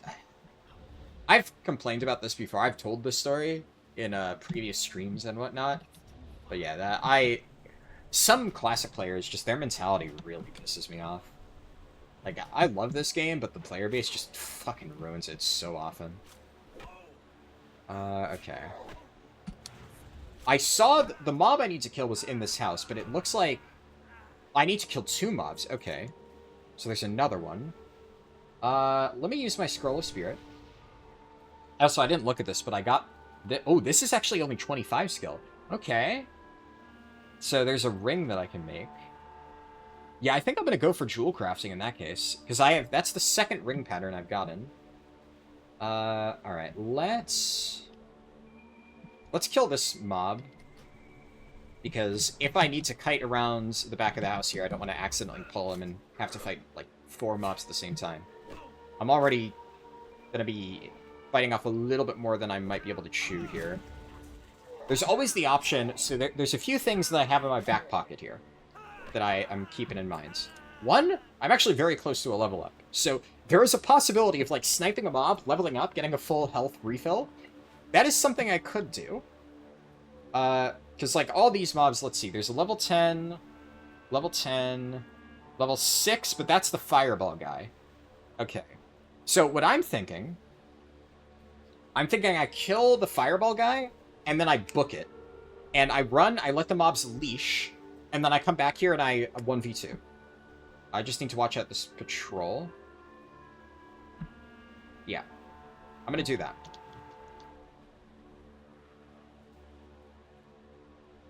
Okay, we're gonna do this. Okay. This, and then Earthbind Totem. And we just run. They're gonna reset at some point. Okay. Faded. There we go. They're gone. Alright, so that's one mob out of the picture, and that guy's scary because those fireballs were hitting me really hard. And I could probably 1v2 them, I think. Especially with Stone Skin Toad. Let me just make sure. I think I'm gonna pull them outdoors. Do I kill this guy? Do I need to?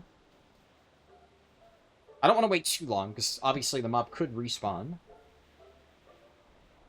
Let's just wait here. Okay, which one do I want to kill first? Which one is less health? Probably the Venture Co Thug. Okay. Earthshock, and then just run. Stone Skin Totem. Okay. Just gonna focus this guy down. I have healing pots. Plenty of stuff. Ooh, that's a hard hit. And... okay.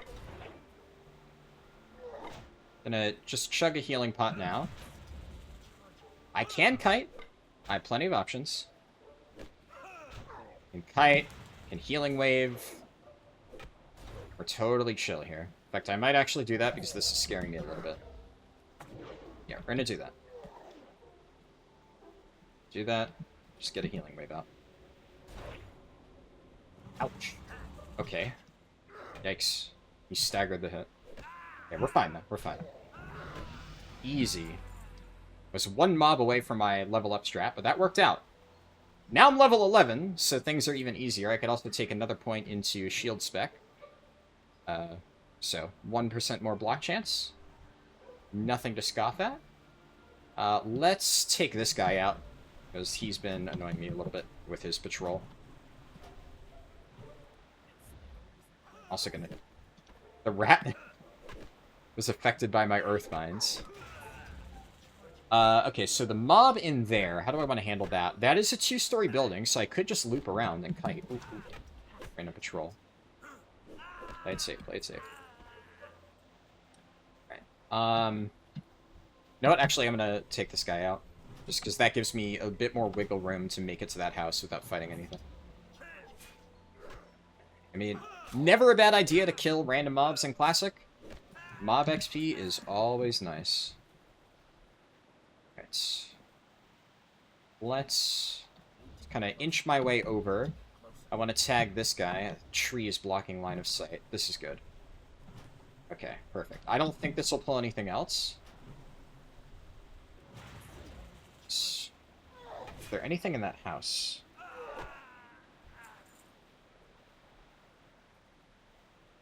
Nothing that I can see. Okay. Alright, what are we looking at here? There are... Okay, there's a lot of mobs over there. Level 9 Thug. Another level 9 Thug. And then, is it this guy in the corner? Cartographer. Now, the mob I need is on the 2nd floor. He's elite! Oh, boy. Okay. That's actually going to be really tricky. It looks like he might be alone, though? Problem is, there's no easy way to fight him. That's almost certainly going to be, I need to kite. But the thing is, if I clear out both floors of this building, I can very easily kite him around on the 2-story building. So, yeah, I'm going to clear out this back area.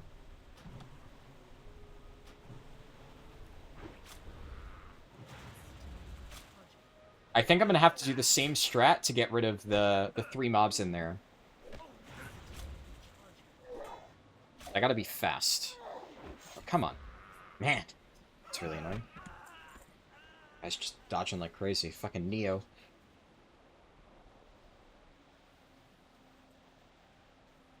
Okay.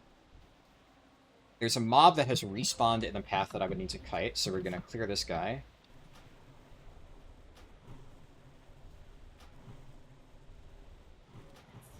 But we kill this guy. I do the same thing where I tag... there was a cartographer in there. That was the fireball guy. Tag him, and then I run. And then that should work. It's in the corner.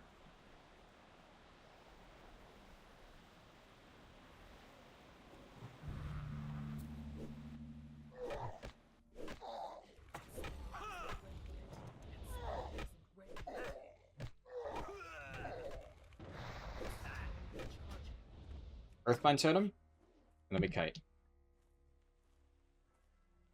Just make sure I don't proximity aggro that guy.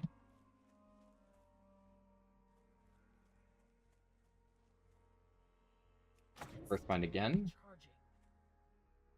And then they should leash any moment. Yeah, there we go. Okay, I need to be fast about this, though. Because otherwise, it's just going to be a cascade of respawning mobs that are going to block my path. Do not want that.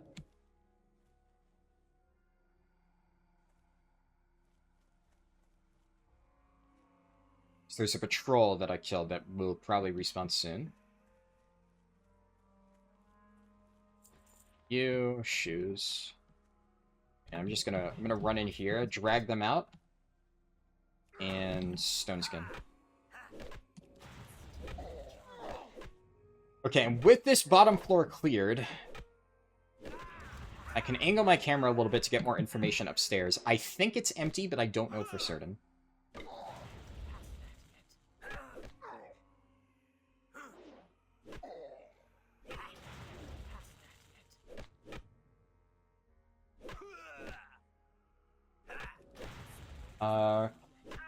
It looks like it is empty. Let's just get this. Go, go, go, go, go. Okay, so what's the plan? What's the plan? I open with Orc Racial, and I just kind of try and blast him, And then the moment that things get sketchy, I jump out the window here, he runs downstairs, and I bandage. Sounds good to me. Do I get the benefit of Stone Skin Totem in there? I'm going to drop it down again here, actually. Just sip up. And I think it should persist, so I should still get it, and I won't even need to reapply. Actually, let me double check. Is he actually alone? Looks alone. I'm just gonna gamble he's alone. I can run if not.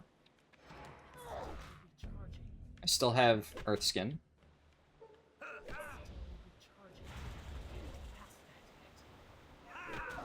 If I get health pot now, this fight goes 2 minutes, so I have that in the back.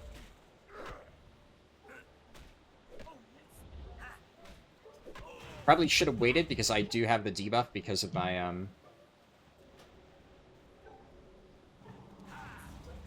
Okay, kite. Oh shit, I fucked that.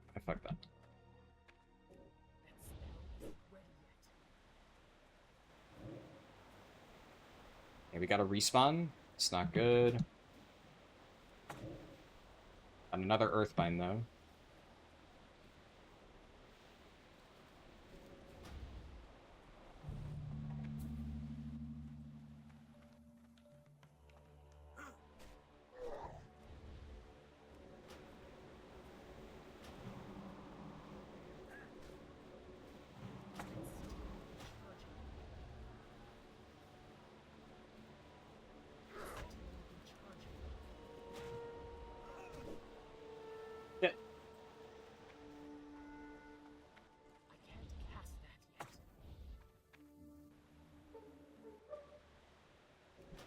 Ah, the totem missed. Ah!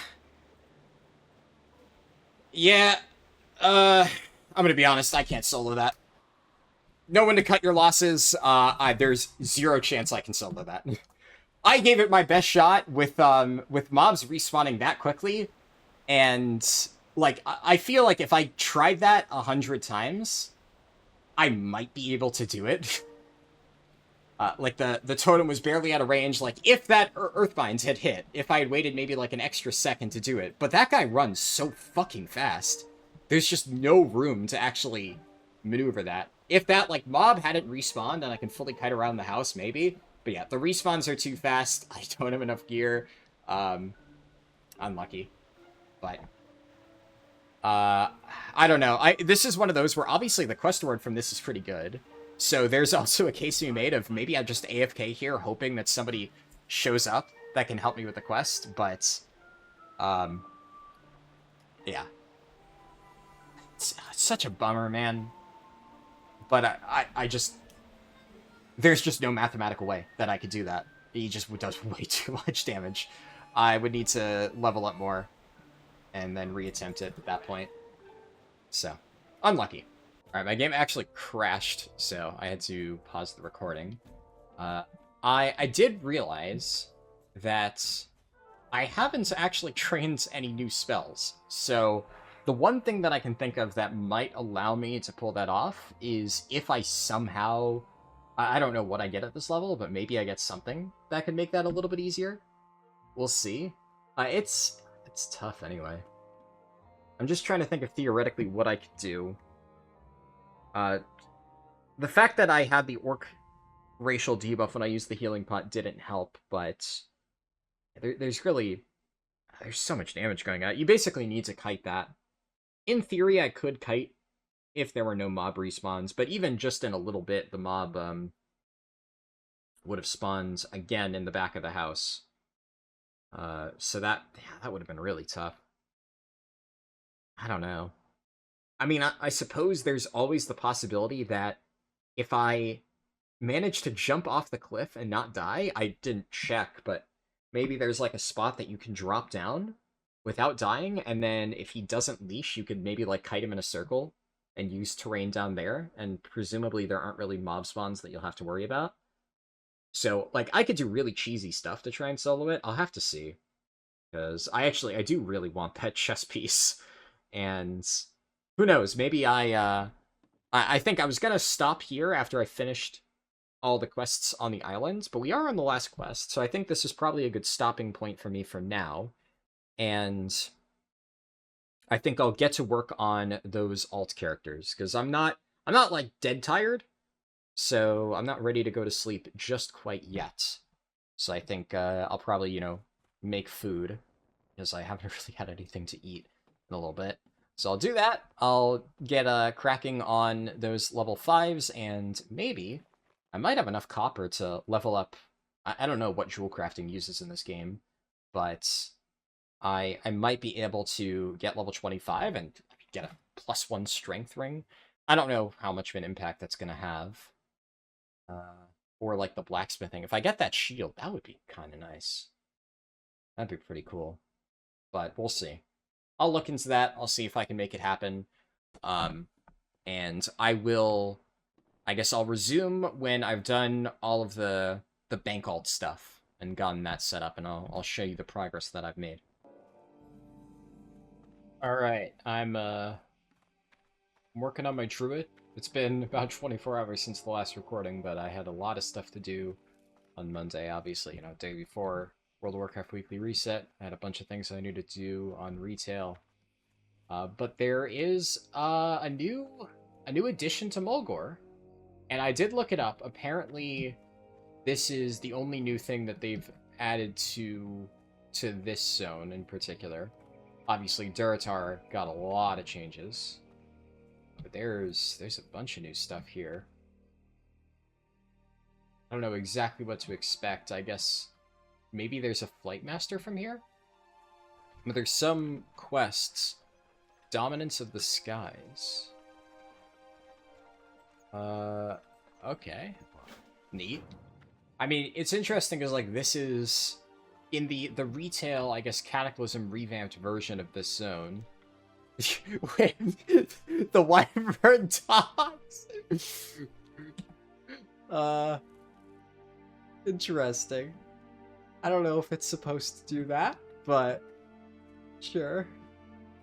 There's a few quests over here, though. I can't really expect them to be 2 pieces of leg meat from adult planesriders. I guess, theoretically, I'm pretty sure I looted some of them while doing the Tauren starting zone, so it's like just a little bit of extra. Okay, so this isn't a flight point, it's just bonus. I mean, all things considered, I'm curious. I wonder, can I like look up this quest line? Is there like a wiki entry? Okay, I looked it up, and apparently, maybe was my quest tracker bugged? It looks like the rewards aren't showing properly, but I'm actually supposed to get, according to the wiki, I'm supposed to get a green cloak, which that makes more sense, because I'm like, a random quest like this, level 10 gives nothing. That doesn't make a lot of sense, but apparently there's like a fancy cloak reward. It's supposed to be 12 armor, 1 stam, 1 spirit, 3 nature resist. I'm guessing that's just like a quest log bug or something like that. But yeah, I mean, I'm not gonna go out and actually do this, just because, this is an alt, right? I don't think I'm gonna take this any further than it already is. I'm gonna get this character to Thunderbluff. I'm going to look into whether or not, like, I could level up jewel crafting. I'll probably train that or something like that. And, I might keep working on this character in the future. But for right now, all I wanted was a level 5 for bank ult stuff. Wow, that's a lot of resists. And I'll probably, like, I don't know. I don't think I'll play this one anymore right now. I think just to get more bank alts, I'll probably work on, like, a warrior or something and, get one of every tank, which is what I usually like to do, and then get them, like, safely into the main city, and then I'll have multiple characters that I can use for, banking and professions and stuff, and if I decide I need to get one of them up to level 10 in the future, I do that. I believe they added one other thing to the Barrens. I think there's a connection up here to Stone Talon Mountains. I'm pretty sure. but I haven't actually seen it in practice. I just I read about it. But yeah, that's, they did add something new there, so figured I'd at least show that, and, you get to just see the final results of my, my Tauren Druid. And, yeah, it's, obviously uneventful, right? While watching shit on Netflix, I spent an hour getting this character up to level 6. Bog standard Tauren starting zone. I think they added, like, 1 or 2 new quests to the Tauren starting zone, but it's, like, it's nothing crazy. It's just, like, a few extra quests to the Quillbore area to round it out. Like, they... one of them might be baseline, I can't remember, but they added, like, a breadcrumb quest to get you to kill Squealer Thornmantle, which normally you kill him, he drops this belt, and then you pick up the plans on the grounds and get a quest that way. But I guess because it is admittedly easy to miss, by sending you to kill him, it's just a little bit more clear. So that's a good change. At least I think it's a change. I'm like 90% sure that's not a quest in Original Classic, but I'll be completely honest. I could be misremembering. Alright, so I'm leveling a Goblin, and I had to include this. So I found a chest, was all excited, like, oh yeah, chest. And it's a single fucking shiny red apple. Motherfuckers. It's the worst kind of person that loots a chest and leaves one singular piece of food. Like, why? Why would you do that? It's just torture. But yeah, I guess since I wanted to include that in the video, I initially made that Tauren that you saw footage of, and then it occurred to me that there are no jewel crafting trainers in Thunderbluff or anywhere nearby, so I would have to walk a really long time to actually learn that. And also, goblins have this cool racial. Mining and jewel crafting skills increased. So, figured I'd level a goblin warrior. I've ended up playing it a little bit longer than I initially expected, simply because I've been leveling this while I wait for the Legion Remix servers to come up, because I was going to start my stream at any moment, but at first I'm like, oh, I'll get it to level 5, and then it's been like an entire hour longer than I thought, so still going. And I'm just doing some quests here, and most of them you saw before. Goblins obviously start out here, like I said, and I figure I'll do all the stuff that I kind of skipped on my Shaman, but I don't know, it's not, like, terribly interesting, and I am kind of just in a position right now where, like, if I'm doing, like, some recording here, and the servers go up, I will just have to drop it immediately, and that'll make it awkward for Editor Harlden to make it interesting later on. But yeah, this is the character that I'm going to be using for jewel crafting, so hopefully I'll have enough to level that up to either 50 or 75, whatever the requirement is, and get those rings crafted. Because I have managed to get quite a lot of copper and rough stone, which I would imagine is what I need for jewel crafting stuff. Alright, so I've started leveling up jewel crafting on my Goblin Warrior, and there's a few different types of rings, so this is the recipe one that I got. +1 strength, requires level 6. There's also a 1 intellect ring, a 10 armor ring, a 1 spirit ring, and a 2 stamina ring. Now, it's really hard to say at this level which one of these is better. I'm tempted to say strength, because, like, it's just attack power, and also, I don't know if Shaman also gets the amount of damage that can be blocked with the shield. I don't know how significant that would be, but it is only 1 strength. It's not really that much. And, while a lot of the other ones are kind of mediocre, 10 armor. Armor's decent physical DR at lower levels, especially considering my armor on a Shaman is a lot lower. I have, I think, around, like, 300, because I'm wearing leather and not mail. This could be good? Maybe? But I do also have this other recipe, which I'll need to get a bit more skill to learn, but that should be doable. I have plenty of copper. And this is 2 stamina, but then 2 health per 5 seconds. So, in terms of, like, increasing leveling speed, I don't necessarily think anything is worth taking other than the bulky copper ring. But you could make a case for, like, this one would boost my survivability, so against that elite goblin, this might actually be my best choice. And the health per 5 seconds could also lower my out-of-combat, like, downtime from having to heal as I go on. So, obviously, if you're having to heal less, eat less, then that could theoretically speed it up. I don't know if this is a significant enough amount to really move the needle, but it's interesting. The only issue I'm seeing here, though, is to make this ring, I would need to get weak Troll's Blood Potion, which I obviously don't have. And I guess what I probably should do now is get alchemy set up.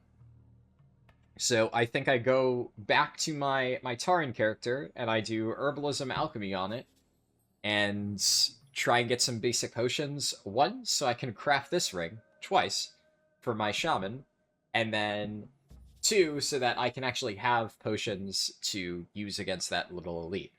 Basically, at this point, my primary goal has shifted from, like, how can I farm up enough stuff right now to make my shaman an absolute beast for the rest of the leveling process? And, you know, obviously I like doing this stuff because, you know, I like doing the whole speedrun thing in retail, as I've said.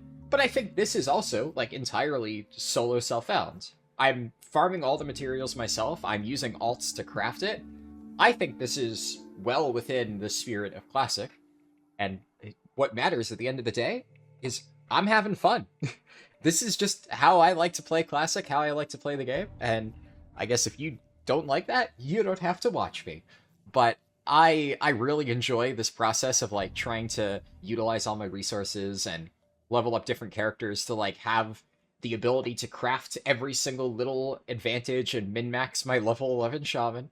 And so I'm going to do that. And I think, obviously no way to know for sure, but my feely crafty logic is that the minor troll blood ring is going to be my best option, and it is not unique equipped, so I can make 2 of these, and then I'll have a bit of extra health and a bit of health per 5 seconds, which seems like it would be nice. Unless there may be a better ring at a higher skill level that I get off the trainer that I just haven't unlocked yet. We'll see. Well, remember when I said that unless there's a better ring off the trainer, we have a 2 agility ring, a 25 armor ring.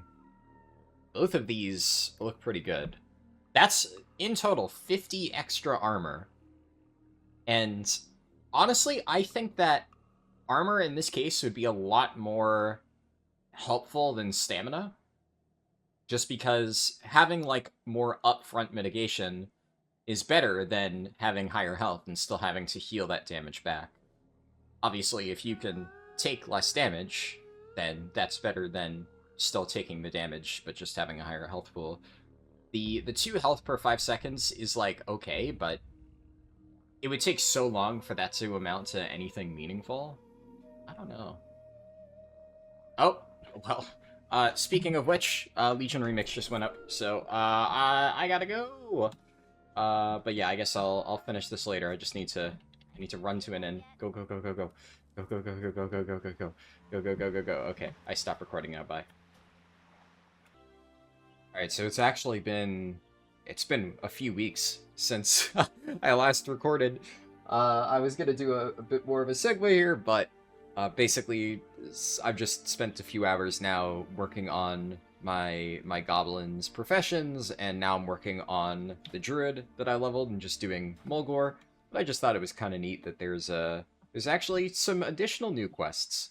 There's like a centaur here who... What quest is this? New bonds.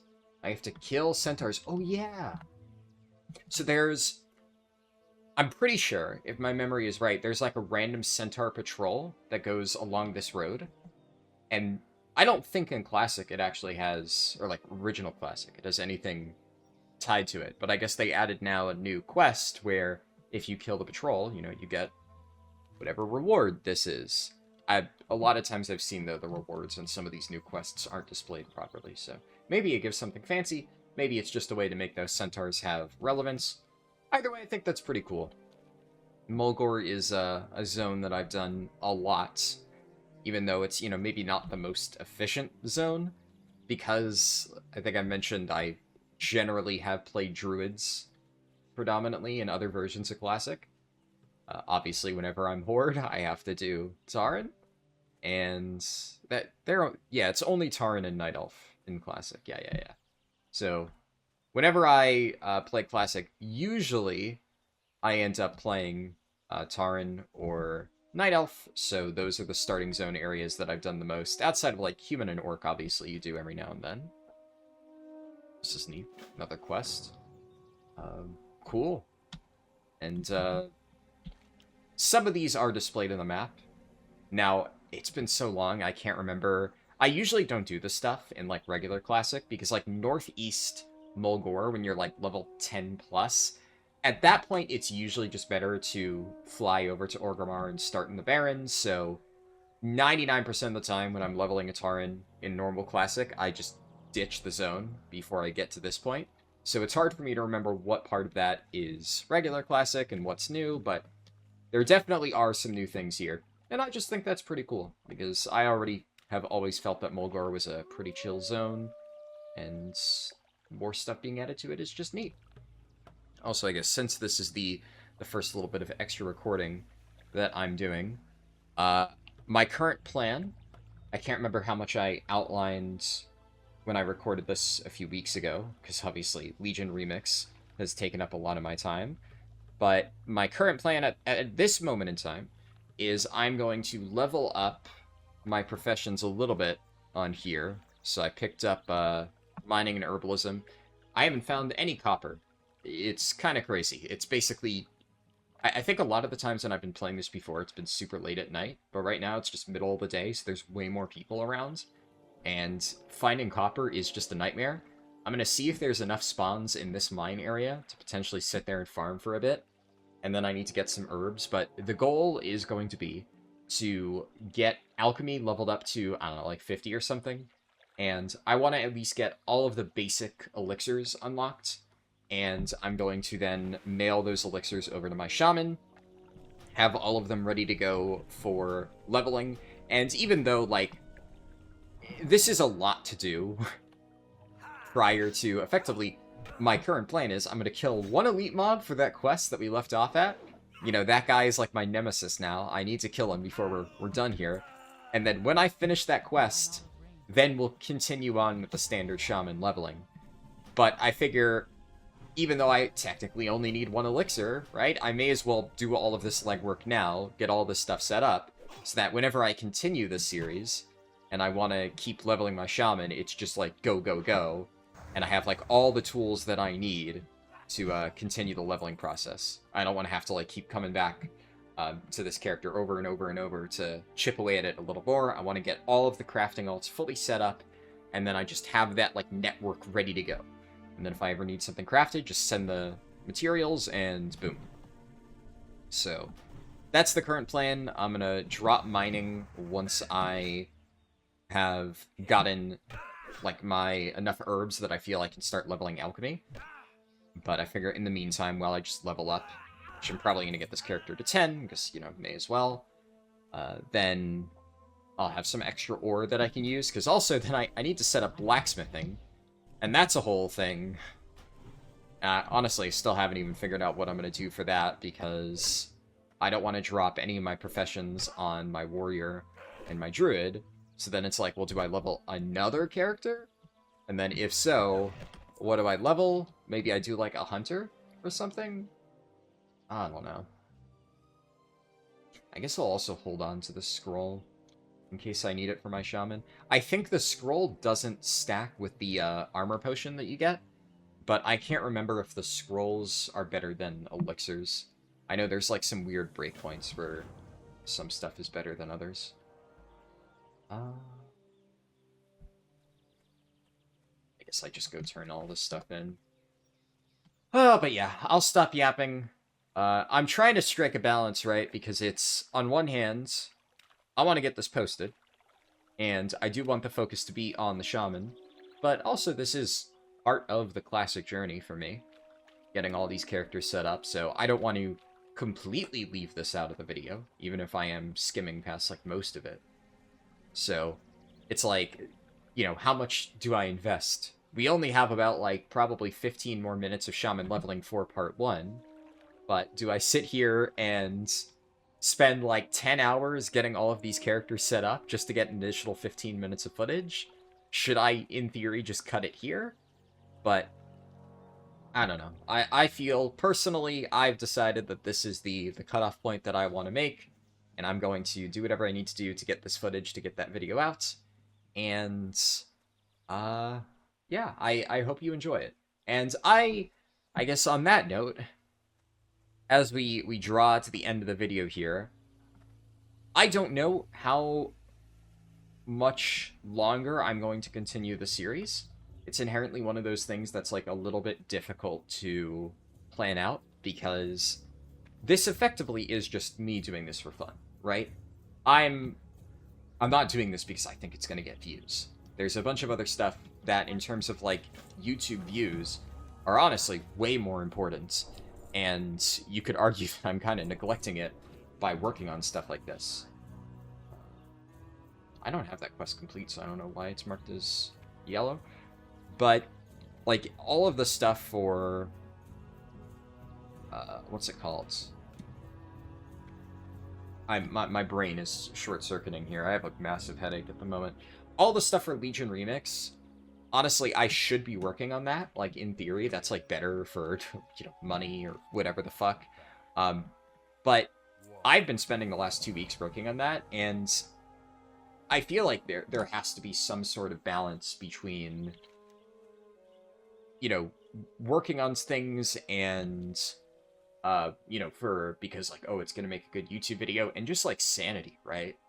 And I feel like I've been going insane, just non-stop testing things in retail for the last 2 weeks, and even though it is important for videos, I have to take, like, a break for myself at some point. And the nice thing about this, I figure, is even though this is something that I just have genuinely wanted to do for a while, I can record it, and I can make a YouTube video out of it, and even if, like, barely anybody enjoys it, maybe at least some people enjoy watching it. So, silver lining there. But on that note, right, although I am largely going to continue doing this at my own pace and record it in whatever way I personally want to, because it is more of a personal project, if there is some style that you would prefer in terms of, I don't really care about all the alt stuff, I just want to see only the shaman, or if you're maybe the opposite of like, oh, I would like to see the entire process and all the stuff that you're doing to get it set up, let me know. And to me personally, I will admit that I'm very paranoid of if I include every single little moment, and it, you know, don't do any editing, it's just going to be boring, because all of the videos that I really have done have been, you know, the super fast-paced speedruns where I try to provide commentary for everything, and that's kind of why I'm doing this format here. Also, just the fact that it would be ungodly long if I included all of the footage I've recorded for this. I've easily recorded more than 10 hours at this point, which, you know, wouldn't even fit in a YouTube video. But it's tricky, and that's kind of the format I'm doing right now. But if you do, maybe some people like watching classic WoW videos with, like, minimal commentary just because it's, like, a vibe. It's, like, I don't know, like, atmospheric or something. Personally, it's kind of the thing where it's not something I'm personally into watching, but also at the same time, I enjoy classic WoW for that reason, so I can see how maybe people would like watching videos of it for that purpose. Hard to say. I can't jump into everybody's head. But yeah, just let me know what you enjoy, and I can try to let that influence how I edit at least the next video, because even though I'm going to be recording it however I want, the footage that I choose to actually include in the final video will largely be based on whatever you as the viewer like, because, as I said, I expect this is going to be more of a niche thing anyways. So, if you actually enjoy watching this, you're probably going to be one of the few people who enjoys watching this, and obviously I want to then make sure the video is more in line with what you like. You know? I think that makes sense. Because you know, if I'm going to bother posting this at all, may as well do that. Otherwise, I'd just, you know, level on my own. Like, the one thing that I really love about classic WoW leveling is, even though it's really slow-paced, it's such a vibe, and, like, you can kind of brain off it. Like, right now, I'm I'm listening to. So I love drama videos, right? It's just who doesn't? It's one of those like human nature things of it's just fun to listen to like all this shit happened. And I'm not like I'm not really into VTubing and all that stuff. Like I haven't it's not something I've usually watched, but like over the last like year or so, it's so funny to watch like documentaries about VTubing and all the drama and stuff that happens because knowing nothing about it, just hearing about all the crazy shit that happens is just like as you know a popcorn watching thing really funny for me. Uh and there's like this whole drama going on where somebody wrote like a 1,000 page Google document to address like their cancellation a few months ago, and I've been watching like a 30-hour long reading of that 1,000 page document, and it's just like, oh, it's so funny. I love this shit. It's just peak mindless brain rot entertainment, which goes so well with classic WoW leveling. So that's just what I've been doing for the last like 3 hours today while working on this druid and my goblin. And you know, it works, but then also I can't really. I'm not actively recording interesting footage and providing commentary while I'm doing that leveling. It's more like the leveling is kind of a backdrop while I watch the video, so I kind of have to choose one, you know? I can either sit here and talk through what I'm doing as I level my character, or I can level my character and listen to stupid YouTube drama. Ah, crap, I forgot a mining pick. Well, that's pretty stupid, huh? Damn. Maybe I just, like, say screw it and completely ignore mining on this character. It's just whatever, yeah, honestly, screw it. Just, eat the loss. Because I really don't want to have to level that up from scratch all over again. Just to, you know, instead switch to another character and do it all over again, because whatever next character I level for blacksmithing is probably going to be mining blacksmithing. But I guess I'll just focus on herbs on this character and get alchemy done, and then level up one more character, which, I don't know, maybe it'll be like a hunter or something. I haven't really decided.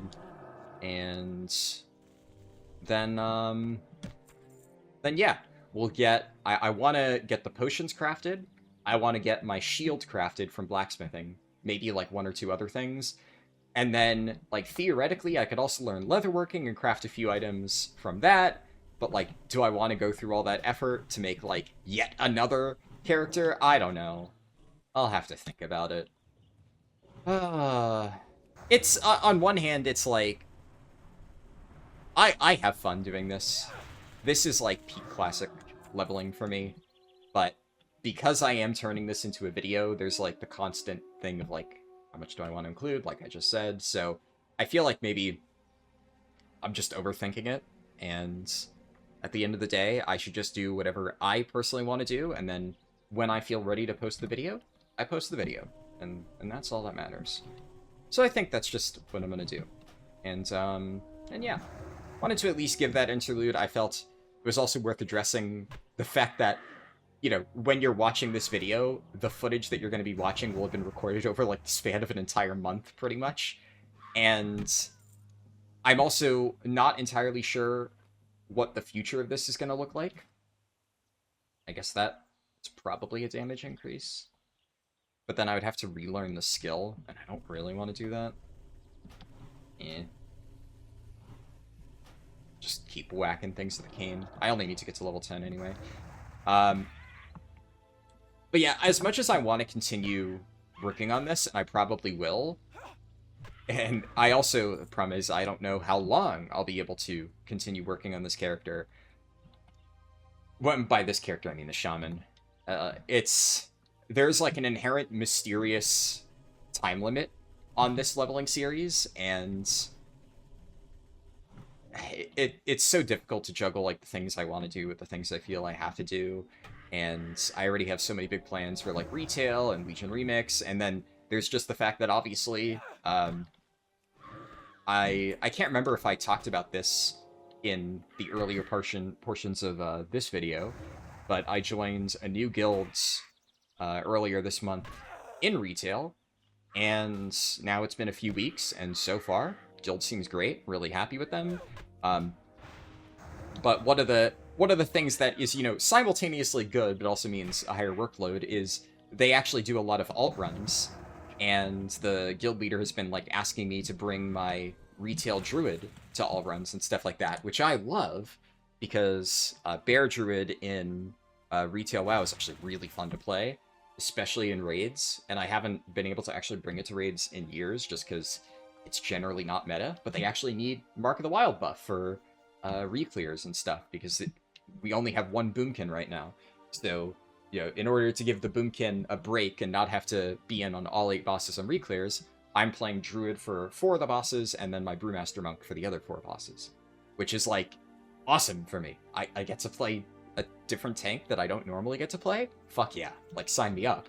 So I'm really happy, but then it also means now I'm really trying to go, like, hard on gearing, obviously, my main brewmaster, my Blood Death Knight, because Blood Death Knight is just kind of always really important to have geared up, and the guild leader already said that, he would want me to have it ready because the other tank that I basically replaced was one of the people who played Blood DK a lot for them, so it'll be good to have me get Blood DK ready, so I need to do that, and then also now that they need Druid, I need to make sure that's ready too. So it's a lot of work. There's a lot of stuff I need to do, and I love it, but then it's just like yet another thing on my schedule.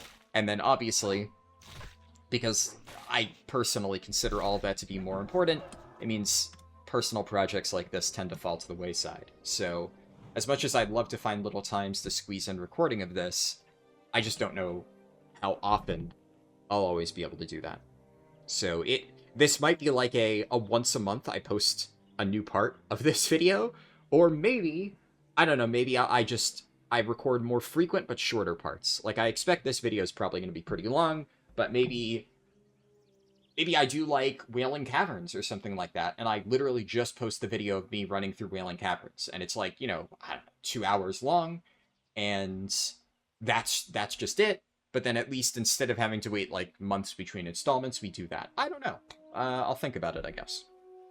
But that's kind of where my thought process is at. Don't really know exactly where I'm going to go with all this stuff. Don't know how much I'm going to do from this point on until actually posting the video.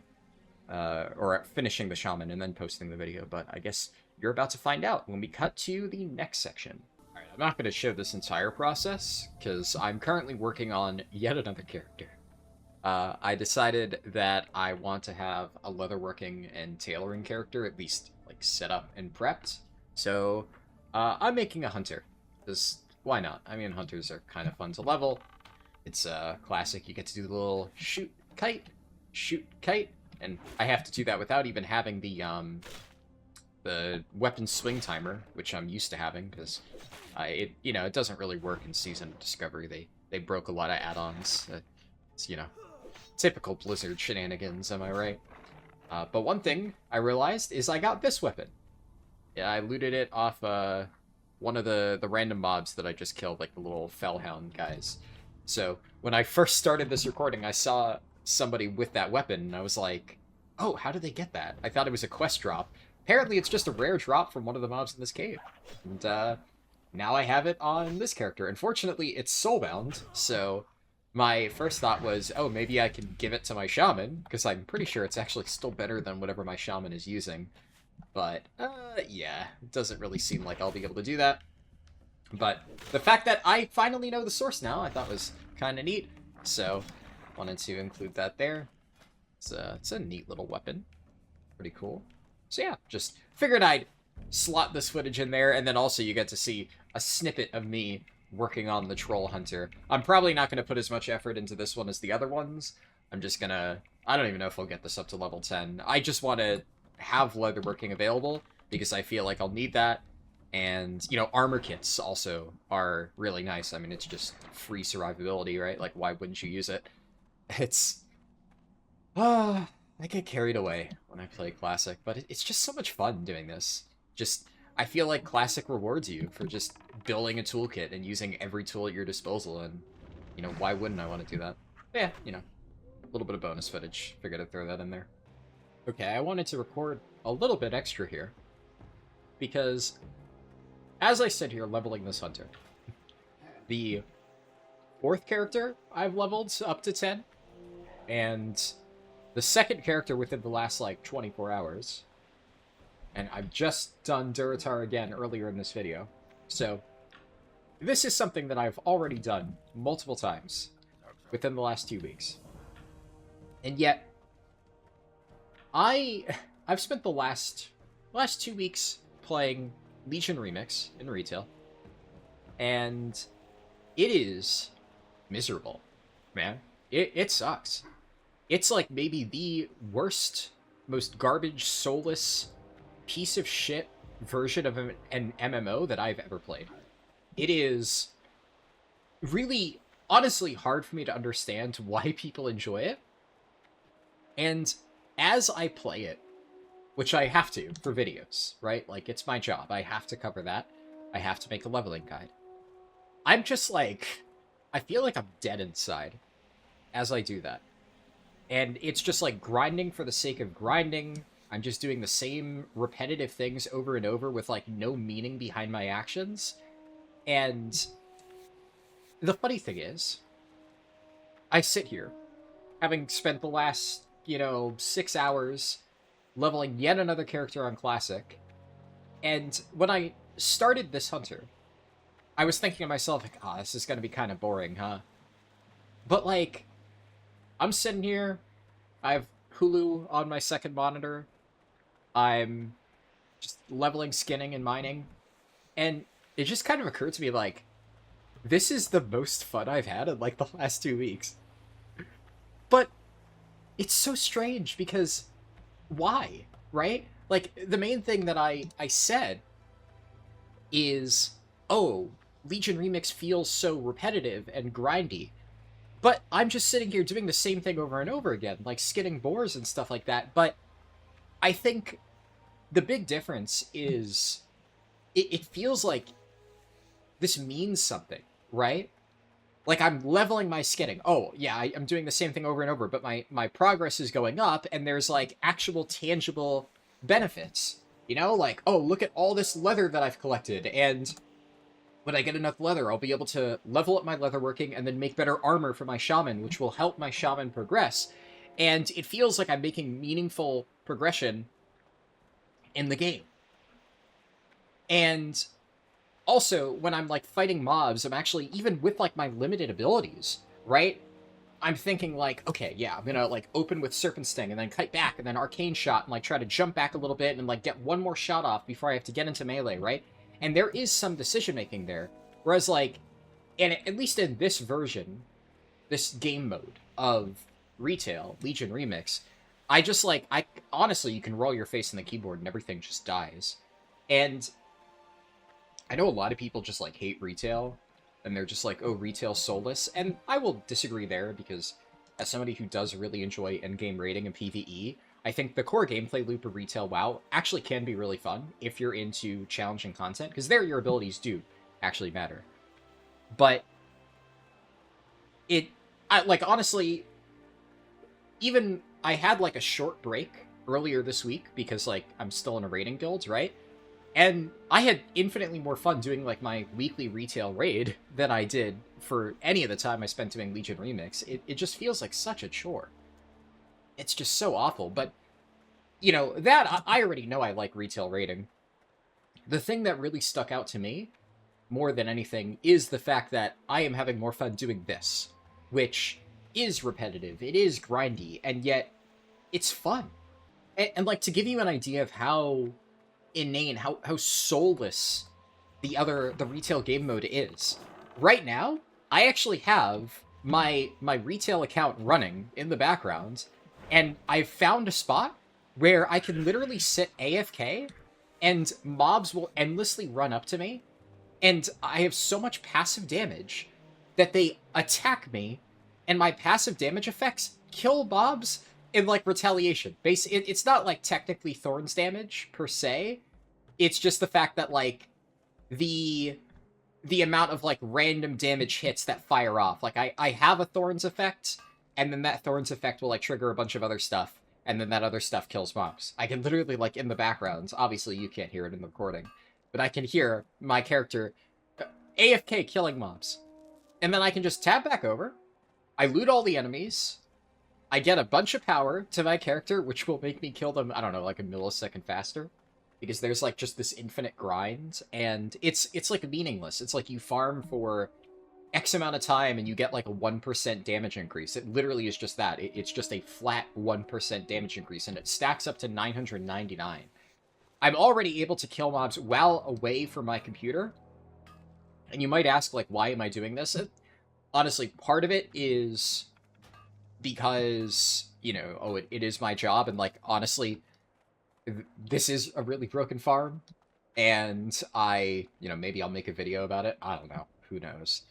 The moment I make a video about it, it's gonna get nerfed, right? And the other issue with shit like that is I made a video about a separate, really broken farm, and it got nerfed a few days later.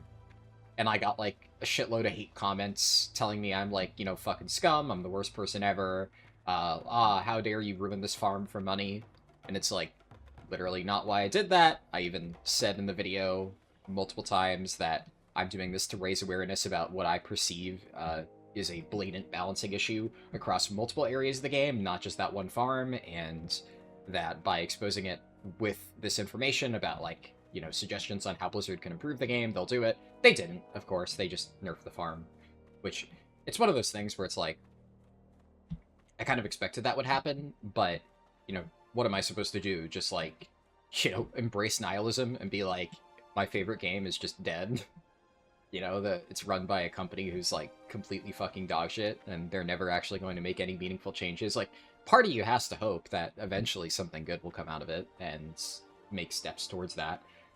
Even if it means that you get a lot of targeted hate from tons of people who feel that you personally fuck them over by ruining their favorite farming spot, even though, ironically, the spot I showed isn't even the best farming spot, so those people are fucking morons with no originality, because there's better ones if you have, like, even an ounce of personal creativity. But the problem is, like, you know, the people who are angry enough to, like, write YouTube comments accusing a World of Warcraft content creator of, like, directly nerfing their spot, they're not actually smart enough to figure out those farming spots on their own. They just blindly follow what they find online, and then if the only thing they're aware of gets nerfed, they just don't know how to think for themselves. And it's like, oh, gee whiz, I've already found a spot that I would argue is even more broken, so, like, you know, suck my dick, right? But you know, I could go on about, like, my reasons for even sitting here AFK farming it. There's a speed run that I want to do that I think would be pretty cool, and for the purposes of that speed run, I need a character that is, you know, as powerful as possible, if not at the 999 cap, then as close to it as possible. And I need a Brewmaster Monk with a set amount of stamina, because if you don't play retail and you don't know, monks have an ability called Touch of Death, where you can instantly kill any target with less, or equal or less health than you. So, in this infinite game mode, if you somehow manage to get a character with as much health as a raid boss, then you could instantly kill said raid boss, which is effectively what I'm trying to do. That being said, it takes a very, very, very long time to get to that level. Apparently there's, like, some dude in China who has, like, 1 million health already, and my character has, like...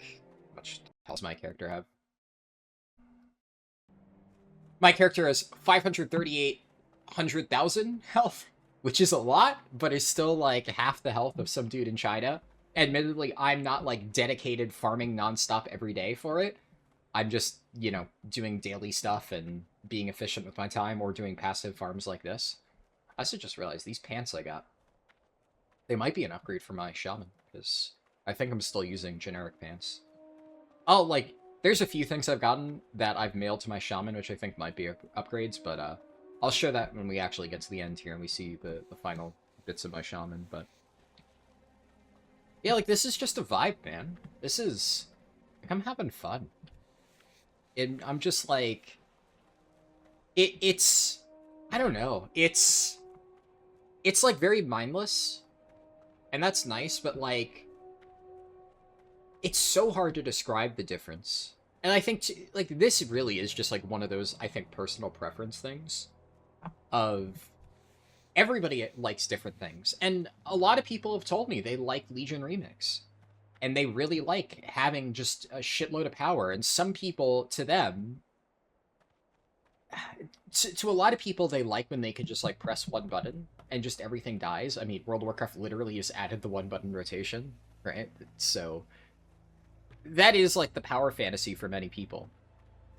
But to me, I love the satisfaction of like seeing something succeed after a lot of like effort put into it, which is honestly one of the, like I said, reasons why I'm even playing this game. There's a speedrun idea that I have no idea if it'll be successful or not, but I have to invest a lot of time and do all this crazy shit to make it happen. And that actually would be interesting if I can pull it off, if it works the way that I think it could. So that would be rewarding. That's the only thing I might actually get any enjoyment out of from Legion Remix. But that's like one basically self-made challenge that I think I might have fun with. Whereas that describes like the entirety of Classic WoW. Everything I'm doing here, all of this effort that I'm putting in, that's, you know, it feels like I'm building to something. And then, you know, any little success that my shaman has will feel extra rewarding because of all the time that I spent to get there.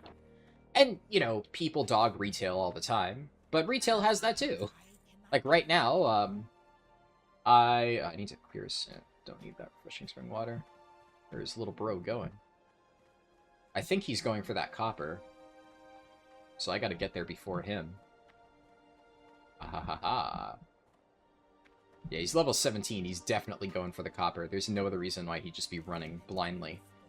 But I found it first, and I need to clear space. Get rid of chunk of boar meat. There we go. But one of the main things that I like to do in retail is, you know, play a bunch of different characters, and like it's kind of the same feeling as Classic if that's how you play retail. A lot of people don't really get it, and admittedly retail has gotten very bloated and complicated, but once you understand all the systems, it can give you a similar feeling to Classic in that sense, where currently I'm trying to gear and play every single class in the game, and I even have like a spreadsheet where I'm keeping track of all my progress, and I'm doing all these different weekly things, and, you know, to me, that, like, I guess that's rewarding feeling is the main thing that I like. So I get kind of the same sense of enjoyment out of both retail and Classic, but some people get overwhelmed by retail. Some people find Classic way too simplistic. I think there is definitely beauty in simplicity sometimes, which is why I still enjoy Classic. Though, I mean, frankly, it's no secret that I tend to play retail more often. And I do think that if I was doing this all the time, right? If I was nonstop playing a bunch of different characters in Classic, yeah, I would get bored. I played Anniversary, and I got bored after, like, the 5th run of Molten Core. But all that time, up until the 5th run of Molten Core, I had a lot of fun. Getting to level 60 of my Druid felt really fun. I put a lot of work into that. The pre-bis gearing process is always really fun.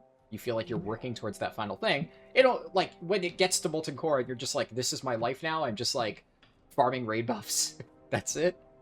Get raid buffs, show up to raid, press, like, 2 buttons for, like, a few hours, and then that's it.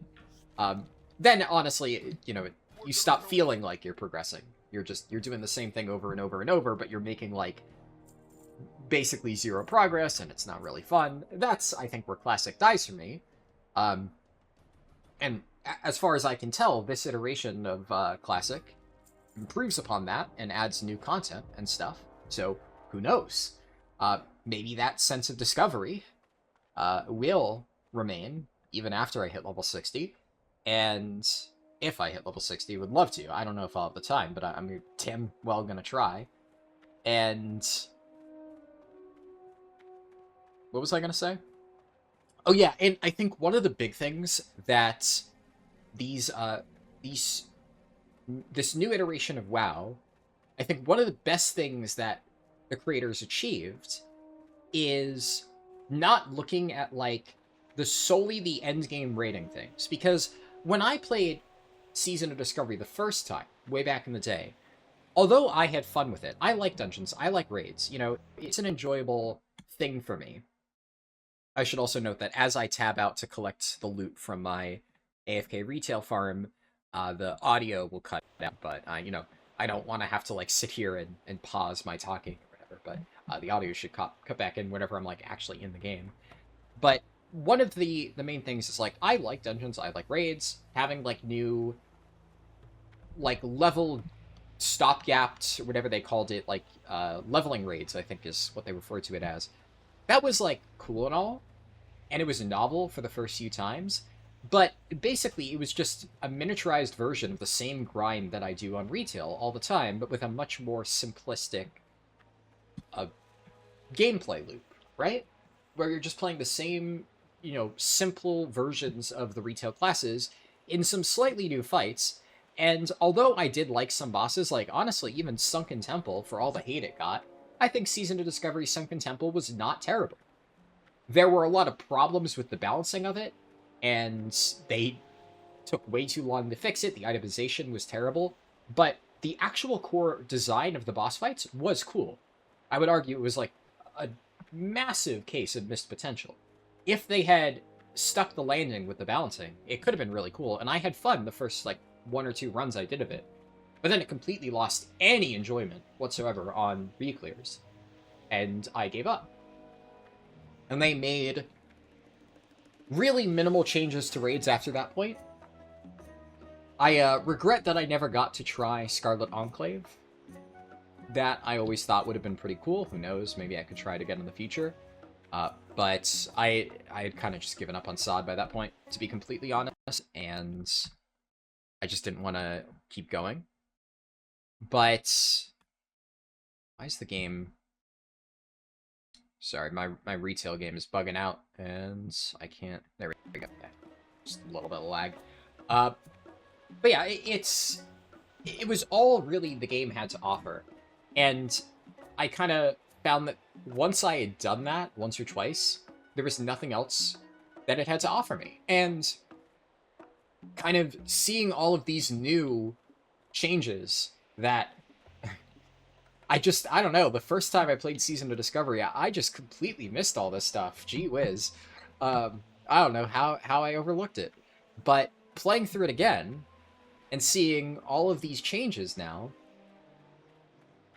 I've gotten a lot of fun out of, like, my last few playthroughs that I didn't have in Original Classic, and I haven't gotten to level 20 yet. My highest level character is a level 19 human paladin that I started, like, months ago, before I ever began this recording, and I had already seen a bunch of new leveling areas that I didn't experience before, and now, playing on Horde, not only are there already things that I've experienced that, like, one thing that I didn't bother recording because I was just, like, in the middle of watching something and I didn't want to have to, like, pause it and be like, oh, look at this, like, new cool thing that they added that I completely missed it. The funny thing is, I leveled through Durotar in this footage. Earlier in this video, you saw me level through Durotar, and yet I completely missed a secret quest that they added that I only found while fucking around looking for mining nodes on my hunter.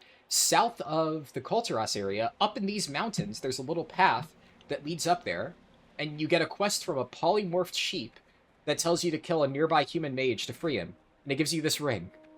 +1 intellect. Like, nothing crazy, but that's just cool! That's fucking cool, man! Like, I saw it on, like, I saw something on my world map up in the hills, and because I'm paying attention to it, right? I'm looking for the little fucking yellow dots for copper. I'm like, what is that? Is that just like a tree or something? And then I just kept jumping around until I found that path. And it gave me the same feeling that I got when I was like a little kid, just kind of exploring, looking for hidden areas back in vanilla. Because I don't know if I mentioned this earlier in the recording, I'll repeat it here, but I've been playing World of Warcraft since I was 5 years old.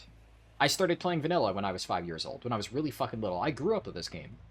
And I was not doing hardcore raids or anything like that when I was 5. I was just fucking around and exploring the open world and, like, reaching level 20, getting bored, and starting a new character.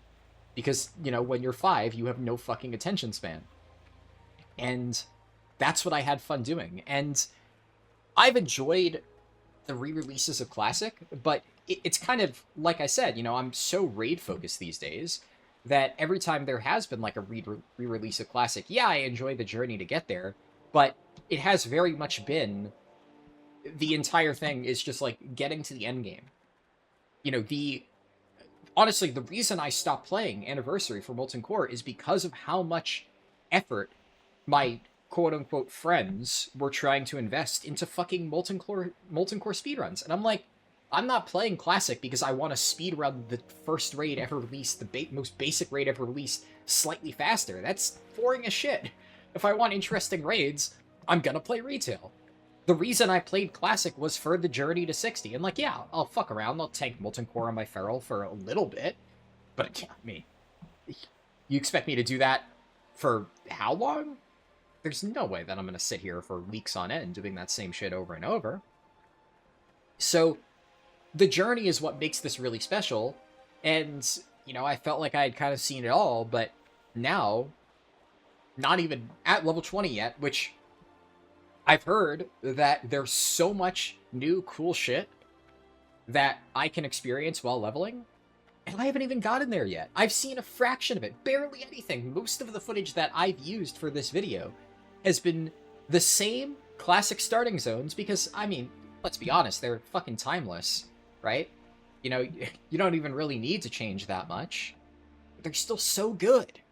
So, why reinvent the wheel there? It makes sense. It's just the classic start, no pun intended, of a, new journey. Why rewrite that? But I also am looking forward to doing a bunch of actually new shit. Also, this is kind of awkward. There's 2 copper things here, but... Can I? Yeah, Yeah, I think we chalk that up to a loss. I'm not going to go for that. No, thank you. That would just be a waste of time, because I would almost certainly die. Also, it looks like somebody took that node. I saw it on my map. Unlucky. I mean, I don't need to narrate my search for copper ore. I don't even know how far I'm going to go with this. I probably have enough leather across all my characters to do leatherworking all the way up to the top. I guess I'm probably just going to keep meandering and killing random shit until I get level 10, and then I'll call it there. I'll drop my gathering professions and do all my crafting, and then if I'm still missing anything, I'll gather it, and then we'll go back to the shaman. And like I said, I want to make sure I'm all set. Initially, I wasn't even planning on recording this, but like, I was just like literally sitting here doing this farming, just eating a fucking cheeseburger because why not? I don't know, not really relevant, but I'm just thinking like, man, this is fun. Right? Like, fucking... I'm not currently watching VTuber drama, mostly because the next episode of the 1,000-page Google Doc hasn't dropped yet. But I can't wait to finish that because, God, stupid drama is just hilarious. But now I'm watching the final season of a show called 24, which, yeah, you may know it, you may not. I'm not going to try and sell you on it, but good show. I'm, almost done with it, so I've been dying to catch up with it. And I get to sit here, farm classic WoW, watch a show that I've been meaning to finish, and I mean, like, cheeseburger, right? Like, cheeseburger just makes anything better. And just having that thought of like, man, I'm actually having fun. Like, I just have a stupid grin on my face, like, this is a good afternoon, and I felt dead inside for the last 2 weeks playing the shitty retail game mode. I felt like talking. It's sometimes when I'm doing these long recordings, it can be difficult to think of like commentary to fill in the time. And I'm just like, yeah, what can I talk about? And then every now and then a rant just, pops into my head and I'm just like, I know exactly what to say. And I had that moment of like, I feel like ranting about this, but I wasn't actively recording, so I'm like, fuck it. I'm just gonna start recording now. We'll just throw this in there, bonus, because I just really felt like, I needed to get this off my chest and just vent about it, because that's been my last few weeks.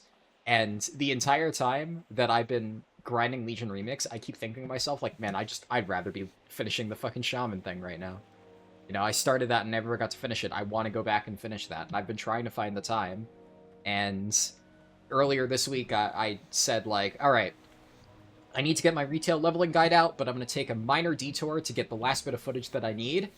And I still haven't gotten that last bit of footage because I've gotten sidetracked leveling 2 separate characters because it's just too damn fun, man. And like, honestly, at this point, I'm just rationalizing to myself as like, yeah, technically I'm wasting time. I'm not doing my quote-unquote job, but who fucking cares? Like, I need some me time, alright? I want to take, like, a, 2-day break to fuck around and play Classic and have fun. I think I deserve that, because I've, spent so much fucking time doing these bullshit, stupid leveling videos that I don't actually enjoy making, but people want, and then I get fucking attacked over it by stupid idiots in the YouTube comments, and it's just like, I don't fucking need that shit, man! I don't need that shit. I just want to fucking play World of Warcraft. And this is WoW. Fuck that other shit. This is WoW. This is fun. Anyways, I've, ooh. Is that a rare mob? I don't think that's a rare mob. And even if it is, God knows I'm not going to be able to tank it on. Alright, yeah. Well, I'm going to get back to, watching 24 and farming ore and stuff, and there's probably going to be another multi-hour time skip, and hopefully, when that finishes, you'll get to see the fruits of my labors and all the amazing stuff that I have ready for my shaman, who will be able to go and kick ass for the remaining few levels. So I will see you then. Alright, so it is about, like, a day after the, intermission recordings that you listen to on my Hunter. I wanted to show the character screen just so you can see how everything has progressed. So obviously, this is all the progress I made across, like, the entire account. I got my Druid up to level 12, so the irony here is I actually leveled this character more than my Shaman, completely off-recording, or at least mostly off-recording. What can I say? Honestly, Classic Druid is just such a vibe. I've played so much Classic Druid, I just couldn't resist. It's so fun. People say they hate the first 10 levels of Druid, because it's before you get Bear Form and stuff, but honestly, it's still pretty good. Like, Moonfire is just so insane for attacking mobs.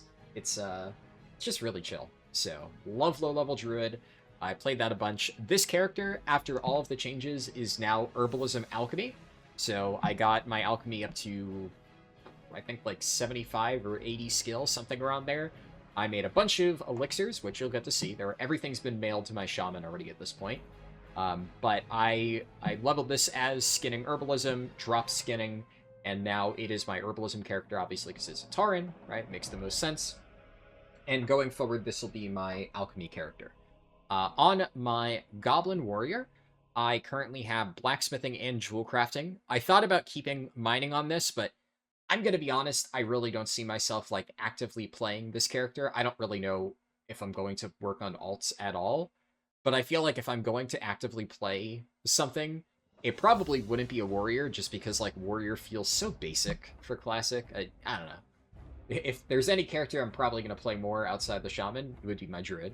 So, I feel like I'm going to keep this as a Blacksmithing Jewel Crafting alt for now. Level 10 is enough to get up to, I think it's 150 skill is the cap, I'm pretty sure. And then, or at least, I know for a fact that I can get that much. I've already trained up that high. I think right now, my skill's like at like 80 to 90 or something on both of them, but the cap goes up to 150. But I can't remember if you're able to get higher than that at level 10. I don't think you are. I'm pretty sure the next one is at like level 25 or something like that. And then I think you can get like max professions at level 30 or something at Classic. It's a little bit weird. But also, it's been a very long time, and whenever I play Classic, I never go that far. I usually have a bunch of level 10s just because that gives you all of the entry-level profession stuff. Like, on Hardcore, I did that. But I never got any characters beyond level 10 for profession purposes. So beyond that, I'm not sure. But this, for any jewel crafting stuff, will be nice. I actually, as you'll see, I already crafted... I made 2 sets of rings, some that I can use right now, and then 2 more rings that are slightly better, but require, I think, level 13. So I had the mats for them, and I was leveling up jewel crafting anyway, so I figured I'll just craft this, send it over now, and then when my shaman hits level 13, which I don't think will be in this episode, I will have 2 rings that I can immediately replace my starter rings with. So that'll be cool, I guess. I think I actually didn't end up using either of the rings that I got like the patterns for. I think I got better recipes just from the trainer, and those rings are the ones I made. So that's what we'll be using. You'll see the rings, of course. Blacksmithing, I made the shield. Shield was actually surprisingly cheap. And then I also, I had a recipe for a green axe, a one-handed axe. And I made that because the stats on it were really good.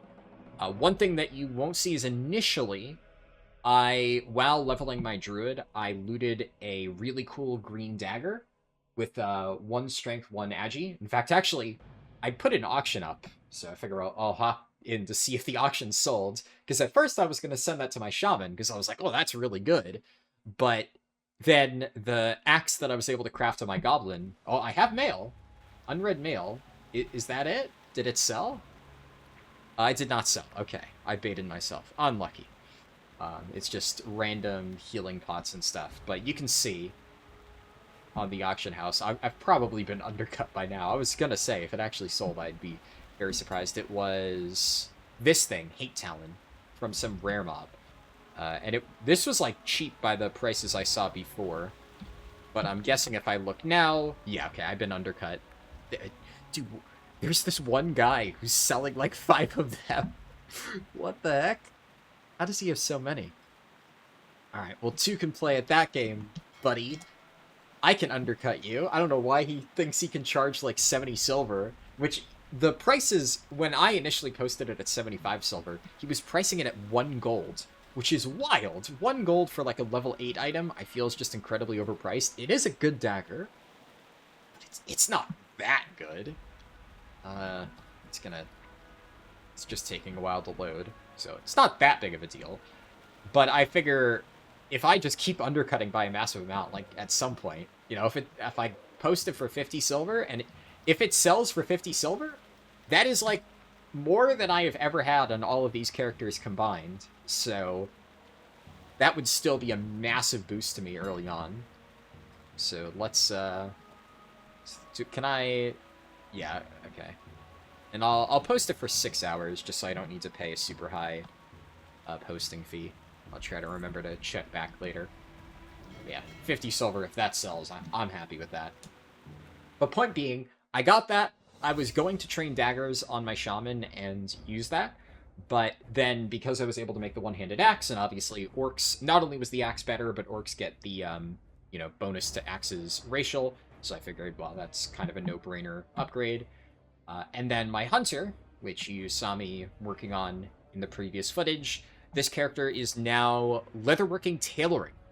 So there was nothing from, actually, I take that back. I think I was able to make a cloak from tailoring, but there wasn't really anything special that I was able to make from it now.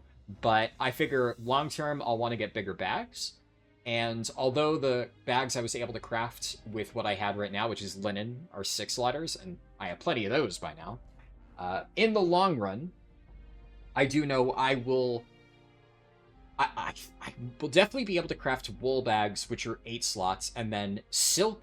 I'm pretty sure that even at level 10 I can craft silk, because I distinctly remember having a bag crafter alt back in hardcore, and I think that's what I did. So this will be useful in the long run. And I thought about it, and I'm like, I mean, I'm not going to create a brand new character just for tailoring, so even though I mainly did this for leatherworking, and there are some cool things I made from leatherworking, there's some pretty cool recipes that I didn't know about. Even though I mainly did it for that, I figured I'd make this leatherworking character. And that covers like almost every single profession.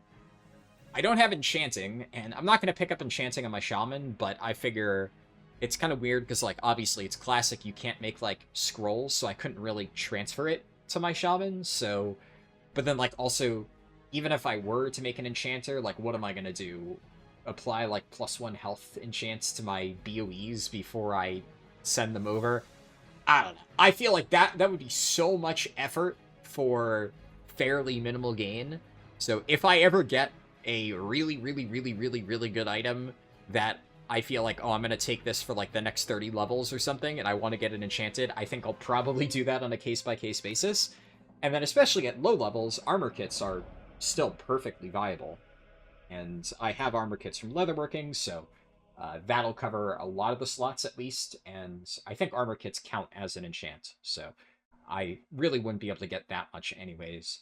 And then, of course, there's engineering, which long-term I will probably switch to on my shaman, but a lot of the really good engineering stuff isn't until, like, the 30s, I think. Like, technically I could get rough dynamite, but I feel like rough dynamite is whatever. The main point at which I found engineering to be really, really, really, really good is you start to get sapper charges. I think around level 30 is when you're theoretically able to get it. And then at that point in time, yeah, sapper charges are really good for getting threat. And I feel like I'll probably need that, so I don't know exactly when I'll make the swap, but for quite a while I plan on sticking with mining and skinning on my actual shaman, and then we'll switch to engineering when I feel it's right. I'll probably stockpile a crapload of leather before I make the switch. That way, anything that I need leather for, I'm just already good to go, and I can just craft everything I need. I'll look up the material costs. And there's also like a bunch of gizmos you get at higher levels, so I think in an original classic, like the original release, I switched to engineering around level 40 when I started tanking the higher level dungeons, but depending on how early I get the materials, we'll see. I think level 40 is like the absolute cutoff of, by this point, I would want to get engineering. There's also like a mount to consider, but I'm pretty sure in Season of Discovery you get like a special mount at level 20? Or something like that. I'll have to look into that more, obviously, in like part 2 or 3 whenever I get that. But for now, that's all the progress I made on these characters. So we're gonna hop back into my shaman, and I will show you all of the actual items that came as a result of that. Alright, so first things first, I'll show the slash played. I forget where it was at when we ended before. I have logged into my shaman a few times just to mail things over. Like every now and then I'd mail some silver back and forth. Needed to clear some space in my bags. I got my cooking up to 70 because whenever I got like wolf meat or something, I would mail it over to my shaman and cook it so that I could chip away at my cooking. My mining is up to 70 at this point because whenever I got copper, I would also send it over to my shaman to smelt. That way I would get the free skill points just for smelting copper. So I did spend some time. I think I also left my shaman AFK a little bit every now and then in between that, because I'd like start smelting 70 copper ore or something and then go AFK. And then I'd just be sitting there. But here, we have everything that I got as a result of that in my bags here. So, this is a cloak that I made on my hunter. It has +1 armor, which, hey, we'll take it. Also, I had this I looted in one of the earlier parts, and I wasn't going to use it because I already had higher skill on my hammers by that point, but because this is the axe that I mentioned that's much better, I'm definitely going to switch to this in 1 level. I figure we'll start gaining weapon skill right now. That way, when I make the switch, it's a little bit easier. I also have sharpening stones, so that is just a free weapon buff. I have these pants, slight upgrade. Yeah, oh, this is the big one. So this is one of the recipes that I got on leatherworking. This is obviously crazy good. Like, look at how big of an upgrade that is. Increased armor, 3 agility, run speed? Oh, baby. That is crazy for low-level stuff. Slight armor increase on the gloves here. Chest piece here. So that's a pretty big upgrade. Now, the interesting thing is, if I recall, yeah, this quest gives me a really good chest piece. So it's still an upgrade, I think, right? Because it's, yeah, basically it's a little bit of extra armor and +1 agility. So I still want to get this, but technically it's not crucial now. The main reason that I'm using this is I think I looted this on my shaman, and I was like, oh, I'm going to hold off on using it in case I need it. I checked the auction house prices for like generic greens like this, they're terrible. The only reason I think that one random dagger is being sold for a lot by that guy is because it's a specific drop off this rare mob in Mulgore. So I would imagine I didn't check the prices for like the lion fur armor, but the one that drops from that rare like tiger in Mulgore, I suspect that probably also sells for a lot. But all of the generic green prices like this, from what I can tell, they were like close to vendor price. So I would have made probably no money off actually selling this on the auction house. I don't really need it for my other characters. Like, I'm not going to use it on my druid. My druid actually got really lucky. I don't know if I included the footage. I probably didn't, because I'm pretty sure while it happened, I was in the middle of eating, so I wasn't actively recording. But when I was at like level 9 or something on my druid, a random level 60 walked up to me and traded me like 10 silver, a bunch of food, and then like 3 pieces of leather armor, including a like a green embossed leather tunic or something like that. So that was really nice. That helped out my druid a little bit, and as a result, I definitely don't need this for anything, so I figure we'll just equip it now. Worst case, I take it off and I vendor it, which is probably what was going to happen anyway. So these are the 2 agility rings that I made. There were a few different options. I opted to go for these. I felt like that was just the best bet now. These are the rings that I'm going to use at level 13 that I talked about. So agility and strength while leveling for a shaman, I think, are about the same. Increased attack power, increased crit and armor and dodge or whatever, and then this is damage that can be blocked with a shield. They're both very equivalent. I also did look up some leveling guides for shamans, and it basically said that like strength and agility while leveling are pretty much interchangeable. So I feel like that's probably my best bet, because this one also has stamina. So it's like, sure. That is the shield upgrade. That one's pretty nice. And just vendor this other stuff. Don't need it. I made some minor rejuvenation potions. I'm going to hold on to my healing potions for now, just in case I like run out and I need these in a pinch or something like that. But obviously these are a lot better. I don't need these plans anymore, and I remember checking, they were like worth nothing on the auction house. We have some scrolls. I have water here. Well, not water, but milk. You get the idea. And then, yeah, a bunch of stuff. I have some food buff items. You can get rid of that now. Get rid of that. And then I'm going to get all of the elixirs in the same little tab here. I'll put the sharpening stone there as well. And then, oh yeah, bracers. Slight upgrade on the bracers here. So let me reorganize all of this stuff and just put all the super important things in this initial tab. We can get the quest items to a different area. Scrolls over there. I don't know if I'll actually need all this stuff, but I have, like, I sent my cactus apple surprise over, beer-basted boar ribs, just as like a, you know, if I'm gonna use food, I may as well use those. And then I'll put that stuff here. So I think that covers basically everything. I'll put these things over here. Interesting thing, though. So the level 1 elixirs, like Elixir of Minor Defense, this is 50 armor. The scrolls are 60 armor. So the scrolls are actually slightly better. Ever so slightly. The same thing goes for the stamina scroll. There's no spirit scroll, so that's just like free. And spirit's like not that impactful, but you know, they are. But I think that is everything. The big thing is, yeah, because this is +4 stamina, which obviously stamina is, I believe stamina is 1 point, even in classic is 10 health. I'm like 99% sure that's still how it works.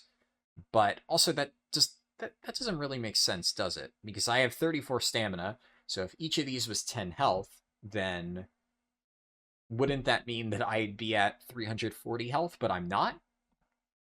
So stamina must work differently in Classic, and I forget. This increases my maximum health by 27. I guess one way to find out is I'll use the scroll, and if I get more than 27 health, then I know that the scroll is better.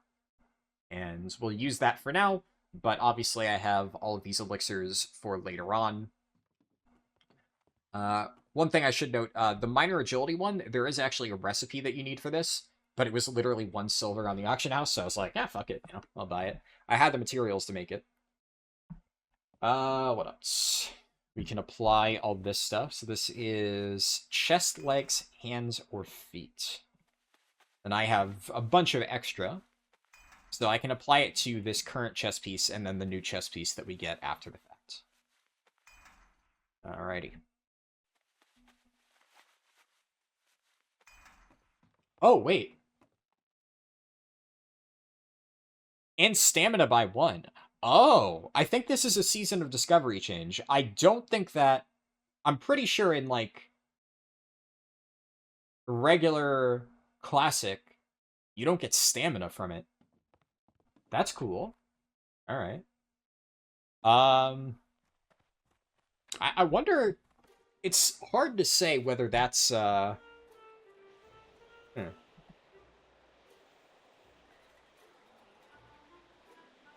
Either way, I mean, that's pretty cool.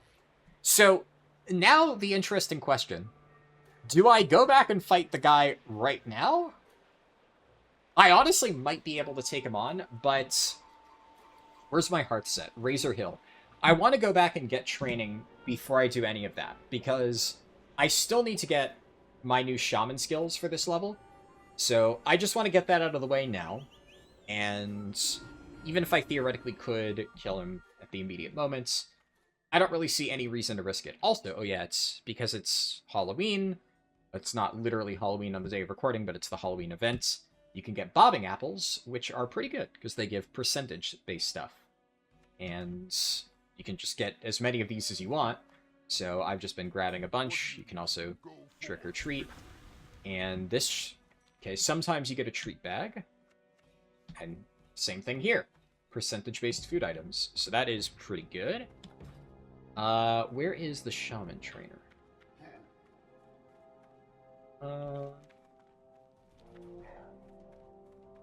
Let me... Second. Is that the one? Yeah, down there.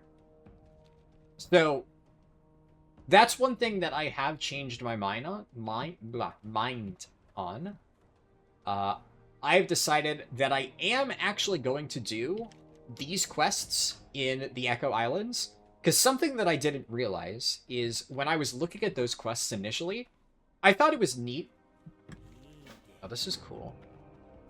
I missed that quest the last time, I think. Let me just quickly see. Scorched Hearts. Duratar Scouring. I must have... Hold on, I'm gonna pick this quest up and see... Whatever quest it thinks I should have, I clearly don't.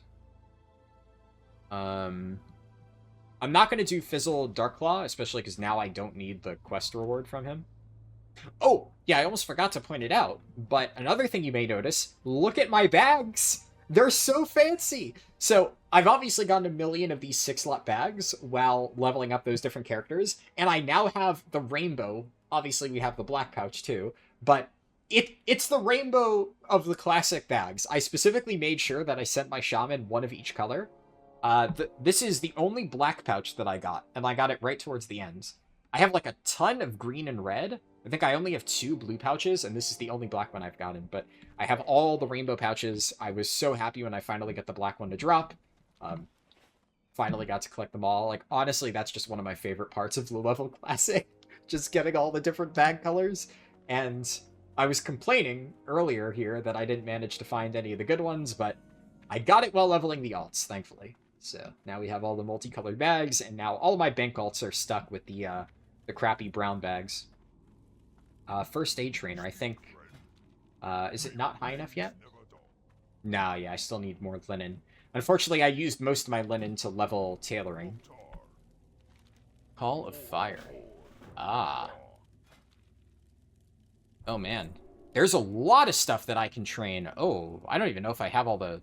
Yeah, I don't have enough money for all this stuff. Flame tongue weapon. Interesting. Wow, there's so many... Strength of party members who remain within range of the totem by 10. That's, like, kind of good. I definitely want to get more Earthshock and Lightning Bolt ranks. That's pretty cheap. Stoneclaw Totem taunts creatures to attack it. That could be kind of good. 30-second cooldown? Like, couldn't I do that to buy a bit of time as I'm running away? I could, like, use it to taunt that goblin, and then have him attack it, and then I run. Flame Shock, I feel, is definitely worth it. Lightning Shield... Also, I mean, Lightning Shield, I feel, is just, like, this is free damage. Especially because I don't have any other elemental shields. I'm not going to get Flame Tongue Weapon, because I don't feel I need that right now. And... well, this seems good. Stoneclaw Totem. I kind of need Flame Shock, I think. I feel like that's necessary. And then Lightning Shield. Man, I'm... I'm so fucking broke. Fine, I'll do this. Shit. Okay. You know what? Alright, and my initial plan was I was going to kill the goblin first, and then I was going to come back and do the stuff down here, and I kind of cut myself off. I know my brain's all over the place. But my plan was to skip that at first, and what I realized is that they didn't just add some stuff down here. There's a whole brand new island with, like, new stuff on it. So I want to check that out. That's cool as hell. I definitely want to see what that's all about. So we're going to go there. Oh, wait, I'm Herbalism on this character? Oh, I thought I was skinning mining. I guess I'm Herbalism. I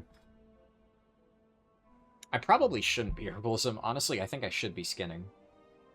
Yeah, I probably should level skinning. Because I feel like at this point, especially now that I have a Tauren Druid, if I'm going to collect herbs, I would just switch to that character. Hindsight's 20/20, of course. Okay. Here. So what did I get? Earthshock. This one has more mana. So I'm going to put this here. F is what I always bind for interrupt. And yeah, the interrupt potency of Earthshock is the same on both ranks. So if all I want is to use Earthshock as a kick, then I want to use the lowest rank possible. So I'll put that there, but then I'll put, like, my highest rank Earthshock if I want to use it as a damaging spell. Because 34 to 37 damage is pretty good. Then I'll do that. Yeah, that seems good. Okay. And then Flame Shock is pretty good dot. Okay. I really, yeah, I feel like I should get heavy linen bandages before I take on that goblin again. And then lightning shields, I always put my buffs over there. Rockbiter weapon, rank 2. That's a lot of attack power. Ooh. It is only melee attack power, though. Interesting. And I feel like, how much, I think strength is, like, 1-to-1. So, this is 32 attack power. Yeah, so that's really good. In that case, I already have healing wave rank 2. Yeah. Alright. So, my original plan, like I said, was to kill the goblin first, but, problem number 1, I'm fucking poor now. I used all of my money to level up all my professions, because, like, the training is not cheap. I didn't get, like, that much, so I need to get at least a little bit more silver. And also, I really want to go and do the stuff on this island. Because when I realized that there's an entirely new island there, I want to check that out. We're going to do the rent amount thing. I grab that first. I'm not sure if I showed the rent amounts on any of the other footage. I can't remember if I used it or, like, I planned to use it and then forgot. But I've been playing around with this while leveling all my other characters, and it's really, really handy.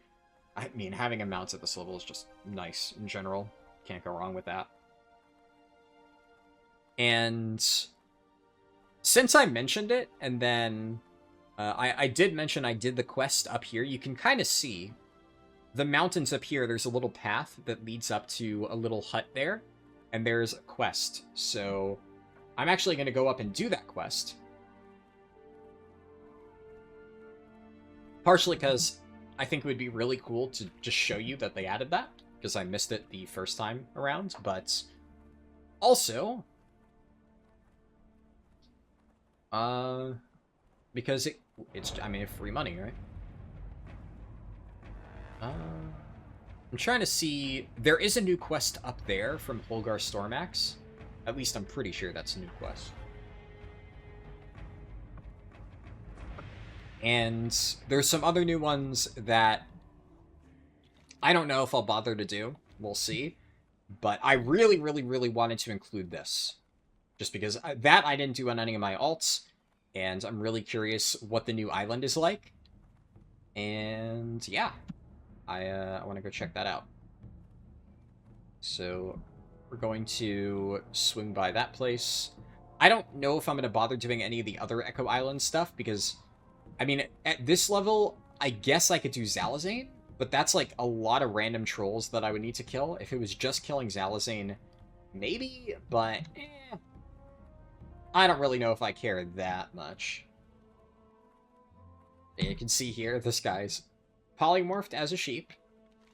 So I pick this up, polymorph enslavement, and then I have to kill this guy in the hut, which is respawning, because I think somebody just passed through here. So now we wait. Alright, the mob respawns. I'm gonna invite this guy to a group, random person, you know. Figure we can team up, why not? And I'm going to buff up. Got my lightning shields, got my weapon buff.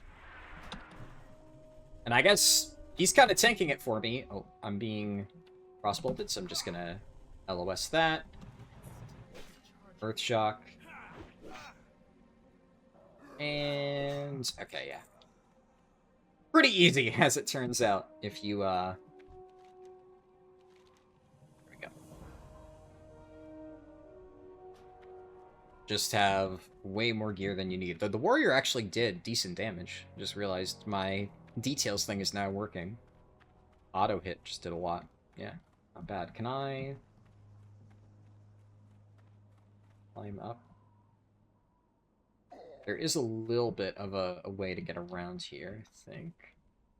Can I jump onto that rock? Does not seem like it. Okay, ooh, okay. Nasty. Don't want to die, because I have a sneaking suspicion that if I did die here, recovering my body would be massive pain in the ass. So I'm not going to do that.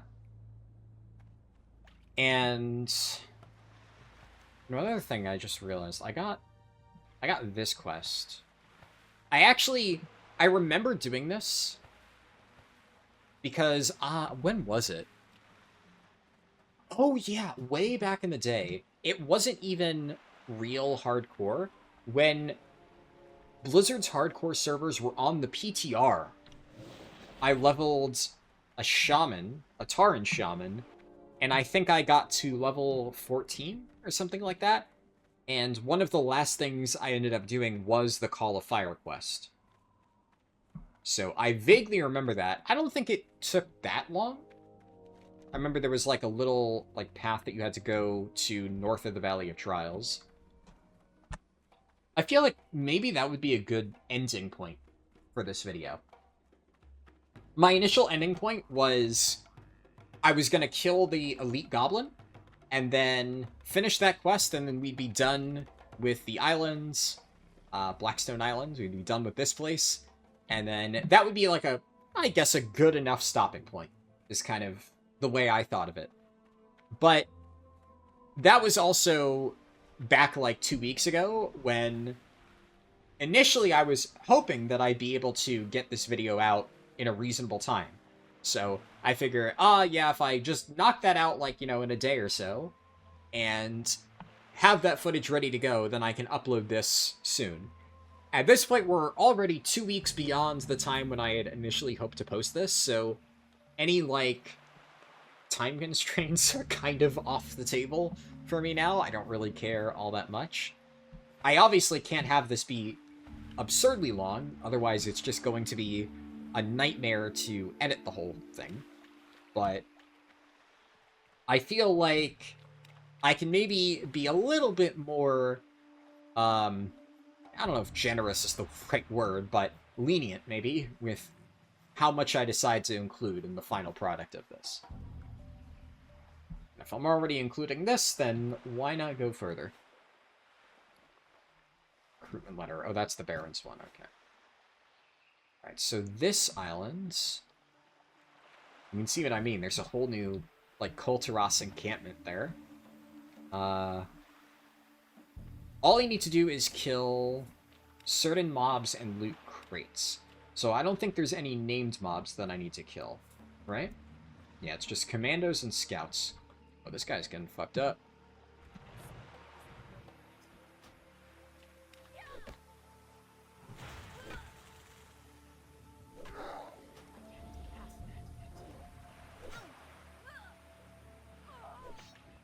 Has he... Okay, if they're gray, I'm not going to help out.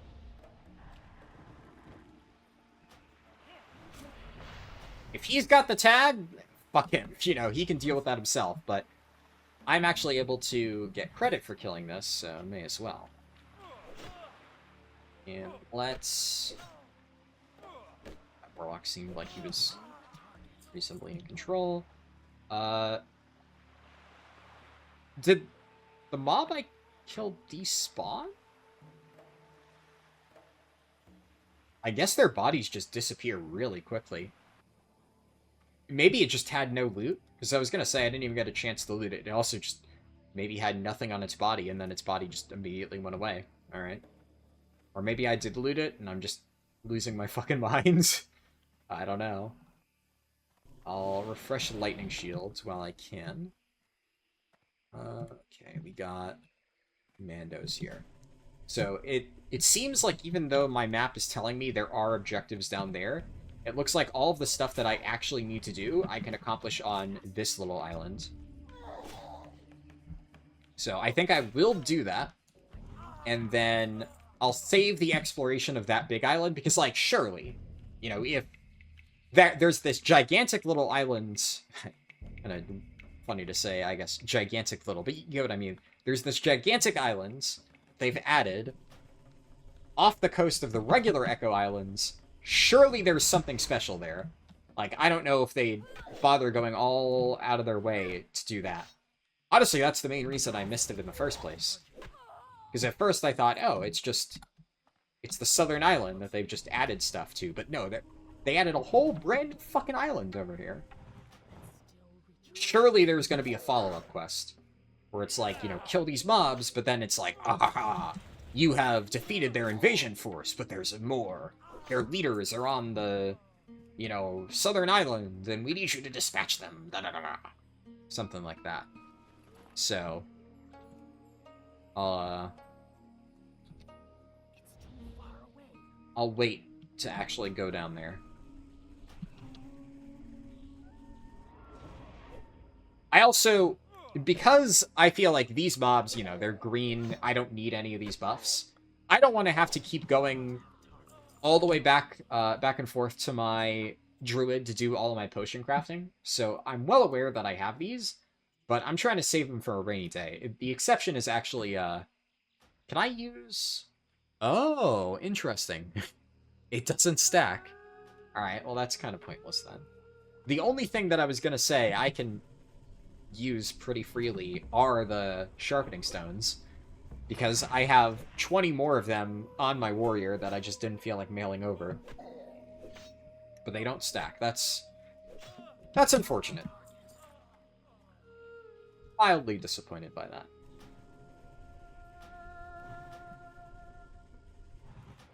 Yeah, I feel like the difference in kill speed with even just this additional gear is pretty crazy.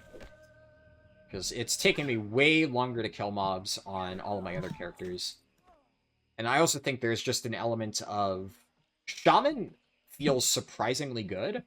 Although Druid is nice, and I've just leveled so many Druids that it's intuitive, it's still, like, slow-ish.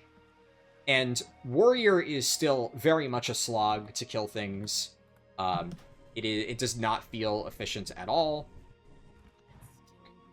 But Shaman, you know, I have like a dot, I have a cast, I can use a shield, right? So I'm able to mitigate my damage. If Shaman feels really, really good. At this point, obviously, I've leveled multiple different characters, and this one has felt the best by far. And casters are obviously generally pretty strong. So I suspect that if I were to play like a mage or a warlock, those would also feel pretty good at low levels, but I haven't really messed around with Shaman much, and this is way better than I thought it would be. Very pleasantly surprised.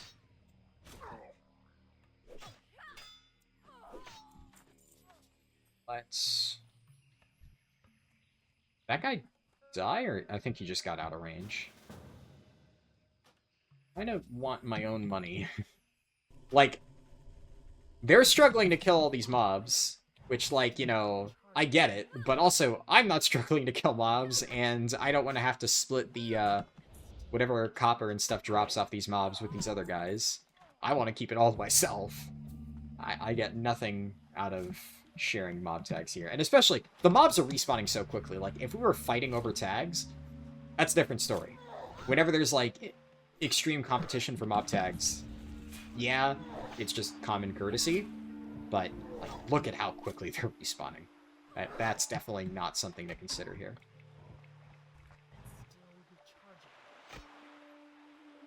And, like, I mean, this guy's level 7, so he probably just shouldn't be here. Level 7 warrior, so he's going to just not be able to hit anything with this difference. I mean, honestly, that's not my problem. Sorry, buddy. Go do some other quests and then come back. That's classic. You need 2 more of the commandos.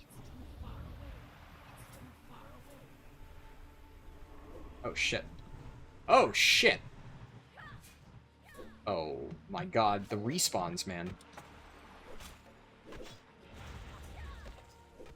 Okay.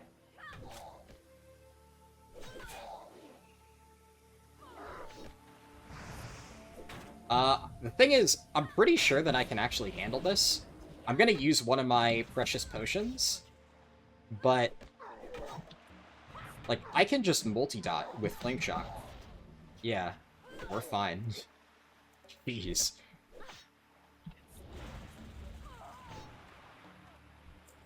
Yeah, okay, this class is actually pretty fucking strong, I think. Let me use a bobbing apple, and I'll get the food buff from this. That I should definitely be using, because it's just 3. Stamina does it give? Because I know Cactus Apple Surprise is... Oh! 25% of level. So... That's what? 2? I guess that, yeah, that's also 2. Interesting, yeah. Maybe I wonder if it rounds up. Either way. What do I need? Expedition supplies. And commandos. this guy.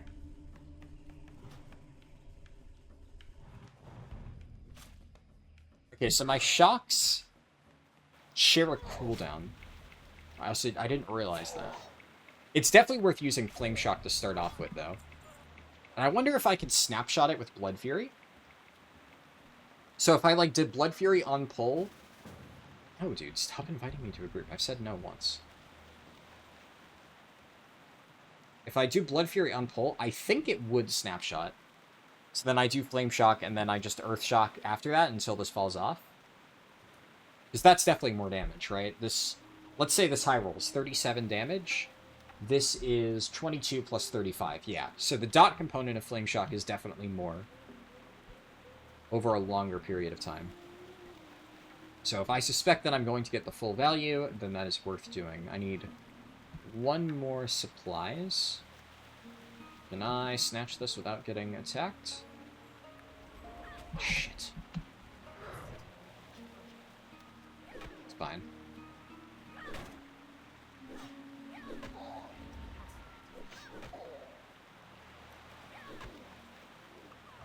Not having macros to automatically start attack feels a little bit awkward, though. I will say that much. It's a shame that that doesn't work here, but I think that's just, like, weird, old, classic jank. And because, like, regular classic uses the modern client, that's why macros work differently there. But I have no idea how the older classic macros are supposed to function. So, anyone's guess how that is intended to work. Now, here's the thing. I have 35 minutes until I can use my Hearthstone, but I need to go make food, so I am going to pause the recording now, but when it resumes, I'm actually curious, what's on that little island? We'll swim out to that, but currently I'm going to pause the recording for now, and that would give me just enough time to go make food and come back, and then I can resume and immediately Hearthstone. And it'll just save me, like, I don't know, 2-3 minutes of having to run all the way back to Razor Hill.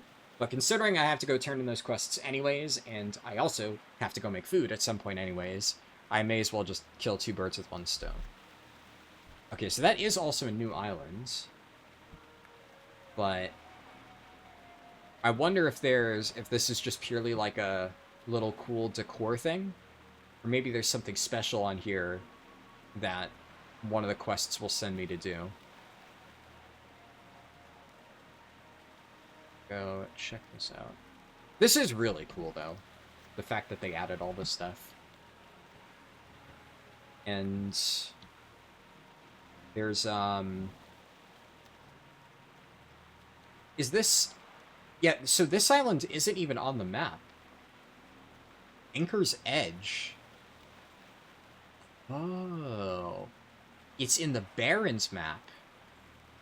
Okay. Interesting. Well, that explains why I didn't see it when I checked before.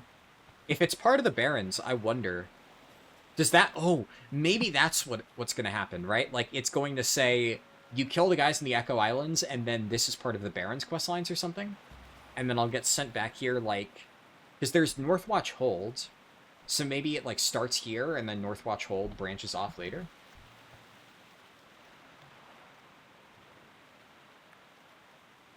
Yeah, I'm not seeing anything special here, so I think this is just, like, a little Easter egg.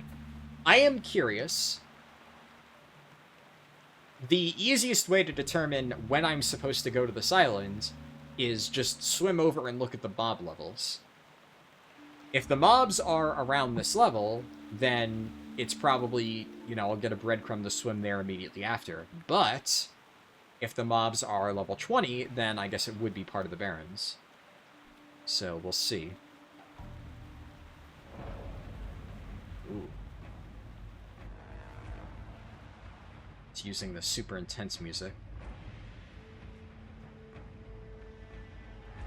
There's also another camp over there. I'm assuming that's just kind of similar to this. It's like the same deal. Just you can go find mobs in that area if you want. Let's see here. Level 15. Oh, unlucky. So there's a Ooh, there's a lot of hardcore gravestones here. Level 15, level 16, yeah. I think my guess was right. This looks like it's going to be something later on. 15. Yeah, okay, that guy's level 18. What level are the players? 19. Yeah, okay. Yep. This is definitely meant to be something that you come back to later on. Oh. I just watched the guy die in real time. Holy fuck. Okay, yeah, so these mobs do not fuck around then. That guy's coming right for me. I'm gonna get the hell out of here. Is this a hardcore player? I don't think so. Yeah, it doesn't look like it. Okay, damn. Well, that's something to look forward to later on.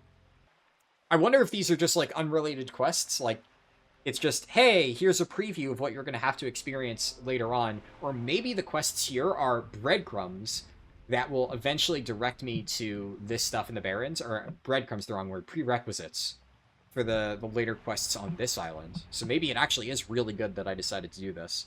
Which, you know, I did have a sneaking suspicion, because I saw this island, that there is a longer chain involved. Initially, I thought it was just, like, fun little flavor of, like, oh, we're padding out the Echo Islands quests by giving you a few more things to do. But then the moment I saw that there was an actual new island, I figured, okay, there actually is something really cool here. But yeah, like I said, I will stop the recording here, and then I'm going to resume whenever my Hearthstone is off cooldown.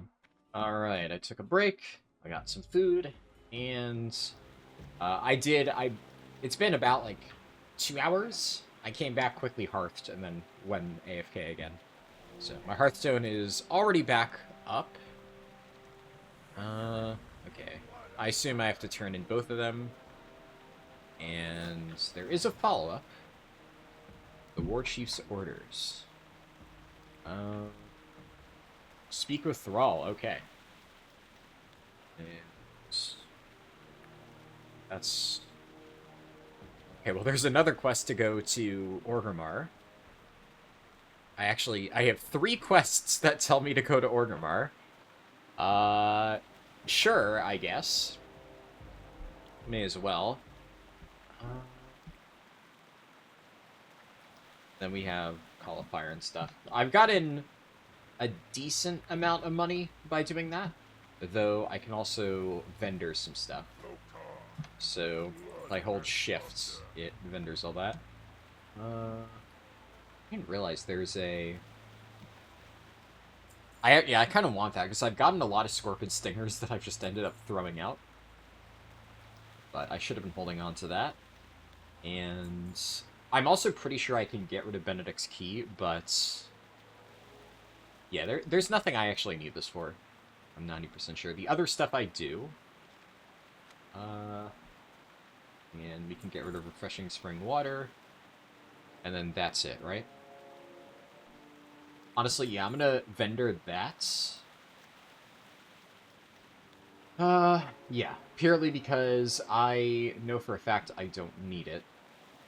And if I decide later on that for whatever reason I want Sharpening Stones, I have a bunch left over on my Goblin Warrior. So... So yeah, that's all I wanted. I'm gonna rent a wolf. I'm going to head to Sparkwater Port. And that way... I can turn in this quest, Bearer of Bad News. I'll also lob the new power source quest. Yeah, because technically, that would be a very minor upgrade, but I don't care enough. Check that. We'll go turn in that quest, and then I'm pretty sure I can interact with quest givers and stay mounted.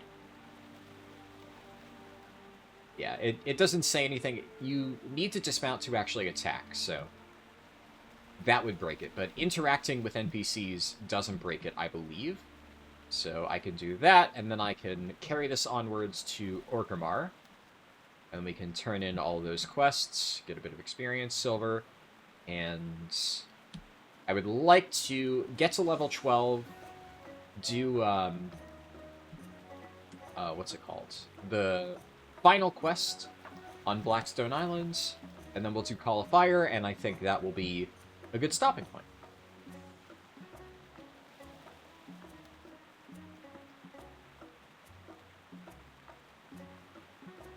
Where do I hand this in? I think it's... Oh, it's in a building. It's annoying. I think that will dismount me. Or not? Okay. Sure. I'm gonna have to go back to the island anyways, so... That's just free XP. Alright, cool. I wonder...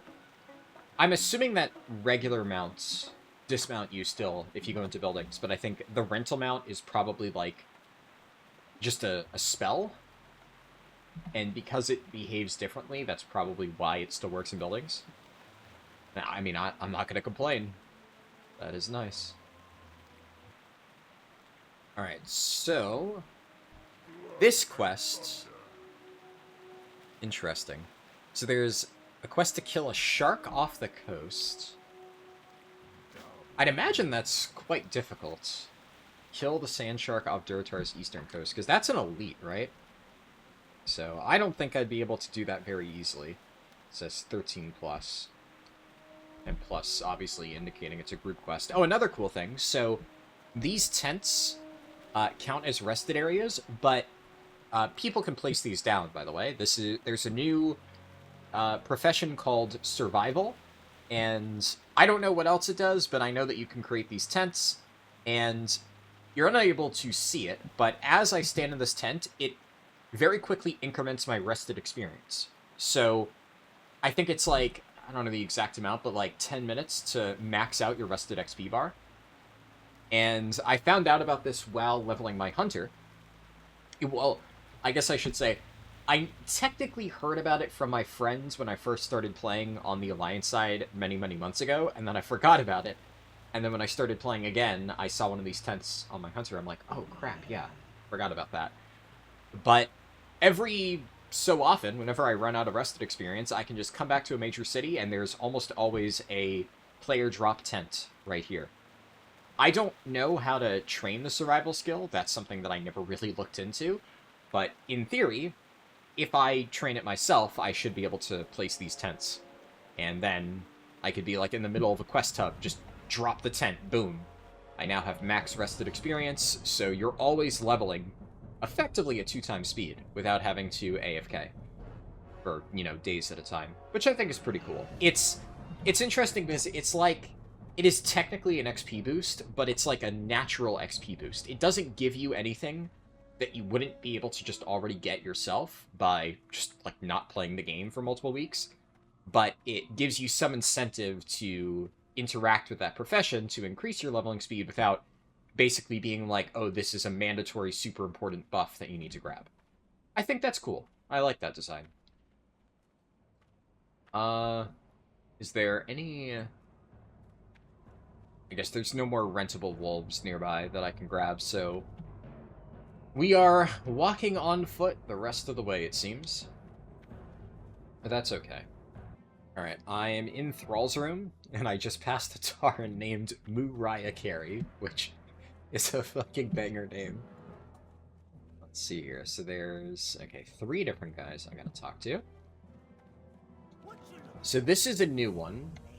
To Amani Allure. Transport to Amani Allure. Okay. That's interesting. So I'm guessing that there's like a portal or something? Look into that. Hidden enemies. This is Skull Rock, yeah. I'll pick up this quest, but I don't think I'm going to bother doing Skull Rock at all.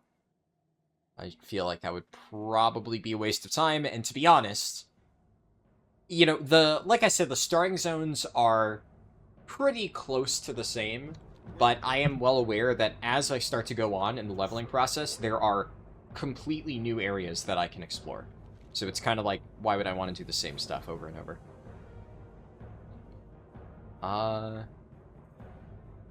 Okay.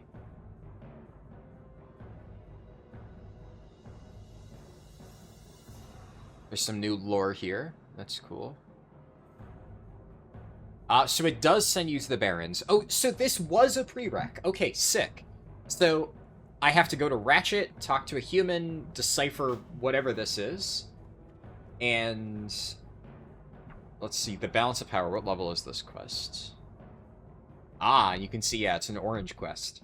So I'm guessing this is going to tie into the Northwatch Hold stuff, and then after I do that, it's going to be like, ah, but their real commanders are over there. Okay, dope. I like that.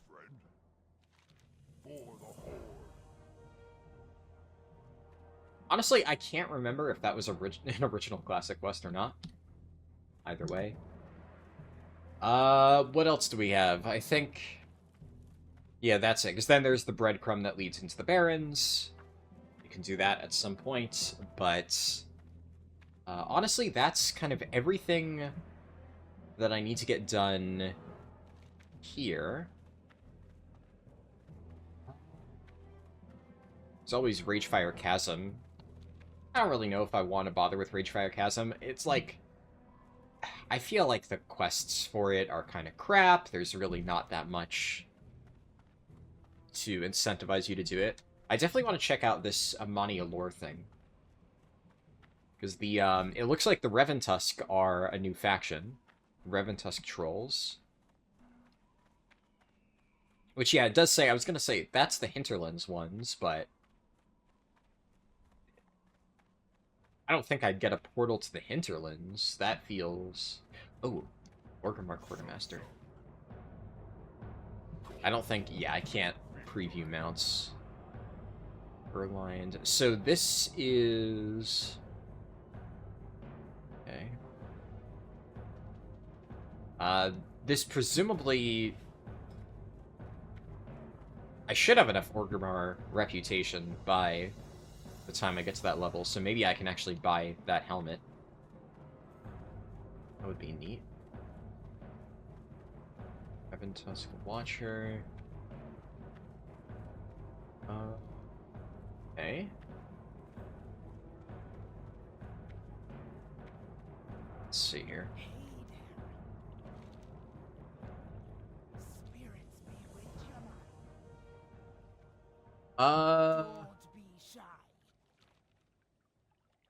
Okay, it is a portal. I'm hoping there's a return portal. Okay. This is different.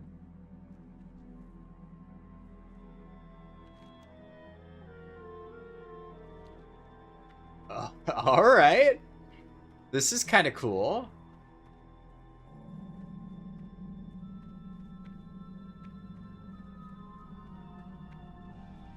What level are these guys? 11. Oh, wait, so this is, like, actually for my level? There's, like, a questing hub in Stone Talent? Wait.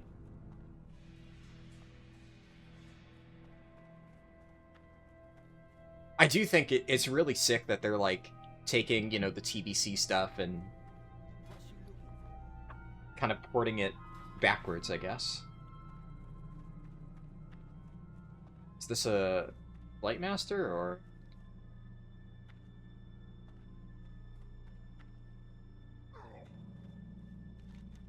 Okay. I wonder if you can reliably trigger this place, like, or that portal. And, I mean, I'm hoping that there's a portal back. If so, that would be, like, fast travel back and forth, which would just be neat.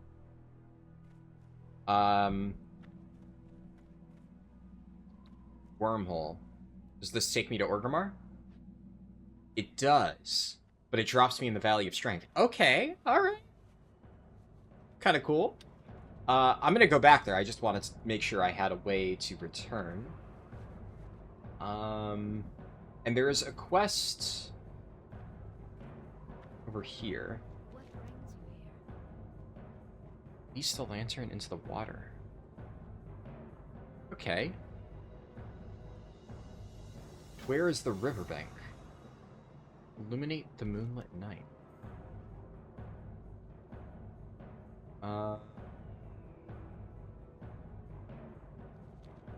I'm so confused. Where does this quest want me to go?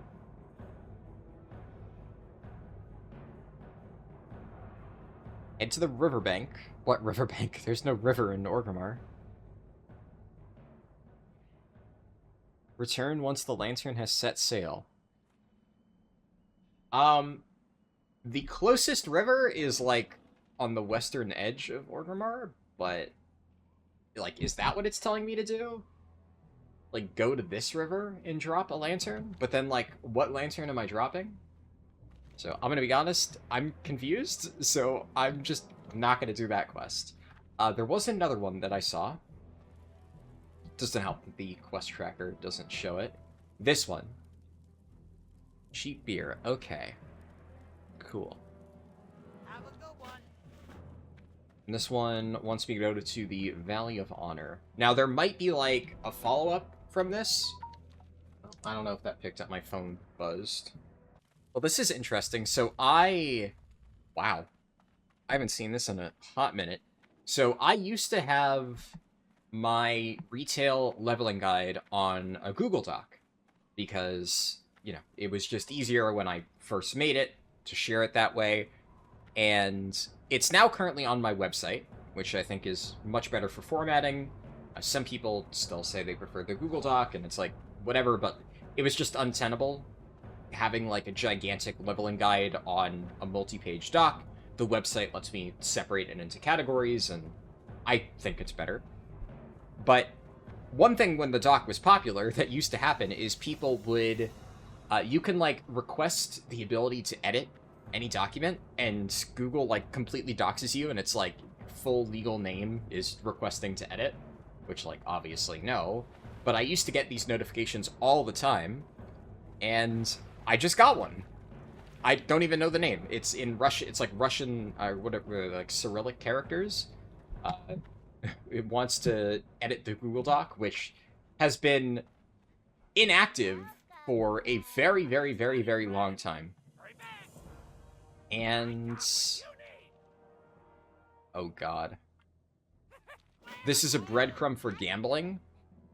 Okay, fine. I'll gamble 1 silver coin, and... okay, I lost 1 silver for this breadcrumb.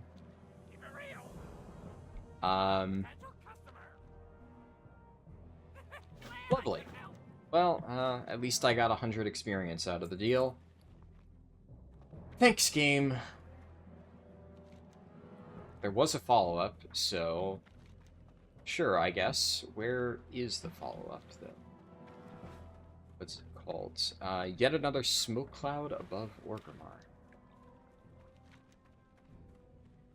Innkeeper Wily.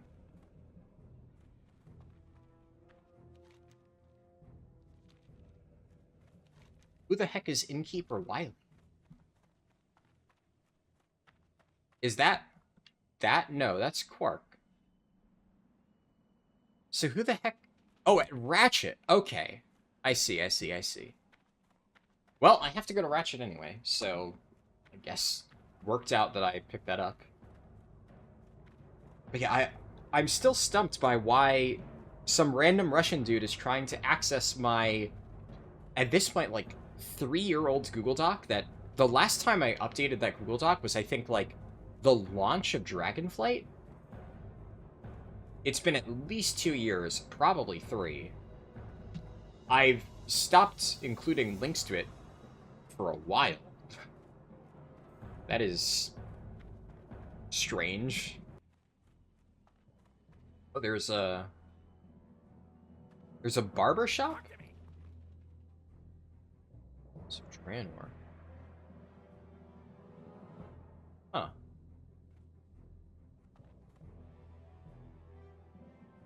What in the world? Are these, like, hair colors? I have no idea what this means. This must be hair colors, I'm guessing. So if you buy this item, it changes the color of your hair or something like that? Alright. I guess they weren't able to get the, like, retail barbershop thing ported over. But that's a neat A temporary solution or something like that. Cool. Alright, I'm assuming I can take this portal again, right? Yes. Alright. Let's check this place out. So, there's a mailbox. Cool. Fun, well, not so fun fact I realized. Sparkwater Port doesn't have a mailbox, which is really annoying because I was trying to do some of my profession stuff there, and because of the lack of a mailbox, it's really frustrating. So I now appreciate just the existence of a mailbox in little hubs like this, because it turns out you can just kind of forget sometimes. Don't necessarily blame them. It's a understandable oversight. So there's a quartermaster. Oh, so this is like a level 60 faction too. Huh. Okay. That's cool. I mean, oh, this is level 30. So this is revered. This is honored. It's not a bad cloak. And then there's also a level 60 version. Is this like, is there a battleground? Because this feels like a battleground vendor. Did they add a new battleground or something?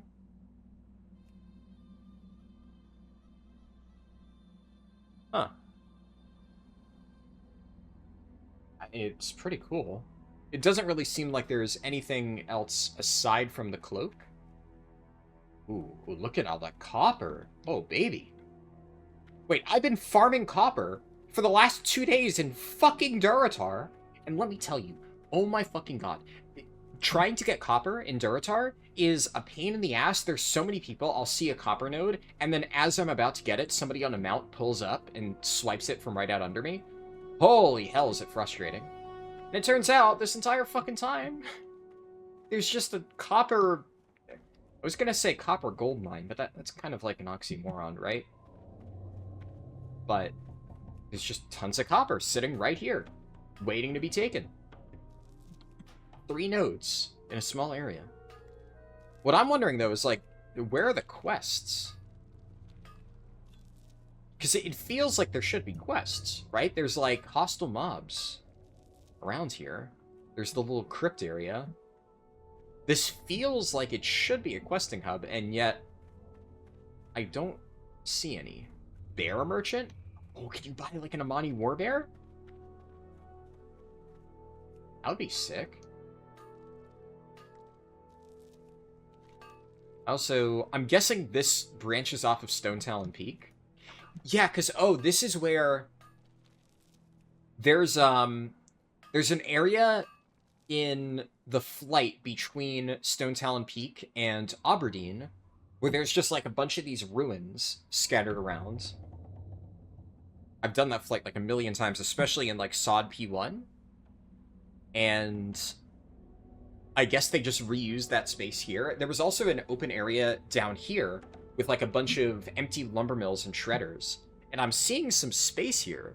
So I wonder, did they actually use that space? So is there something there? That's sick. I have a feeling that I'm going to be doing some questing in Stone Talon Mountains. Okay, looks like these are the bears. So Armored Warbear. Or Armored Brown Warbear. Yeah, this thing, Armored Brown Bear. Okay. That's cool. Alright, I'm guessing this is Exalted. I didn't... yeah, Exalted. Cool. So, new faction. I don't really know how it ties in.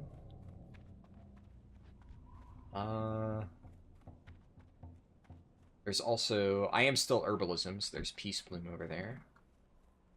Young Forest Bear. Yeah, it feels like I should have quests to, like, do stuff here.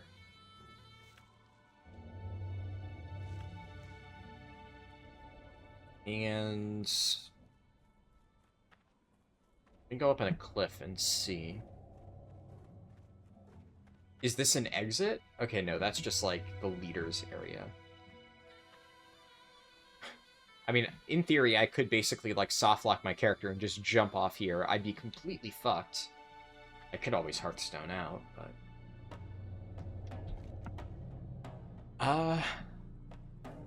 Alright, so there's no northern exit, I'm guessing. Oh, fuck. I can hop up a little bit. Let me zoom in a little bit, because my camera keeps getting hit by, like, leaves and stuff. I'm gonna check this building out. I feel like there should be some pathway to get here, outside the little crypt area. I wonder when this was added. Maybe this is, like, recent content, and so there's no quests in this area. Or maybe the mobs are purely there for flavor, and they just don't actually expect you to quest. But, never mind. We have found a quest. Senjin Village, sure.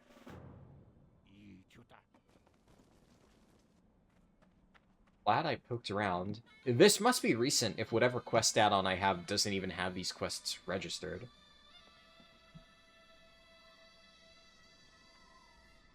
Okay. And it's saying that there's a path. Oh, is the temple the pathway? Oh, I'm blind. This looks like just a cliff. It didn't even occur to me that this is a path. Okay. And that's where the Flightmaster is. Right? No? Okay. There is copper up here, though. Yeah, I remember this stuff. These ruins, this cave. Yeah, I remember this.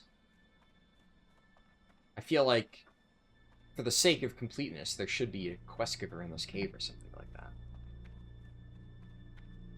Or did they just leave it empty? Yeah, they just left it empty. Alright. Fine. But, at the very least, I mean, this place seems empty as hell.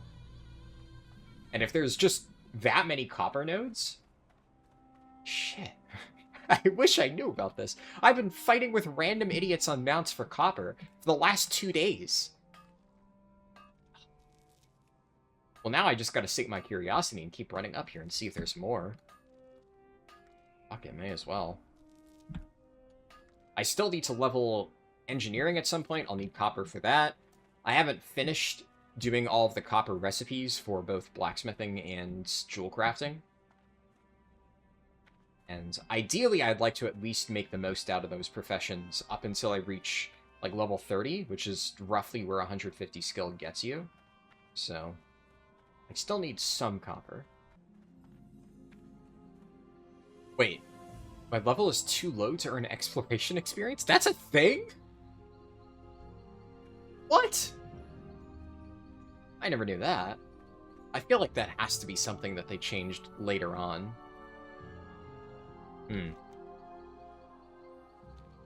Yeah, so it does connect to Stone Talon Peak. Alright. I mean, I guess the Amani Eagles might just be here so that hunters can tame them as pets. Are these the only eagles in Classic? I'm actually not sure. Because I know there are some in the Ghostlands, right? But I'm trying to think where... Yeah, they might have just added these. Huh. Alright. That's kind of neat. It doesn't really seem like there's anything else here. So, I guess they just wanted to add an Amani faction here. I'm guessing this also ties into the Hinterlands Amani. You know what this could be? So... Huh. That's interesting. So there's stuff over here. It's automatically on my map. I'm guessing that any of the new zones they added are just automatically... Yeah. It just automatically puts it on the map instead of you having to discover it. Yeah, I haven't done this yet, but this is one of the areas that my friend was telling me about when he was trying to get me to play. Oh yeah, there's a whole new Silverpine Forest area. Which is like for... You can see here, level 17. So I think around level 15 is when I should be going there. Roughly.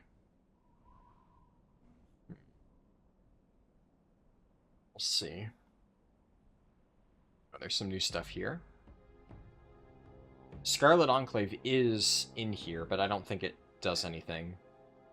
And there's the High Elf area. I wonder if the reason why they added Reventusk Trolls is because... I don't know if this is a faction, but Wildhammer Dwarves are actually a faction for the Alliance, even in regular Classic, but they don't, like, do anything. They don't have a Quartermaster. So, it's possible that they added the Wildhammer there, and then they added the Reventusk to compensate, and, like, maybe the Wildhammer have actual rewards. And then maybe they just thought, oh, wouldn't it be cool if we integrated it into the earlier experience? Which, sure, I guess, yeah, that's neat. Let's see. So I don't necessarily have anything else in this area that I need to do. It's, yeah. I think at this point, I should go and get this quest done. I can Hearth to Razor Hill. And then I'll take a rental mount out there. I feel like I should be able to handle that mob at this point. Probably. And honestly, if I can't, then I'm just going to see if there's somebody else who I can group up with to kill it. We'll see. These 50 copper wolves are starting to add up, but yeah, whatever. Yeah, I definitely want to finish that quest, just for the sake of completeness at this point. I really want to get that done, and then we'll head to Ratchet, we'll do Call of Fire, I think. Yeah, that sounds like a plan. Alright, we are back on the Goblin Islands. I'm first gonna go over here and turn in this quest, just because, you know, free XP. And then we take on my nemesis and get revenge. Alright. We're back here. I'm going to do regular buffs for now. I'm going to save my potions and stuff. Actually, you know what? This lasts for 1 hour. Use it or lose it, right? So let me look at my health. We meant to test this before. How much does this go up by? 307 to... It is... Is this 347? It looks like it is. Okay, yeah, so I was right about stamina being... I wonder why that's the case, then. Why this shows, I guess, incorrectly? Weird. Either way, so that scroll is better. I got a Spirit Scroll, Armor Scroll, and then I don't want to use these two, because I have scrolls that are better. And then we'll use these flasks. All right, we are... buffed up to the teeth. And I'm going to use a food buff, too, to top it all off. Even get a food buff. So at this point, I am, like, super duper giga juiced. And I have, like, the fancy health pots. I feel like I could probably solo these guys. I'm also going to kill mobs until I hit level 12. Yeah, okay. My damage is just, like, significantly higher, even just the auto-attack damage. And I'm gonna get that axe, which is going to be, like, a massive damage increase. Exist, okay. Because I am going to get to level 12 before I do this. So yeah, that should help out a lot. Cool. Take the free copper. Always looking around for chests. I stopped by here. Oh, there's people here. Oh. Whoa, whoa, whoa, whoa, whoa. If I can get over to them. Are they... I can't tell if it's one person and he has a pet, or if there's two people there. It looks like it's just one person. I don't think he's fighting the actual mob. I mean, fuck it. You know, I wanted to have the big solo showdown, but also... I kind of feel like grouping up with people is more in the spirit of Classic. We'll see, though. If he's a warlock, he actually might be able to do it. I feel like they're probably better than anybody at soloing mobs. Alright, level 12. That was faster than I expected. Got my fancy new axe. And... did he kill the mob? No. Oh, it is just one guy. Group? He said plus. I'm guessing that's a yes. Either way, we'll invite him, we'll see. Alright, fuck yeah. Okay, buddy. Let's do this shit. I get to be a tank for my warlock friend here. Gonna drop my totem.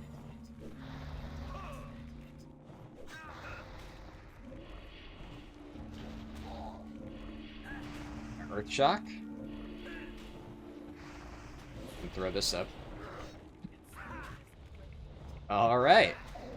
I have a healing potion if needed, but I don't. We get it done. Easy. GG's. He might have been able to do that with fear spam. Hard to say. But either way, honestly, probably better that way.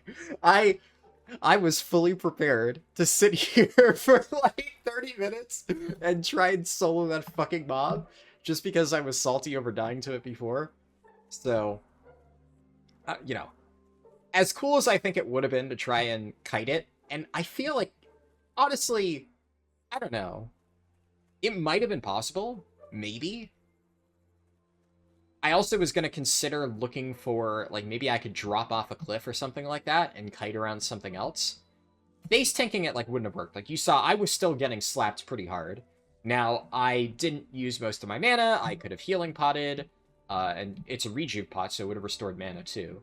So I could have done, like, a healing surge or something. I think if I had kited him with, like, Earthbind Totem and applied Flame Shock, and then just, like, gotten out of range, done, like, a bandage, done a healing surge or something like that, and done that repeatedly, I might have been able to get it. But I don't know. It's so tough to say. And in the end, you know, we got to help out that warlock guy, so I think that's a bigger win in my book. I'm happy with the outcome. Before I forget, I'm going to vendor that axe. And that's all I need to do for now. These rings I can't use until level 13. And so I can clean up my bags after this, because I can mail all of this stuff over to my respective alts. Use that profession. And it'll just be good to make sure that I'm not running out of bag space constantly. Alright, we got our chest piece here. I suspect this will last me for quite a bit of time. But who knows, there might be some other really broken quest reward. And, oh, you know what? Here,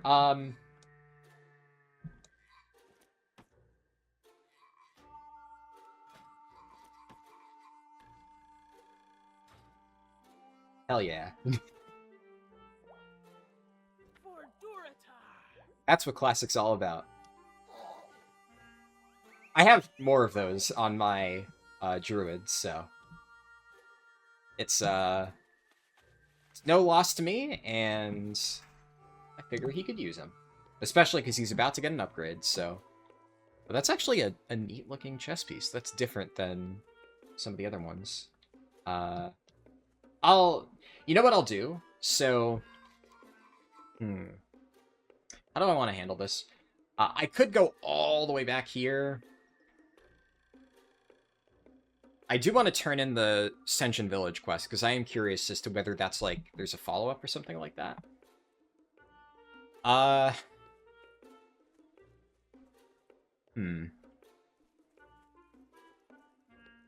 It's kind of one of those things where, like, I feel bad sitting here and, like, waiting on Hearthstone cooldowns, but honestly, like, it just kind of makes more sense to do it that way. Because, like, there's other shit that I gotta do. There's, like, a few things I actually need to do on retail today before the daily reset, because I realized, like, yeah, Classic players aren't gonna care, but there's, like, some Actually, this is my only character now with mining, so I gotta smelt this copper. But there's like some, weekly farm thing that you have to do on retail for gear, but you don't have to, but it helps usually.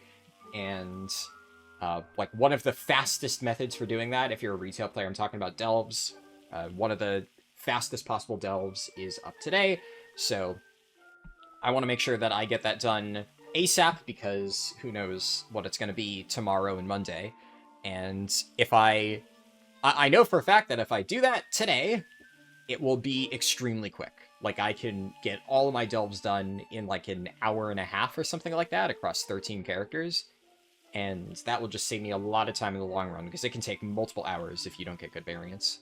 So I have to do that regardless, because I want to get my weekly delves for crests, for upgrades, and stuff like that. So I'm gonna either do that. It's either I record all of this stuff now, the classic stuff, and then throw that up on YouTube, or I do the retail stuff now, and then later tonight, because it's only 8 p.m. right now, I have time. Then later tonight I can go ahead and, what's it called? Finish this. Yeah, I'm lack for words. Wondering why that person /bowed. Where's a vendor? Oh, this guy's a vendor. I can lob this chest piece, and then let me categorize all this stuff. This goes to Rubia, the jewel crafter, and I keep the linen because I want to make bandages, and this goes to my alchemist Elvara. And then before I go off, I'll also make the bandages. Let's see, this is... It's gonna cost fucking money to send this. It's the fucking mail fee, but... That's the price of having clean bags. It is... I don't know. Generally speaking, when I used to do this back in Classic, I would wait until I was like in the 20s or so to actually start making all the alts, because early on the postage cost is so annoying. Because it doesn't scale, right? It's still 30 copper for every single thing that you mail, all the way until the late game. So eventually the postage cost is just non-existent, right? You don't even care about it. But having to send 3 silver for a full mail, you really feel that at this level. It's like really expensive. It's honestly one of the main reasons why I'm completely broke now. The cost of both mailing materials back and forth between all my characters, and then also just trainer costs and stuff. I've probably collected close to 2 gold at this point, leveling all those different characters, like across all of them. But it's expensive setting all that stuff up. The nice thing is it's a one-time fee. I've done it once. I'm not going to have to do it again. So The best deals anywhere. at this point, all the money that I make from quest rewards and stuff on the Shaman going forward is just pure profit. So that is a big W. But yeah, I'll pause the recording here, and then when my Hearthstone's off cooldown, so what is that? I'm gonna have my ALEXA remind me in 39 minutes to Hearth, and then I'll pop back on Hearth, and then whenever I'm ready to go, we'll resume. So, yeah. Alright, it has been... it's been about 48 hours. So, I'm gonna be completely honest. I'm trying to remember what I was doing. And I apologize. I'm so incredibly sorry for this viewing experience, because I can only imagine that this must be slightly frustrating to watch me, like, constantly throughout this video come back and be like, what the hell was I doing 30 seconds ago? Because to you guys, it was 30 seconds ago. But it's just... like, I don't know, man. Like, I said... I think I explained how I was going to do stuff on retail, but then I ended up trying to get that done. That took a few hours, and then I was just exhausted, and I don't want to record one of these things while I'm, like, completely dead tired.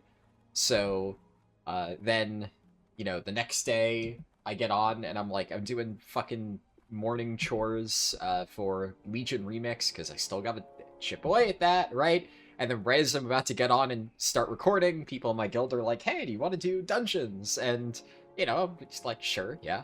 I do need to get dungeons done. I've been kind of slacking on that a little bit just because I've been so busy with Legion Remix. I'm like, I can wait.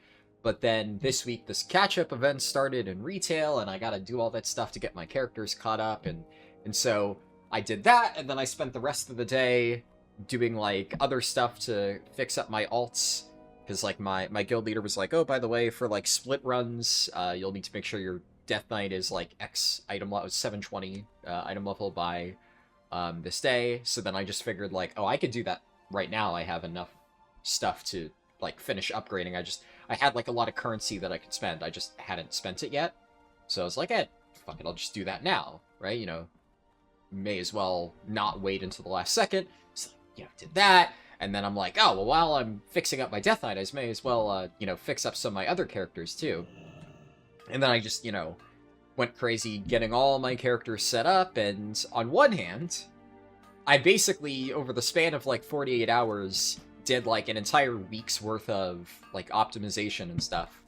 And I did so much stuff that I've been, like, procrastinating for weeks, just because it's, you know, gear optimization and just kind of constantly looking through, like, what you have to do to fix things up, and especially, like, getting all these different items crafted. Like, I've been sitting on, if you don't know how, like, retail crafting works, you have to get, like, a certain currency, then you also have to buy materials, and then you actually, there's, like, whole crafting order system, and it's a massive pain in the ass to go through that entire process. So I did that on all 13 of my characters, and that took hours, which, like, you know, I'm always trying to not have to go through that because it's just annoying. So I'm like, bite the bullet, just, you know, doing it now. I'm going to go through all of them in one sitting. And it helped that some brand new drama dropped. So I mentioned that I've been listening to, like, a reading of, like, this 1,000-page Google Doc. Words. But, like, some brand new drama came out, which, you know, I'm sure a lot of people have already heard about that. It seems like it's been pretty big. I'm not going to, you know, name drop the people or whatever. But then a lot of the channels that I was watching, like, those dramatic readings of the 1,000-page document, they did, like, an emergency reading of the new drama. And it's just like, I had, like, more mindless slop to listen to while I got all that crafting stuff done. Okay, so it looked like that quest that I finished just ends here. It was just a random quest that sent me to Senjin Village for 1,000 experience, and then that's it. Cool. Thanks, game. That one feels a little bit undercooked, perhaps. I did actually, so I did a little bit of reading on the wiki for this version of the game, and I did realize that the quest I just picked up and the associated Amani stuff is actually really old. So initially I assumed it was recent because the quests weren't appearing on my tracker, but I guess it's just really, really, really old, like one of the oldest things that got added to this version, and that kind of explains why it just kind of ends, and I guess they never got around to expanding it. Oh well. I think it's a neat little subsection of Stone Talon Mountains anyway. And honestly, we're just gonna pull the classic. I'm going back to Razor Hill just so I can get another rental mount and ride to the Barrens. And we'll just do that. Screw it. Then watch, you know, the video cuts here, and then I come back like, okay, I spent another 2 days doing random bullshit. We're just chipping away at this run, you know, one Hearthstone to Razor Hill at a time, in small little increments. But no, I do genuinely plan on finishing this. There's not much left to do. I've been saying for a while now that I'm gonna finish Call of Fire, and then I'm finally gonna get this done, but it's just... It's difficult because on one hand, whenever I play Classic, I do want to just kind of sit down and, like, dedicate a large amount of time to it, which I have this week, except the large amount of time I spent was getting all of this other characters ready. And you saw snippets of that, but a lot of that I was just listening to random bullshit while just mindlessly farming. So it isn't really reflected here, and the problem is, because I spent so much time doing that, I feel like there's all these other things that I need to catch up on. The nice thing, the good thing, is that I got so much done on retail the past 2 days that I've gotten, like, so much progress. Like, my main character is basically full bis now.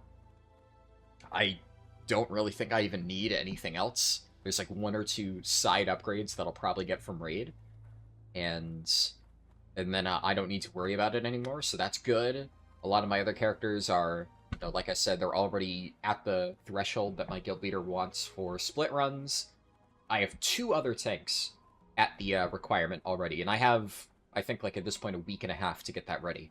And I'm already there, even on a 3rd character, which he didn't ask for.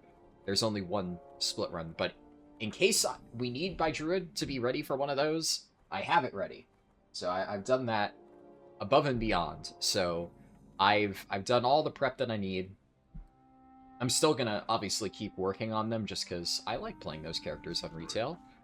But I needed to do that at some point, so it's good to have that out of the way. I feel like a lot of times that's kind of how my brain works, where I need to have every single little thing as part of like this, you know, subcategory just knocked out of the way so that I can focus on other things. It's just like right now I have so many little projects that I know I need to finish, like the Legion Remix Guide, this thing, retail, and then there's like a bunch of subcategories in retail, and it can drive you insane, man, because I'm just constantly thinking about like all these different things that I need to be working on. So if I can just like set aside a gigantic chunk of time to just knock this off the board, and like, okay, now I know that that's all over and done with, don't need to worry about it at all, then it's easier to return my attention to other things. And there actually are still a few weekly things that I would like to get done in retail. I've gotten all the critical stuff done already, so like that's good. At this point, everything else is a bonus. But obviously, you know, if you don't know how like kind of modern WoW works, a lot of stuff is... Where do I go for this? Okay, yeah, so it is, like I said, you have to go up to that cliff.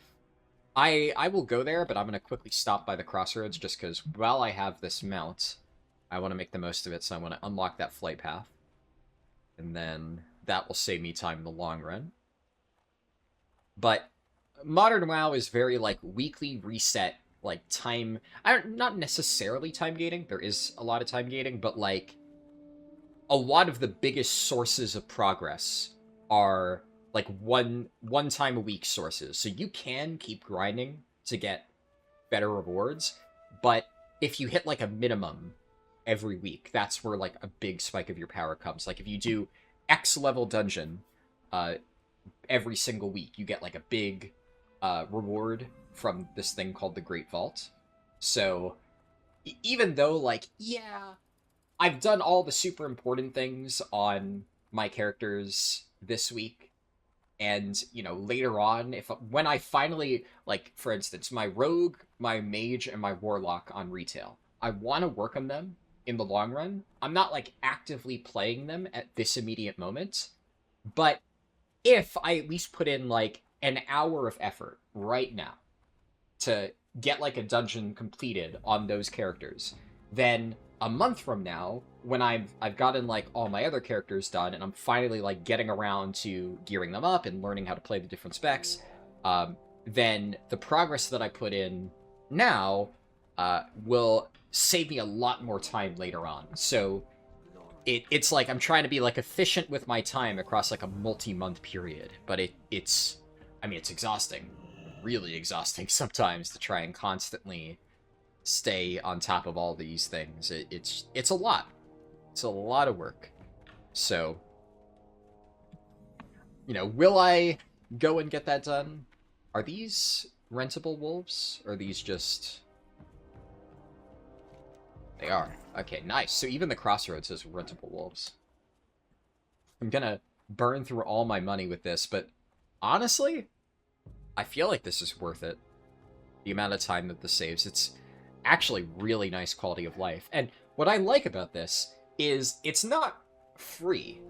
You know, I'm not just like, oh yeah, let me just get a mount automatically at low level, which on my retail leveling guides, I get so many comments all the time like, oh, you can mount from level 10 now? This is why this game is dead. This is why people play Classic. And it's like, I mean, it works in retail. It's not everybody's cup of tea, right? But so many people take, like, isolated things like that. Oh, this is why WoW sucks now. Like, no, it's just a design choice, and you may not like that, and that's why modes like this still work. But I actually think this is a really good trade-off, because there is an opportunity cost, right? I'm having to spend 50 copper for every 5 minutes, and, you know, I can only use it in one sitting. So, right now, where money is tight, I need to really make sure that I'm making the most out of these rentable mounts, and it's not just like, oh, you could move much faster at low levels. So, I like that. I think this is a pretty cool addition. Yeah, I'm like... talking about all this stuff, I'm stressing myself out, man. Getting all these things done. But I feel like that's kind of how I operate. I'm just in a constant state of stress. And it kind of works, because whenever I'm stressed, I feel like I'm more, I don't know, like, efficient with my time usage, because I'm just panicking about, like, oh, I need to do all this. But then, you know, every now and then I want to do relaxing things like this, but I feel more stressed recording this now, because, like I said, I like to knock stuff off the board. And this classic WoW recording has been, like, a constant, you know, lingering piece in the board for, like, the last however long. I guess I do have herbalism still, so I could do that. I'm not going to do any of these quests on this particular video, but I figure while I'm here... Okay, it looks like I'll have to dismount to grab that one. I can just do that later. Yeah, while I'm here, I figure I'll just grab all this, so I don't need to double back. Somehow that guy died there. I know sometimes I've tried to go indoors and it hasn't dismounted me. But... yeah, it's fine. You know what? I want to make the most of this mount. So, I've gotten the flight point. I'm going to go do the Call of Fire quest, and there's some stuff that I have to turn in here, but I can always just come back later on, now that I have the flight point, and we'll turn it in there. But what is this? This is new. Is this... it's not reflected on the map. Looks like the Darkwind Fair. Golden... Right. Wait, can I rent these? They have dialogue. Oh, boy. Okay, this is kind of cool. I don't know what this is about. Golden Moon? I'm kind of keenly aware that I'm burning time on my mount, so I'm trying not to be too wasteful. I mean, if this is just, like, random flavor, cool. This feels like there's probably some quest line that sends you here. Like, maybe there's a breadcrumb that, like, eventually goes, oh, there's a traveling band, or whatever. Oh. It is neat that, like, this random little area has a mailbox and a forge. Not necessarily useful, because it is right by Ratchet, which has both of those things, I think. But there aren't that many mailboxes and forges just kind of out in the middle of nowhere, so that's neat, I guess. But let's see. Yeah, this definitely won't last the entire way, but I've gotten full value out of the rentable mount, so that was 50 copper well spent, at the very least. This does work in water. Let me see, can I think I will need to fight these guys.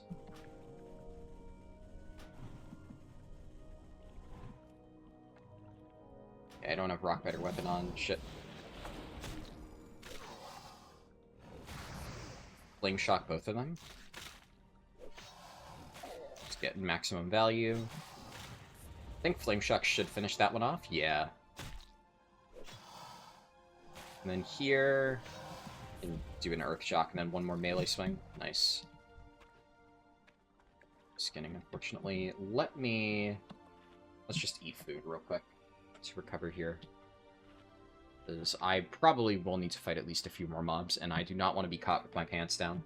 Yeah, on the topic of the whole, like, skipping around in the editing, which, you know, I do think that is probably going to happen in most cases for this regardless. Just because I don't want there to be extensive dead air on one of these videos. I just feel like that would be kind of boring. Though, as I said earlier, I am welcome to critique on this. This type of leveling video is not necessarily one that I've done before, so if you have a preference as to how you would like this edited, let me know. And, I mean, I'm gonna be honest, if like literally 0 people watch this, then I also will just not record these, then I'll continue leveling for fun in my free time. Which, to a certain extent, would actually make this less stressful. Because if I'm just... do I need to do anything special, or is it just... I guess I should probably read the quest text, huh? Call of Fire... Fire Tar, carried by Razormane spellcasters in Eastern Barrens. Cultists of the Burning Blade, in the ravines northeast of Razor Hill. Oh no. Oh no, do I wait another 45 minutes? I feel like... Did I grab... I didn't grab many of the Crossroads quests. Aw, man. I am close enough to the Quillbore guys that I could probably go and do that. And then we'll see how I am on time. I could always... I mean, there's still a lot of stuff that I need to do tonight. One of the other things is, like... They're, like, out of the list of things that I still need to do, where it's, like... you know, I'd love to get it done this week, if possible. I would very much like to do the current raid tier in retail on some of my alts with less gear. And finding a group for that is going to be basically impossible if I do it really late at night. Right now it's 7:45 p.m., which is a reasonable time. If I look within the next, like, 2 to 3 hours, I'll probably be able to find a group, and there's only 2 characters that I would like to get that done on, so... It's like... God, I might actually do that. I might get this quest item, then, like, take an hour break or something, go do one of the raid pugs, come back, Hearthstone to Razor Hill to save 5 minutes of travel time. It's, like, it seems silly, but I feel like I have to min-max by time like this. And the other thing that I'm constantly thinking whenever I do this is... I can only imagine how much of a nightmare this is going to be to actually sit down and edit. Because it's a lot to have to record all of this stuff. But then, effectively, whenever you're editing like this, at least if you want to do the job right, you kind of need to watch through the entire thing once again. And I'm going to have to watch through footage that isn't even included in the video to know, like, okay, where do I cut it? And then having to, like, cut the footage in a million places, you know, it takes time. It's not, like, the most difficult task ever, but it's just kind of like a lot of grunt work, I guess. And I'm hoping that it won't be as difficult as I expect.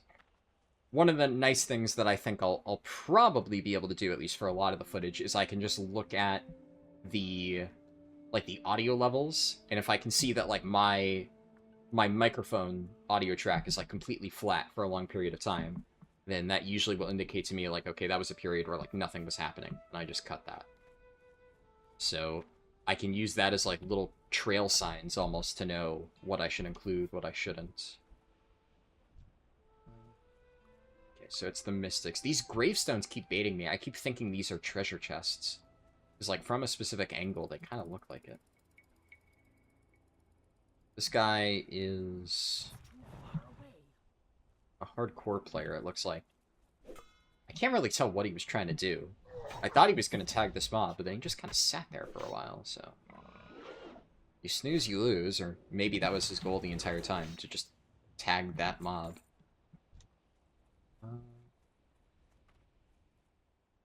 Everything else is dead. But yeah, it's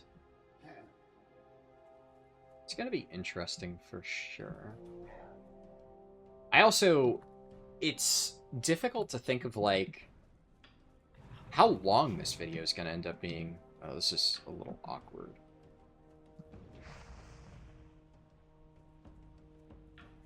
I don't like that. That's a really awkward respawn. That's going to pull. Okay, well, shit.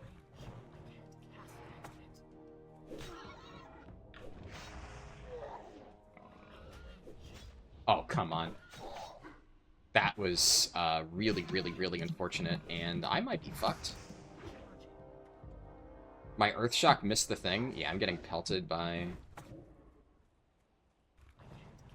I mean, I could maybe get out of this alive at the very least. But it's gonna be... Oh, Barons. I mean, if the multiple gravestones weren't a dead giveaway, yeah, this place is fucking brutal. But that was just, I feel, an incredibly stupid string of bad luck. Like, the mob spawns directly on top of it, the caster stops to shoot a fireball at me directly on top of the newly respawned mob, and then my Earthshock is like 0.5 seconds too late from... Not only did I not interrupt it, so the goal was to get it to run over to me, but then it didn't, the spell got off, and then it's able to sit there and chain cast. That was just... Yeah, that was kind of fucked, honestly. It is interesting playing Classic with imperfect information, not having like a bunch of fancy add-ons and stuff to work off of. You know, a lot of people are like, oh, you know, retail players can't play without their add-ons, but like even in Classic, you know, there are cast bars and stuff that help you out, and I do have some add-on here that gives like sometimes an estimation on the cast bars, but because it's not built in, a lot of times it's not always correct. Also, treasure chest. Hello.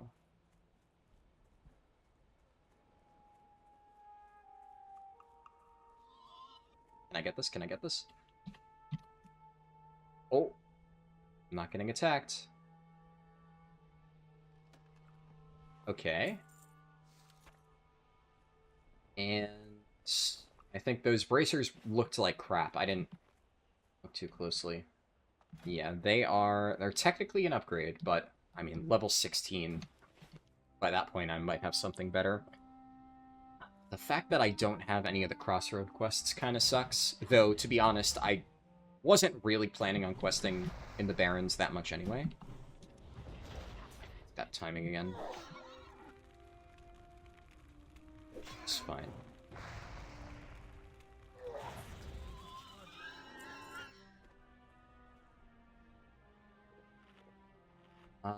I just need one of these items, Fire Tar. Yeah, so as long as I get one, then I can move along. I think one thing I'm looking for, I haven't seen any, but there's, I believe, a rare mob that spawns in this general area, if memory serves. I don't do as much Horde leveling as I do Alliance leveling, but I've done at least, like, through the Barrens areas a few times. So I have a vague memory of some of the rare mobs.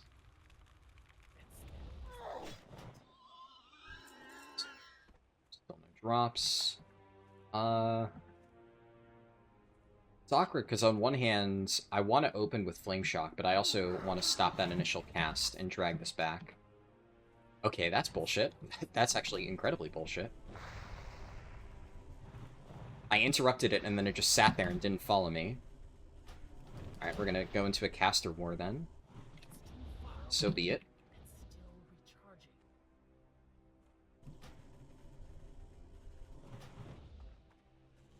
Close. Oh. Eat another bobbing apple, because there's millions of these things. Ooh. But yeah, what was I yapping about before I got into a actually slightly difficult questing area? I could also use some of these potions. Yeah, figure, why not? I made a ton of these, might as well use them. But yeah, I've recorded like so much footage for this at this point across like multiple different characters. I know a lot of it I won't be using, but it blurs together in my memory, and this particular video has stretched out over the course of basically a month of real time for me. And just recording, like, small little bits and pieces every few days. So, it's so hard to remember exactly how much footage I have here. And I don't know if this is going to end up being, like, 8 hours long or 4 hours long. It's just really hard to tell. And if this does end up being 8 hours long, then, like, today I plan on getting the last tiny bit of footage that I need. Even if I have to do this, like, later at night. I'm gonna finish it. We're almost there. But then, also, the editing process might take me an additional, like, multiple days. So 5 milk from that. That's pretty good. There are more mystics nearby?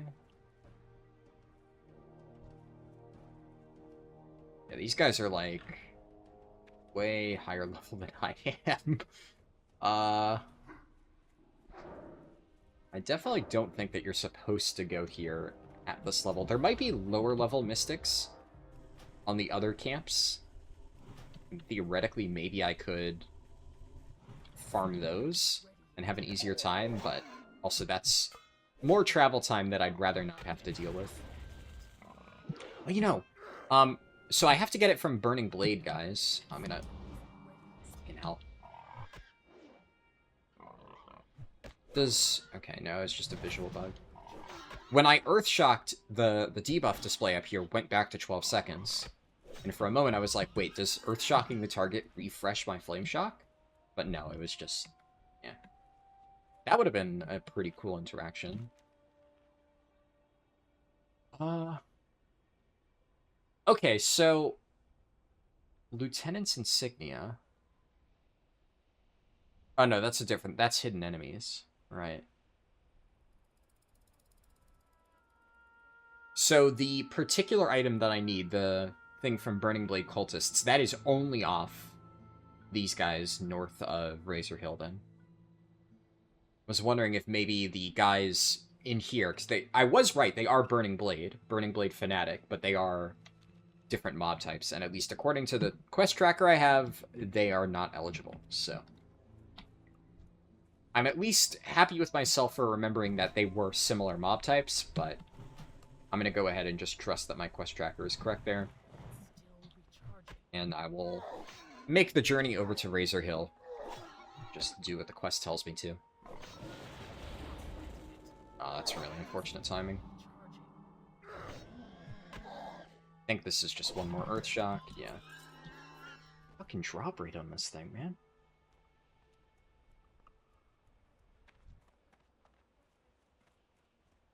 Got that Mystic.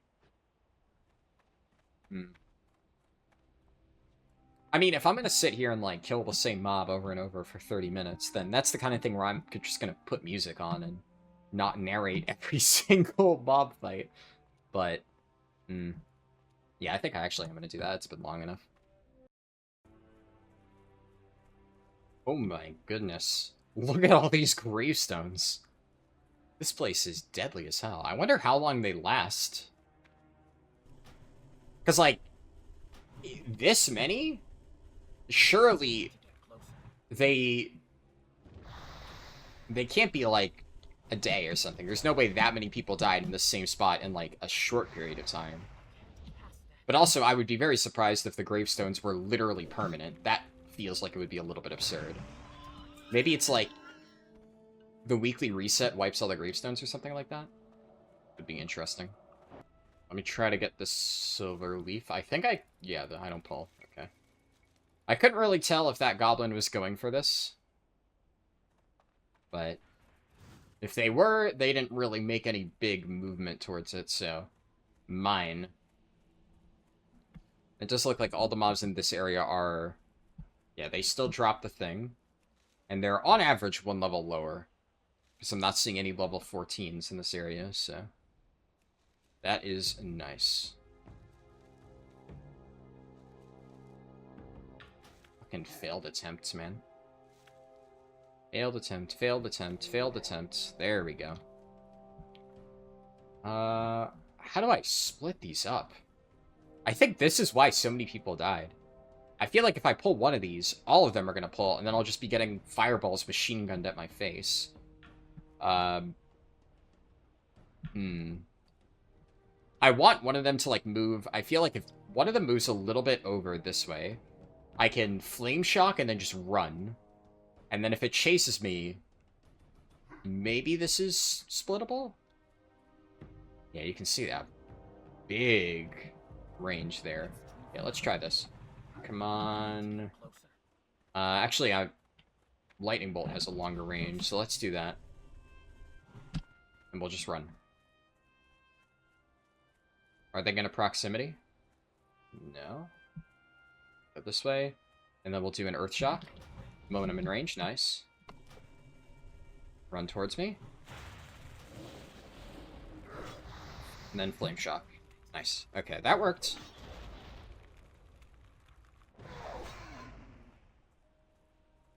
And...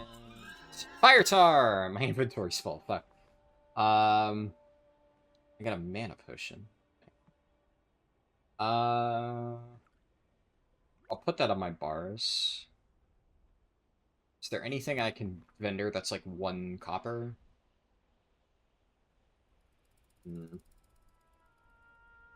All of this has at least some value. I don't want to lob it just yet. It sucks having so much crap in my bags. I'll chuck the Telebim banana. Screw it. And... yeah, and I'm gonna be honest. Like, look, I could sit here and waddle my ass all the way over to Razor Hill. I could do that, right? But I'm not going to, because why waste 5 minutes of my life? I'll go do the Samaflange quest, because I normally just skip this, because it's so far out of the way. But I'm roughly in the general area, and I already know that I'm about to Hearthstone back out, and I know that I have other quests to hand in. Oh, there's Chen's empty keg. Okay, my bags are still full. Honk of meat. I forget what level this quest is, but either way, if I pick it up now, then... oh, level 11. Okay. Cool. That is... yeah, that was gonna say, I'm pretty sure that's Ratchet. I was right. I also... as I slowly run to this location, I looked at the world chat, and I just saw some random dude yelling, "Swing around that partner. It's going down. Whoa, whoa, ah, woo. Swing around that part." Is this guy just, like, typing out? This sounds like a country song. Are these, like, the lyrics to a country song that he's just typing out in all caps in world chat? And if so, why? What the fuck? Some fucking people, man. Okay, I've made it to this area, so it looks like these mobs are level 14. I should be fine. But also, I'm guessing, I think there's supposed to be mobs here. It looks like somebody just passed through. I will need to clear out the guys in the back here, though. Which might be awkward. Yeah, I'm gonna do... that guy's level 15. Okay.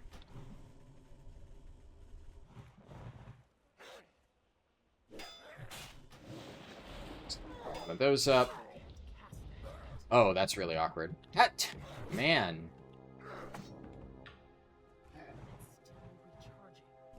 It's so frustrating when mobs just respawn directly on top of you. Honestly, I'm gonna fight these. Fuck it. I can use a rejuve pot.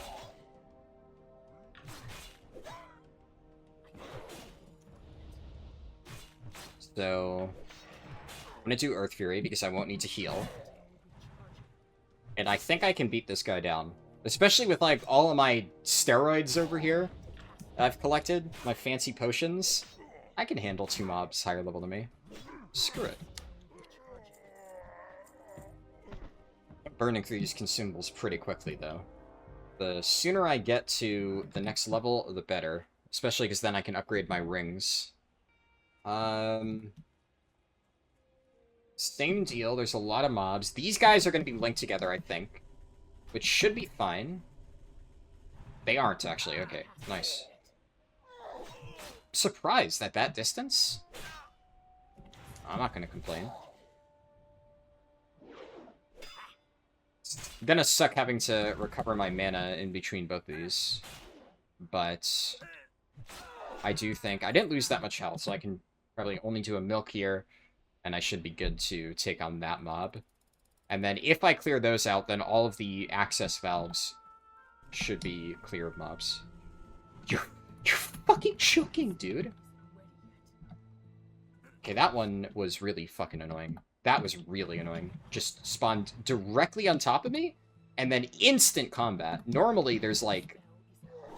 Maybe that's like a regular classic thing that I'm used to, where like when mobs respawn, they don't immediately attack you, but that guy, the moment it was like even spawning into the world, immediately jumped me. This is going to be a massive pain. I don't know why I clicked off there. I'm starting to regret actually doing this quest. If the mobs are just going to respawn faster than I can kill them, it's fucking annoying. Well, a level 60 Druid has arrived, presumably to carry his friends. Or maybe a multi-boxed character. I mean... Okay. I guess he's just gonna clear out the entire area, so...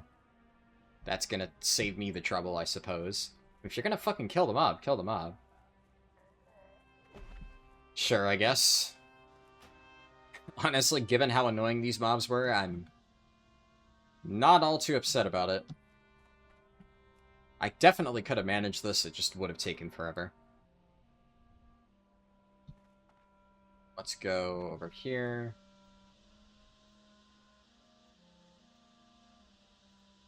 And... I think that's the last quest in this area. Pretty sure. And then it directs you back to... Oh, no, right, you gotta kill the dude in the hut.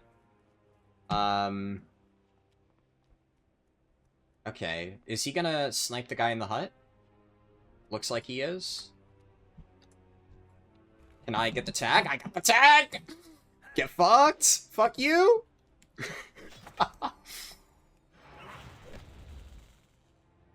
Ooh. If I had missed that tag, that actually would have really screwed me. Okay, thank you. Thank you, thank you, thank you. Sorry, but, like, sucks to suck. He gave me Thorns buffs, so... But yeah, I would have had to not only sit here and wait multiple minutes, but all of the mobs would have respawned, and I would have had to clear all the way in, so... You know... I'll take it. It's like... I don't know. It feels a little bit shitty. But on one hand, I'm actually playing the game, like, the intended way, and this guy's just getting boosted, so, like, you know, fuck him. Huh. Okay, This is interesting, because on one hand, my weapon is definitely better than this. And this shield is... It is better. But it's so marginally better. Whereas this is, like, higher vendor value. I'm honestly tempted to just say, fuck it, the difference is so negligible that, like, who cares? I take higher vendor value. Because I think the money's gonna matter more. We'll make that decision another time, though. Oh, I hit level 13. Okay. I just realized I haven't been spending my talent points. Oops. I think I just, yeah, continue to spend points here, right? After I get shield spec, what do I do next?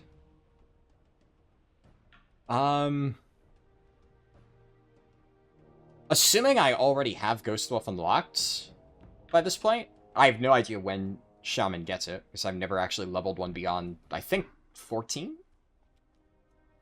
So, if I get that early, then I probably will take this just for quality of life, and I can always just respec out of it later on when I get my mount. But for leveling, this is going to be infinitely more impactful than anything here. Like, slight weapon crit chance, like, who cares? threat generated by your totems is transferred to you seems good. On the other hand...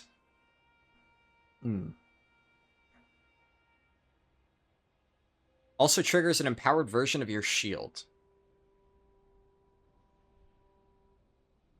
Like, that feels pretty good. Especially, yeah. Okay, according to Wowhead, Ghost Wolf is unlocked at level 20. And I definitely won't be level 20 by the time I spend one more, or I guess 2 more talent points. So I do think the plan will probably be to grab Lightning Strike, because that seems like it actually will be relatively impactful. And 1 more talent point. So level 14, I max this out. Then this is 15, 16, 17, 18. And then... I feel like I'll probably want to take Flurry eventually, so I do think Thundering Strikes will be necessary. I wonder how impactful my totems are going to be, though.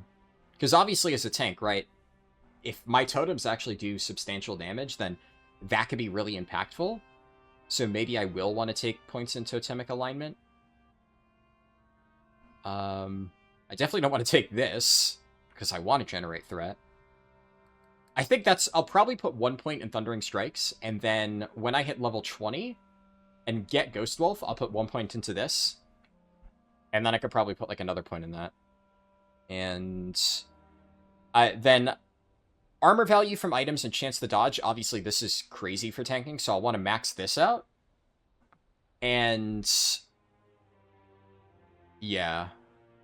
Actually, come to think of it, I won't be able to progress to the next row, so I'll need to put 3 points into this, 2 points into this, and then I'll be able to unlock Lightning Strike, I think, is how that works. Because you need to spend 5 points in each row to get to the next one. I don't know. I'll definitely need Spirit Armor whenever I get there, Storm Strike whenever I get there, but that's, like, way further down, so that's probably, like, level 30 to 40. Either way.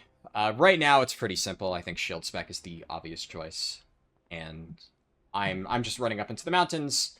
Actually, it's only down to 15 minutes now, but it's one of those things of, like, at this point, I may as well just pause the recording again, get some stuff done on retail, come back, you know, probably an hour from now, Hearthstone, and then we'll finish up the rest of this quest. Alrighty. It's been a few hours. I figure I should, if I forget, just re-flask up here. Because I know I'm going to get into combat and then immediately forget. Of course, buy my little rental wolf. Oh yeah, and I need to find a vendor. Also, my new rings I gotta equip. And there we go. Rings are, I don't know if I showed them earlier, 2 strength, 2 stamina. But yeah, so I managed to get most of my retail stuff done. So that's mostly a weight off my shoulders. There's still... I'm like... With all this stuff, I'm always like sitting here debating, like, how much do I do? Because... you know, I could, but as we speak right now, I'm already insanely tired. I'm exhausted. It's currently 1 a.m. And although I've gotten not only all the mandatory stuff, but all the extra bonus stuff done. But I could go further. There are theoretically a few more dungeons that I could do. And if I do that, you know, it would put me really far ahead of my schedule. That would be really nice. But, oh boy. Do I have the energy to stay up for like another 4 hours to try and get that done? I don't know, man. I don't know. And on one hand, it's like... I think they're in this cave, I'm pretty sure. It's like, I could do that. I need to get this done, no matter what, because one way or another, when I eventually go to sleep, I need to make sure that this video is ready to go, and I have it... What is happening? Okay, there we go. It needs to be, like, fully edited and encoding, because this is, I mean, bare minimum gonna be, like, I think 4 hours, right? Probably longer. The editing's gonna take time, for sure. But then also, once I've gotten the entire thing completed... What's this? There's a quest there. Got snipe the tag. Easy peasy. Wait, why is there a... Oh, is that a Halloween costume? I think... It said human warrior, but I think they're in one of the little costumes, because that does actually change what your race is displayed as. But yeah, like, after I get all this edited, one of the big issues with videos like this, I'm not sure if I've talked about it specifically in this recording. I've definitely mentioned it before in, like, various videos. With very, very, very long recordings like this, Adobe Premiere takes a while to encode it all. And, like, I could technically do other stuff while it's, like, encoding, but it slows down, you know, my entire computer. And even if it doesn't slow it down, then, like, it's making, like, effectively negative progress. So the only real way to have long videos like that encode is to just walk away for a few hours while that happens, and then, you know, come back later. Which, obviously, in many cases is impractical. So the best way to handle that a lot of the time is to just... you know, let it rip and then go to sleep. And then my computer is at least just, like, sitting there encoding the video while I'm already not using it. So I kind of need to do that. And that means that it's like, basically, if I don't get it done today, then it sets me back by, like, an extremely long time, because I'm not going to be able to get it encoded, like, during the day tomorrow, but then also tomorrow is my raid. Actually, wait, hold on, let me double check. Does my guild raid on Tuesday? I just realized that we, Oh. Okay, actually, well, kind of irrelevant, but it, yeah, interesting. It does look like I completely forgot we're actually running on Thursday this week, because we're down to one night reclears. So, you know, normally it's like, you know, Tuesday, Wednesday, Thursday, but because we're already clearing the entire raid in one night, apparently there's like some sports stuff. I'm not a big sports person, so I don't really know, but you know, a bunch of people are watching some sports thing. So they figured they'd do the re-clear on Thursday, which actually kind of works out really well for me. I didn't even realize that, but then the other thing is there's one other recording thing that I wanted to do, and that's on European servers, and the European reset is, well, it's technically, like, on Wednesday for Europe, but for, North American time, it's midnight on Tuesday on North American servers. I think technically it's like 11 or 11:30 p.m. So it's like late at night on Tuesday. So initially I was hoping I would be able to record that this week. And, I mean, I already know for a fact I won't be able to. If there's any extra time, if I do get like a second wind and manage to get the other stuff done, I'd get a few more dungeons completed, just because that's important before the weekly reset. But the fact that I actually don't have raid tomorrow, that's good news. But then I would probably spend that time doing stuff on Europe, because that means I now have like a 12-hour window in between the North American reset and the European reset where I can get some of that recording done and get a bit of a head start, which actually a bit of a relief there. But basically, this video can only ever be posted, like, at the start of a day. You know, if I miss you know, the end of a night, then I'm set back bare minimum like 24 hours. But because of all the stuff tomorrow, that means that I either have this video out on Tuesday or I have it out probably on like Thursday or Friday. And I mean, I'm already so far behind on everything that the sooner I get this done, the better. Because, you know, there's... And then, to top it all off, there was another video that... That one's only... Like, there's a 40-minute video that I wanted to post on my other channel that I've had ready to go. It's like... I would say it's like 90% one take. But there was, like, a tiny bit of editing that I wanted to do on it and post it. But I've kind of been, you know, for the past few days thinking, like, oh, well, I'm about to finish this classic thing, and I mean, like, video editing, it's not my favorite thing in the world to do. It's one of those things where I think, like, every single job, you know, there's some good and some bad. And I know there's a lot of YouTubers who actually like video editing. Like, that's the main reason they got into it.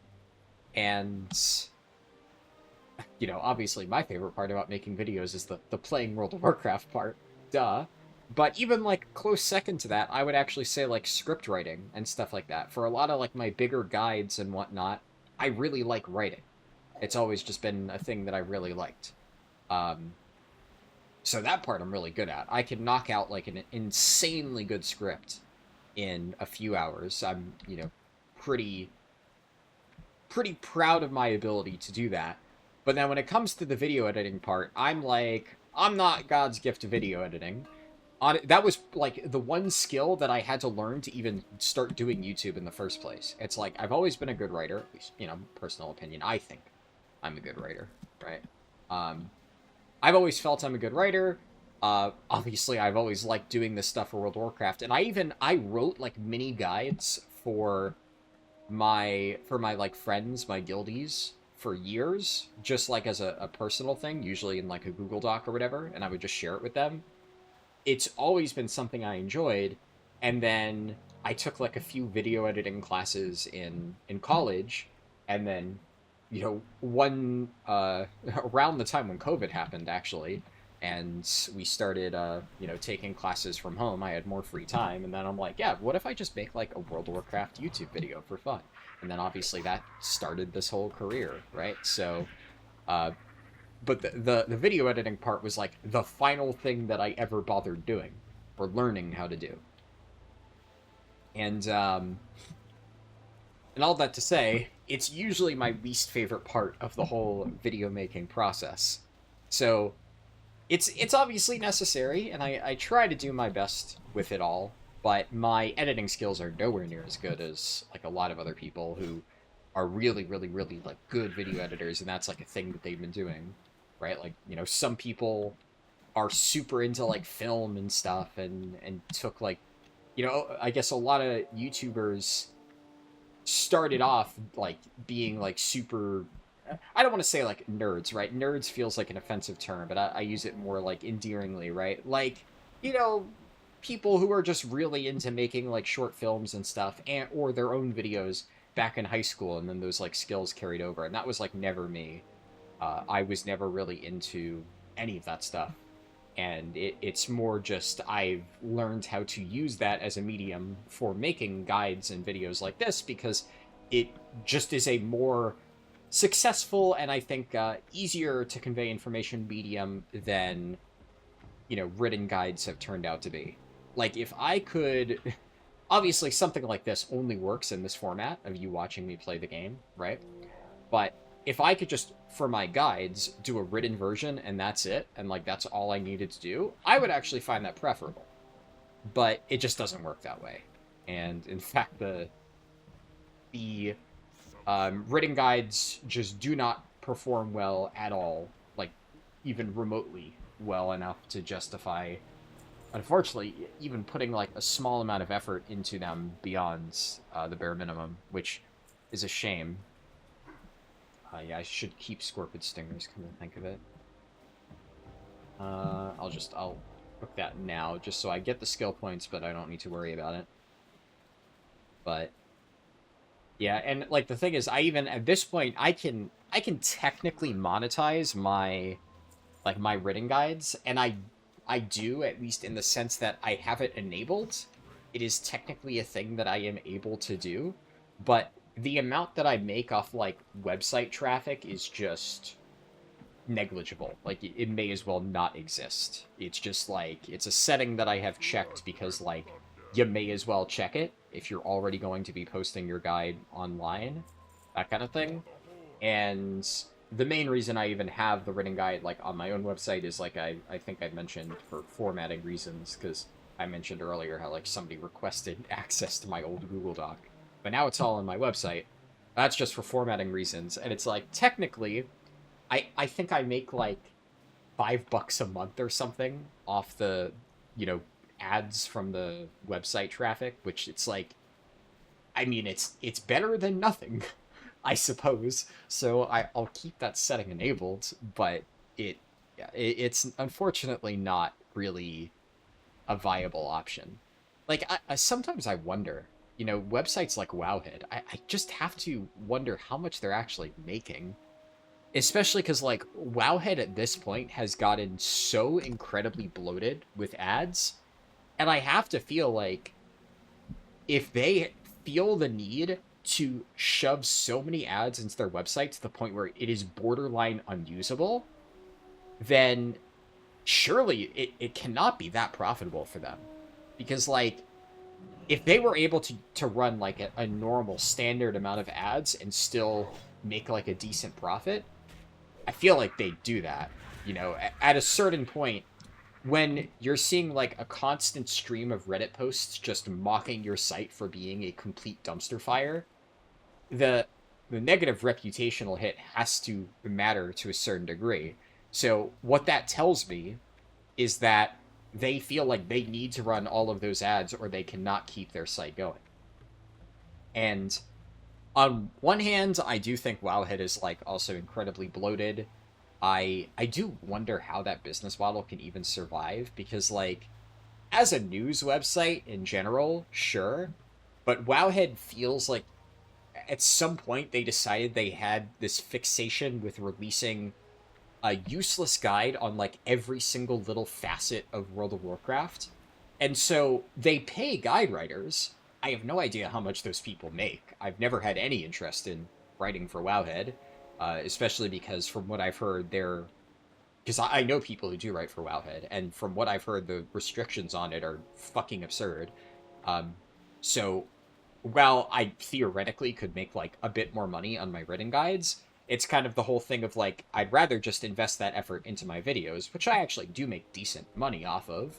I don't like heavily monetize them, but it's I can make good videos and still make money off it without like sacrificing anything, if that makes sense. And I'd rather just do that and invest my effort there, and especially I by doing that I'm growing my own brand and not just fucking profiting for Wowhead. And then the entire reason I even still do the written guides is mostly out of goodwill. There is a chance, because I am working on an add-on, that once that takes off, maybe the written guides uh, not only become a little bit more popular again, but also are more relevant now, and like a lot of the work that I'll probably do for the add-on will just kind of be easily reusable for the written guide itself. So it'll probably end up working out in that sense. But I don't know. I can't understand how their business model is successful when they just keep paying people to make these guides that like absolutely nobody asked for. And then in order to fund all of these useless guides, they have to like flood their site with ads. And if you just didn't make these garbage guides that nobody wants to read, you could probably cut your staff down and then not have to run as many ads. And then also more people would want to use your site. Or there's like a lot of people, like for me, people will criticize this, right? I don't really want to bother using an ad blocker most of the time, but then websites like Wowhead kind of make me think to myself like, I I I just need to use an ad blocker at this point, right? Like it just doesn't make sense not to, but it's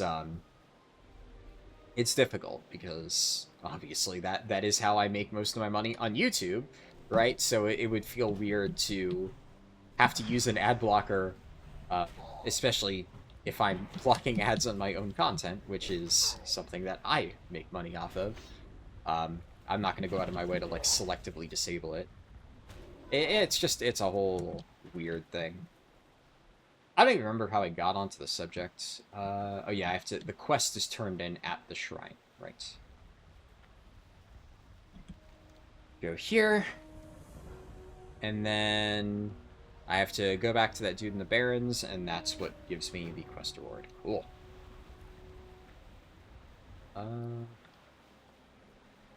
Is there? I guess the quest reward is just this stuff. I'm already gonna pre-move this because I want this spot in my bags to be my totems. I always like that important stuff to be in the backpack.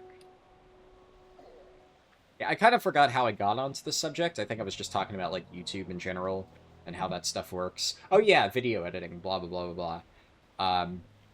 Yeah, so all that whole spiel was to say that whenever I do video editing, I try to like do it in batches, where I'll record over a longer period of time, and these days I've gotten much better about like organizing my recordings, because another really annoying part about video editing is finding all of the footage. Especially, you know, when I first started doing YouTube, I wasn't as familiar with it, and a lot of times, you know, when you're making very rudimentary videos, you kind of just taking like a big block of footage and like chopping it up. But as I start to make like more involved, more in-depth guides, I want to, you know, do a bunch of testing over a longer period of time, get a bunch of additional sources of footage, and a lot more work goes into that stuff. Oh, I think this is new.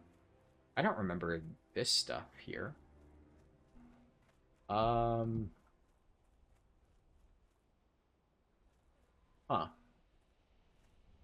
Yeah, I don't think there was a mailbox here. Some target dummies. Huh. I mean, it doesn't really look like this area has anything. South Fury Trading Company. Is there...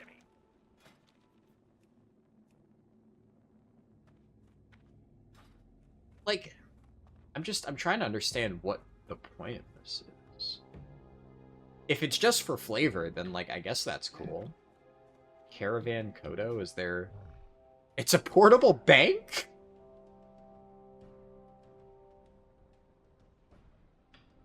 Okay.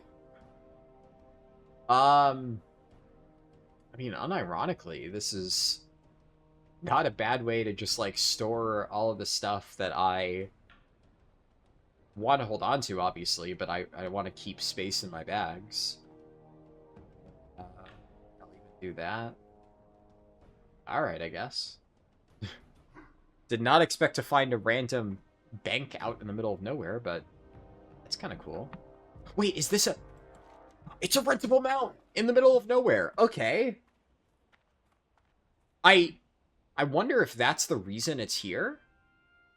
If they just have these as like little pit stops, like a caravan out here. If that's the goal, if it's just to like populate the world with more like mailboxes and stuff like that, and then just as an ad, oh, I can hire a Kodo too. All right, let's hire the Kodo. Yeah. I have no idea if, like, that's the intent, or if this is, like, part of a longer quest hub, and maybe you come here as, like, part of a later area, and it just so happens that, you know, because it is relevant, they put this stuff in here. But that's cool. I feel like I'm probably never going to do this, just because it's one of those things of, like, in a perfect world, if this was, like, you know, a major popular regular version of WoW, you know what I mean? You know, I might be willing to invest more time into optimizing every little bit of it, and, like, speedruns of this could be really cool. Like, imagine trying to, like, optimize movement, which is often one of the most fun things of World of Warcraft leveling for me, is trying to, like, find the most efficient path from point A to point B. I think that's always really cool. And stuff like that of like memorizing the location of like all the rentable mounts. Like maybe there's a random rentable wolf at that farm. Probably isn't, but like what if? And then you just know like, okay, I need to like take a slight detour to grab this rentable wolf to save like a little bit of time. Stuff like that is just potentially really cool. I really like that idea. And discovering things like that in the world just makes this version of WoW just feel so much more fun to me. I constantly feel like I'm stumbling upon new cool stuff. And, I mean, that's just sick, man. What's not to like about that? So, obviously we finished, Call of Fire. Searing Totem. Repeatedly attacks an enemy. Now, I guess the question is, can I'm gonna put this on T. We'll test it out later. The one thing I'll need to figure out is, can I use a stone totem and a fire totem? So, like, I'm pretty sure that's how it works. I think you can have, like, one totem of each element. So, if that's the case, then this is just, like, free damage. So then I get to choose which earth totem I use, which I think in most cases will be stone skin for the damage reduction. Or if, like, later on when I'm in a dungeon, I'll probably use Strength of Earth to buff my party members. I have this one, Stone Claw. I just realized I never added that to my bars. Oops. What do I want to put that on? Do that. I feel like having all on similar binds, like all my shift modifiers there, I feel like that'll be a good memory thing of like the earth totems all seem like utility based, and these are generally my utility binds. H, Y, and G. I tend to use those for. So I will do that.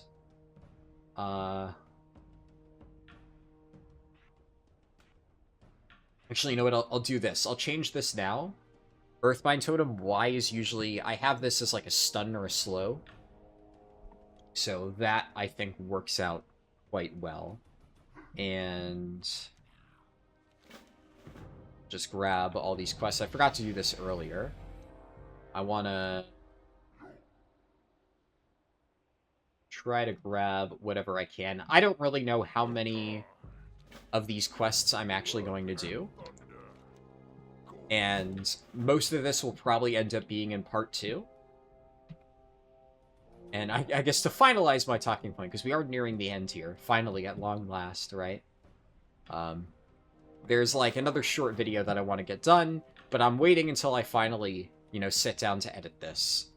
And I'll get that video done, and then the moment it's finished, because that will probably only take like 5 minutes to encode, then I'll get this monstrosity done. But I need like a certain mindset to get into video editing. You know, it's kind of like I said before.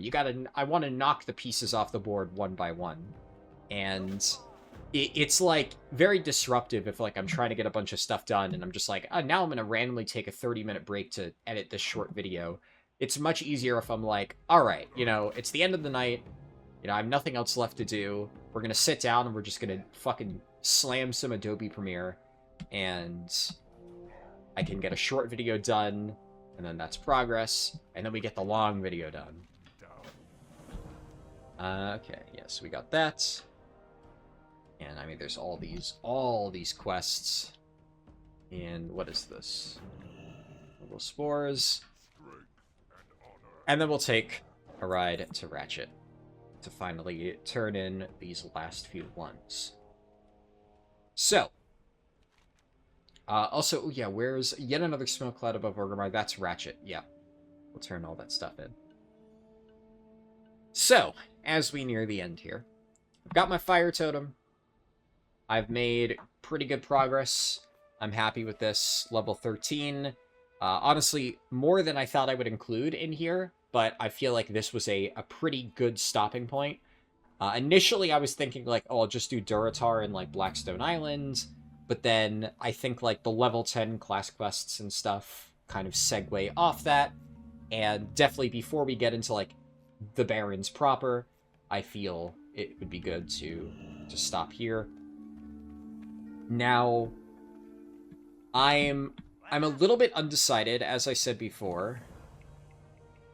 I thought about this a little bit more off recording, and I am going to take the shield.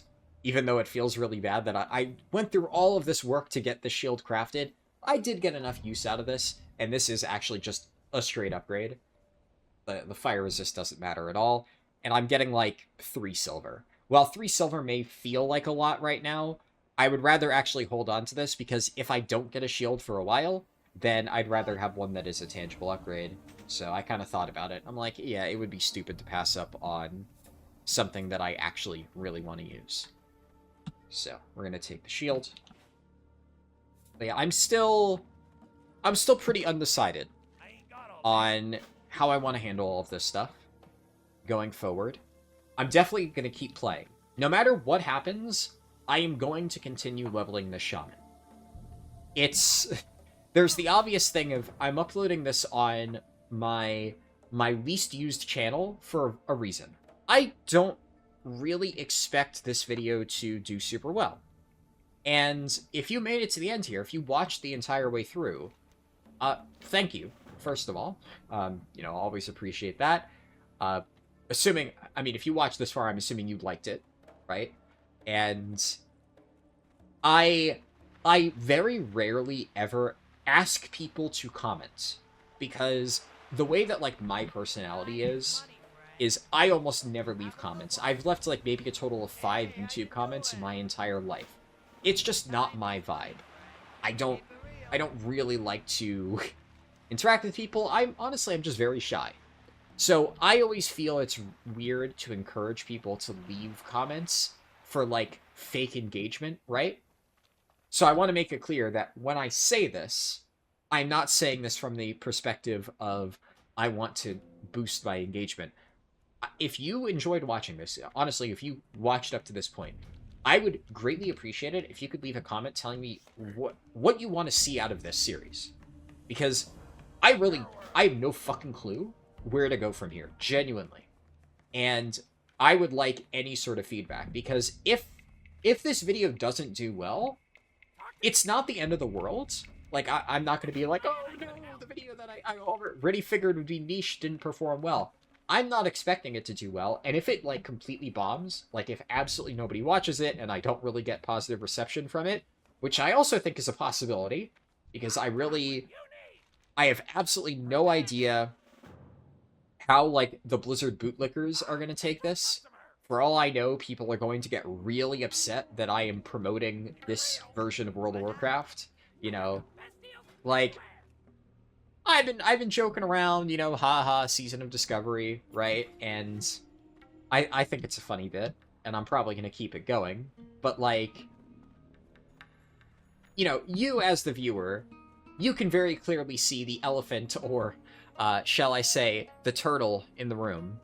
And there are a lot of people with very strong opinions on the current situation. And I'm going to be honest, I don't really want to take a hard stance on this. It's why I didn't open this video up with a mission statement of, like, I'm doing this because XYZ thing, and the only thing that I think I can very safely say, unrelated to any sort of drama going on right now, is I fucking hate Blizzard Entertainment, and I think that they are a fucking dogshit company, and I hate basically everything that they stand for, unrelated to anything that I might be doing right now.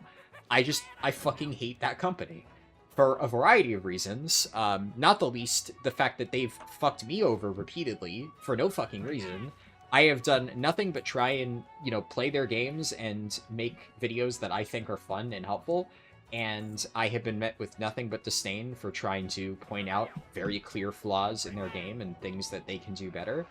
And it's just fucking exhausting, man, because the reason I make World of Warcraft videos is because I fucking love World of Warcraft, and I love the game, right? But you can love World of Warcraft and hate the current people at the company who are running the franchise into the ground effectively. As much as I will still enjoy retail, and I think that retail has fun gameplay in it, there are a lot of flaws, and even, like, looking ahead at Midnight, right? Like, I'm gonna play Midnight, and I will probably have a lot of fun with Midnight, but there's so many things that, like, would be such an easy slam dunk for them to do, and they are just snatching victory from the jaws of defeat, or snatching defeat from the jaws of victory. You know, I always forget when I'm saying it, like, the order. They're basically they're doing a shit job, and they're making a lot of really stupid decisions that they just don't need to make. You don't need to make those dumb decisions. You can just not do the dumb thing. It would be so easy. And yet, it is Blizzard, man. It's fucking Blizzard. They're always gonna do the dumb shit. So it's just exhausting. And a lot of people, when all of this drama started unfolding, I guess if you want to call it that, kind of ducked and ran. Like, people who covered this iteration of WoW, when there was the slightest bit of pressure applied, just immediately, like, crumpled and left. And part of me making this video is kind of my way of saying, you know, like, fuck them. I still think this iteration of WoW is cool, and I'm not afraid to say that. I'm not going to put it on my main channel for obvious reasons, because, I mean, there is a small chance that Blizzard copy strikes me. I don't think they can, legally. I'm 99% sure that's not a thing that can happen. But, I mean, you never want to take the risk. Now, admittedly, part of the reason is I've just changed how I upload videos to my main channel now. I only upload, like, one video a month, sometimes not even that. It takes, like, a month and a half or something like that, and it's usually, like, very big guides. And I've been uploading all the other miscellaneous stuff to, like, my second and third channel. And this is, like, the lesser used of the second channels these days. Most of my videos I post to my Stream Archive channel, and this one I rarely ever use these days. I posted one video in, like, the last 8 months or something like that. So I'm basically posting this here because if, for whatever reason, I do get attacked for this, fuck it, so be it. It would be disappointing, but it wouldn't affect me, right? And if that happens, what I'm going to do is I'm going to say, all right, I guess I can't make this into a YouTube video, but I'm going to keep playing. You know, there's nothing, there's no law or anything that says I can't play on these servers, so fuck them. This is fun. I'm having fun. I'm going to keep doing this shit. I'm going to keep working on my shaman whenever I have fun or, like, free time to do random shit.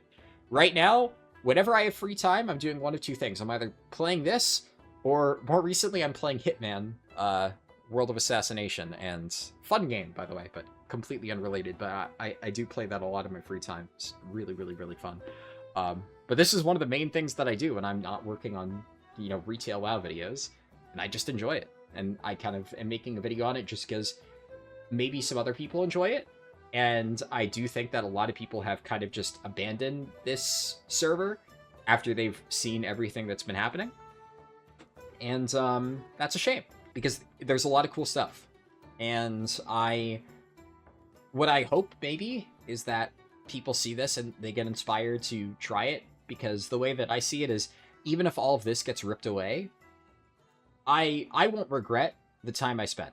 Let's say I'm unable to play this server tomorrow due to unforeseen circumstances.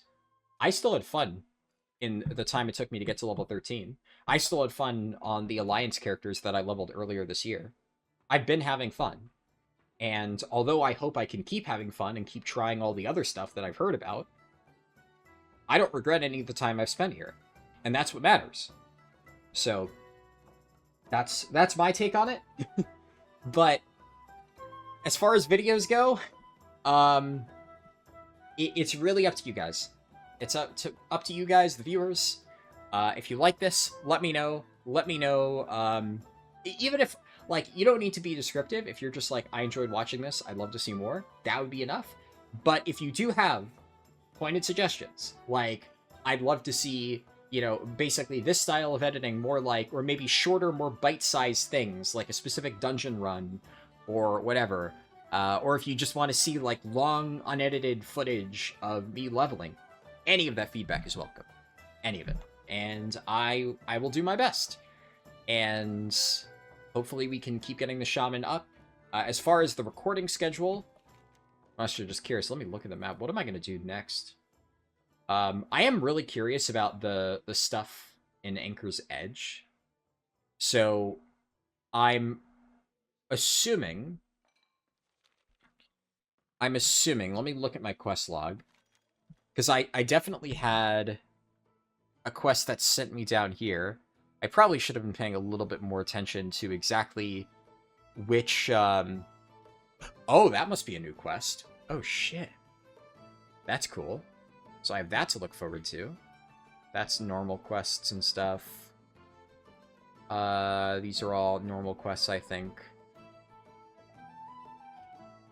I'm guessing that a lot of these, a lot of the follow-up stuff probably won't be until, like, later in like, the 10 to 20 range. So I'm probably going to have to just do random stuff in the Barrens. But I want to make sure I do all of the stuff surrounding Northwatch Hold, because I'm willing to bet that all of these quests are going to be related to the Kulturas stuff.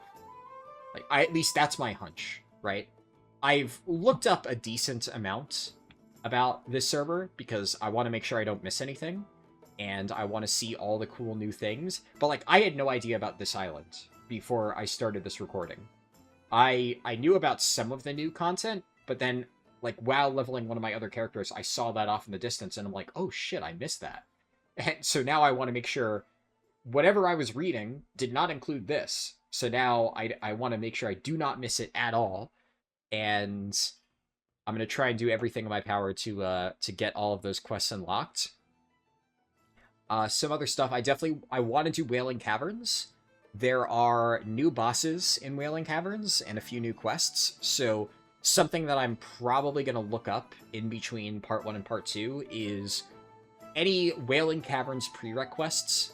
I obviously know all of the ones that are part of Vanilla, which ones to look out for, but I want to make sure that any of the new ones, I do all the prereqs so that I have all of those going in.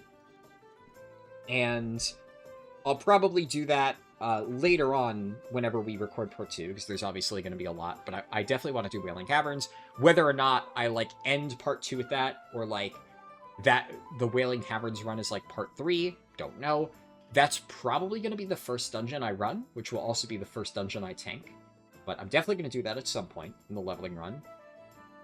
And also, Tears Fall Uplands, as you can see here, I've heard is like a level 14 to like 18 zone is generally where you are, 14 to 19, give or take. So I'm level 13 right now. So my current plan is I'm going to do a bunch of stuff in the Barrens. I'm going to get probably to like level 15, 16. And then I'm going to head over here because I feel like that's like a good... I'll be ever so slightly over-leveled, probably, for some of these quests. I can do all the stuff in Tears Fall Uplands. And I have no idea how long the questline here is, but, you know, that's some new stuff, so I want to check that out. And once I'm done with that, depending on what level I am, maybe we just then jump into Wailing Caverns, or I might just do some more quests in the Barrens, or something like that. I think that, like, at the very low levels, there isn't that much other new stuff. But then, starting from, like, end of level 20, I think, like, I would say, like, 28 onwards, I expect I will be leveling entirely through new content. I think there is all new zones to take me through those level ranges, and there's a bunch of new dungeons, especially as we get into, like, the 30 to 50 range. So I'm gonna make sure I do all of those. Really excited for all of that. This part 1 has ended up being relatively standard, relatively vanilla, you could say, as far as custom stuff goes. But that's just how it is with low-level WoW. It's a pretty standard starting experience, but there's a lot to look forward to. I'm really excited. And whether I end up trying that here, you know, on my own or in a video, That is, like I said, up to you guys. And I will probably give it a few days, especially because, you know, obviously, if I get this video out ASAP, and it's all, like, uploaded on Tuesday, and I have, like, a little bit of time to gather feedback, Tuesday, Wednesday, Thursday, bare minimum, I am going to be busting my ass doing, like, setup stuff for Raid, because that's always the priority.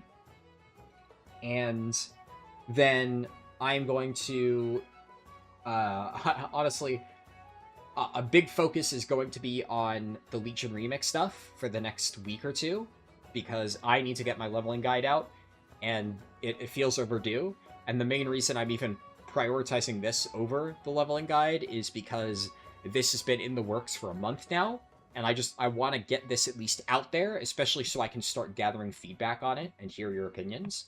And I will probably start recording part 2, assuming I am going to make a part 2.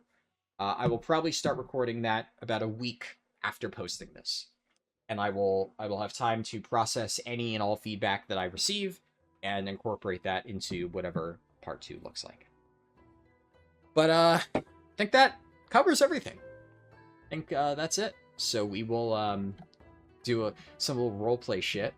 I'm gonna go to sleep on this bed. Can I, you know what, like, let's even do an emote, /sleep. My feet are clipping through the floor, /sleep, there we go. Alright. So my shaman will go into hibernation for the next week, and when I wake up, we continue questing in the Barrens. So that is it for my first ever real, true Classic WoW leveling video. Hopefully part 1 of a series to come. TBD. I had fun though, and no matter what happens, I'm going to keep playing this. I really enjoy this. I think there's a lot of cool shit here, and I encourage you to try it out as well. But yeah, that's it for me. I will see you in the next one. Peace.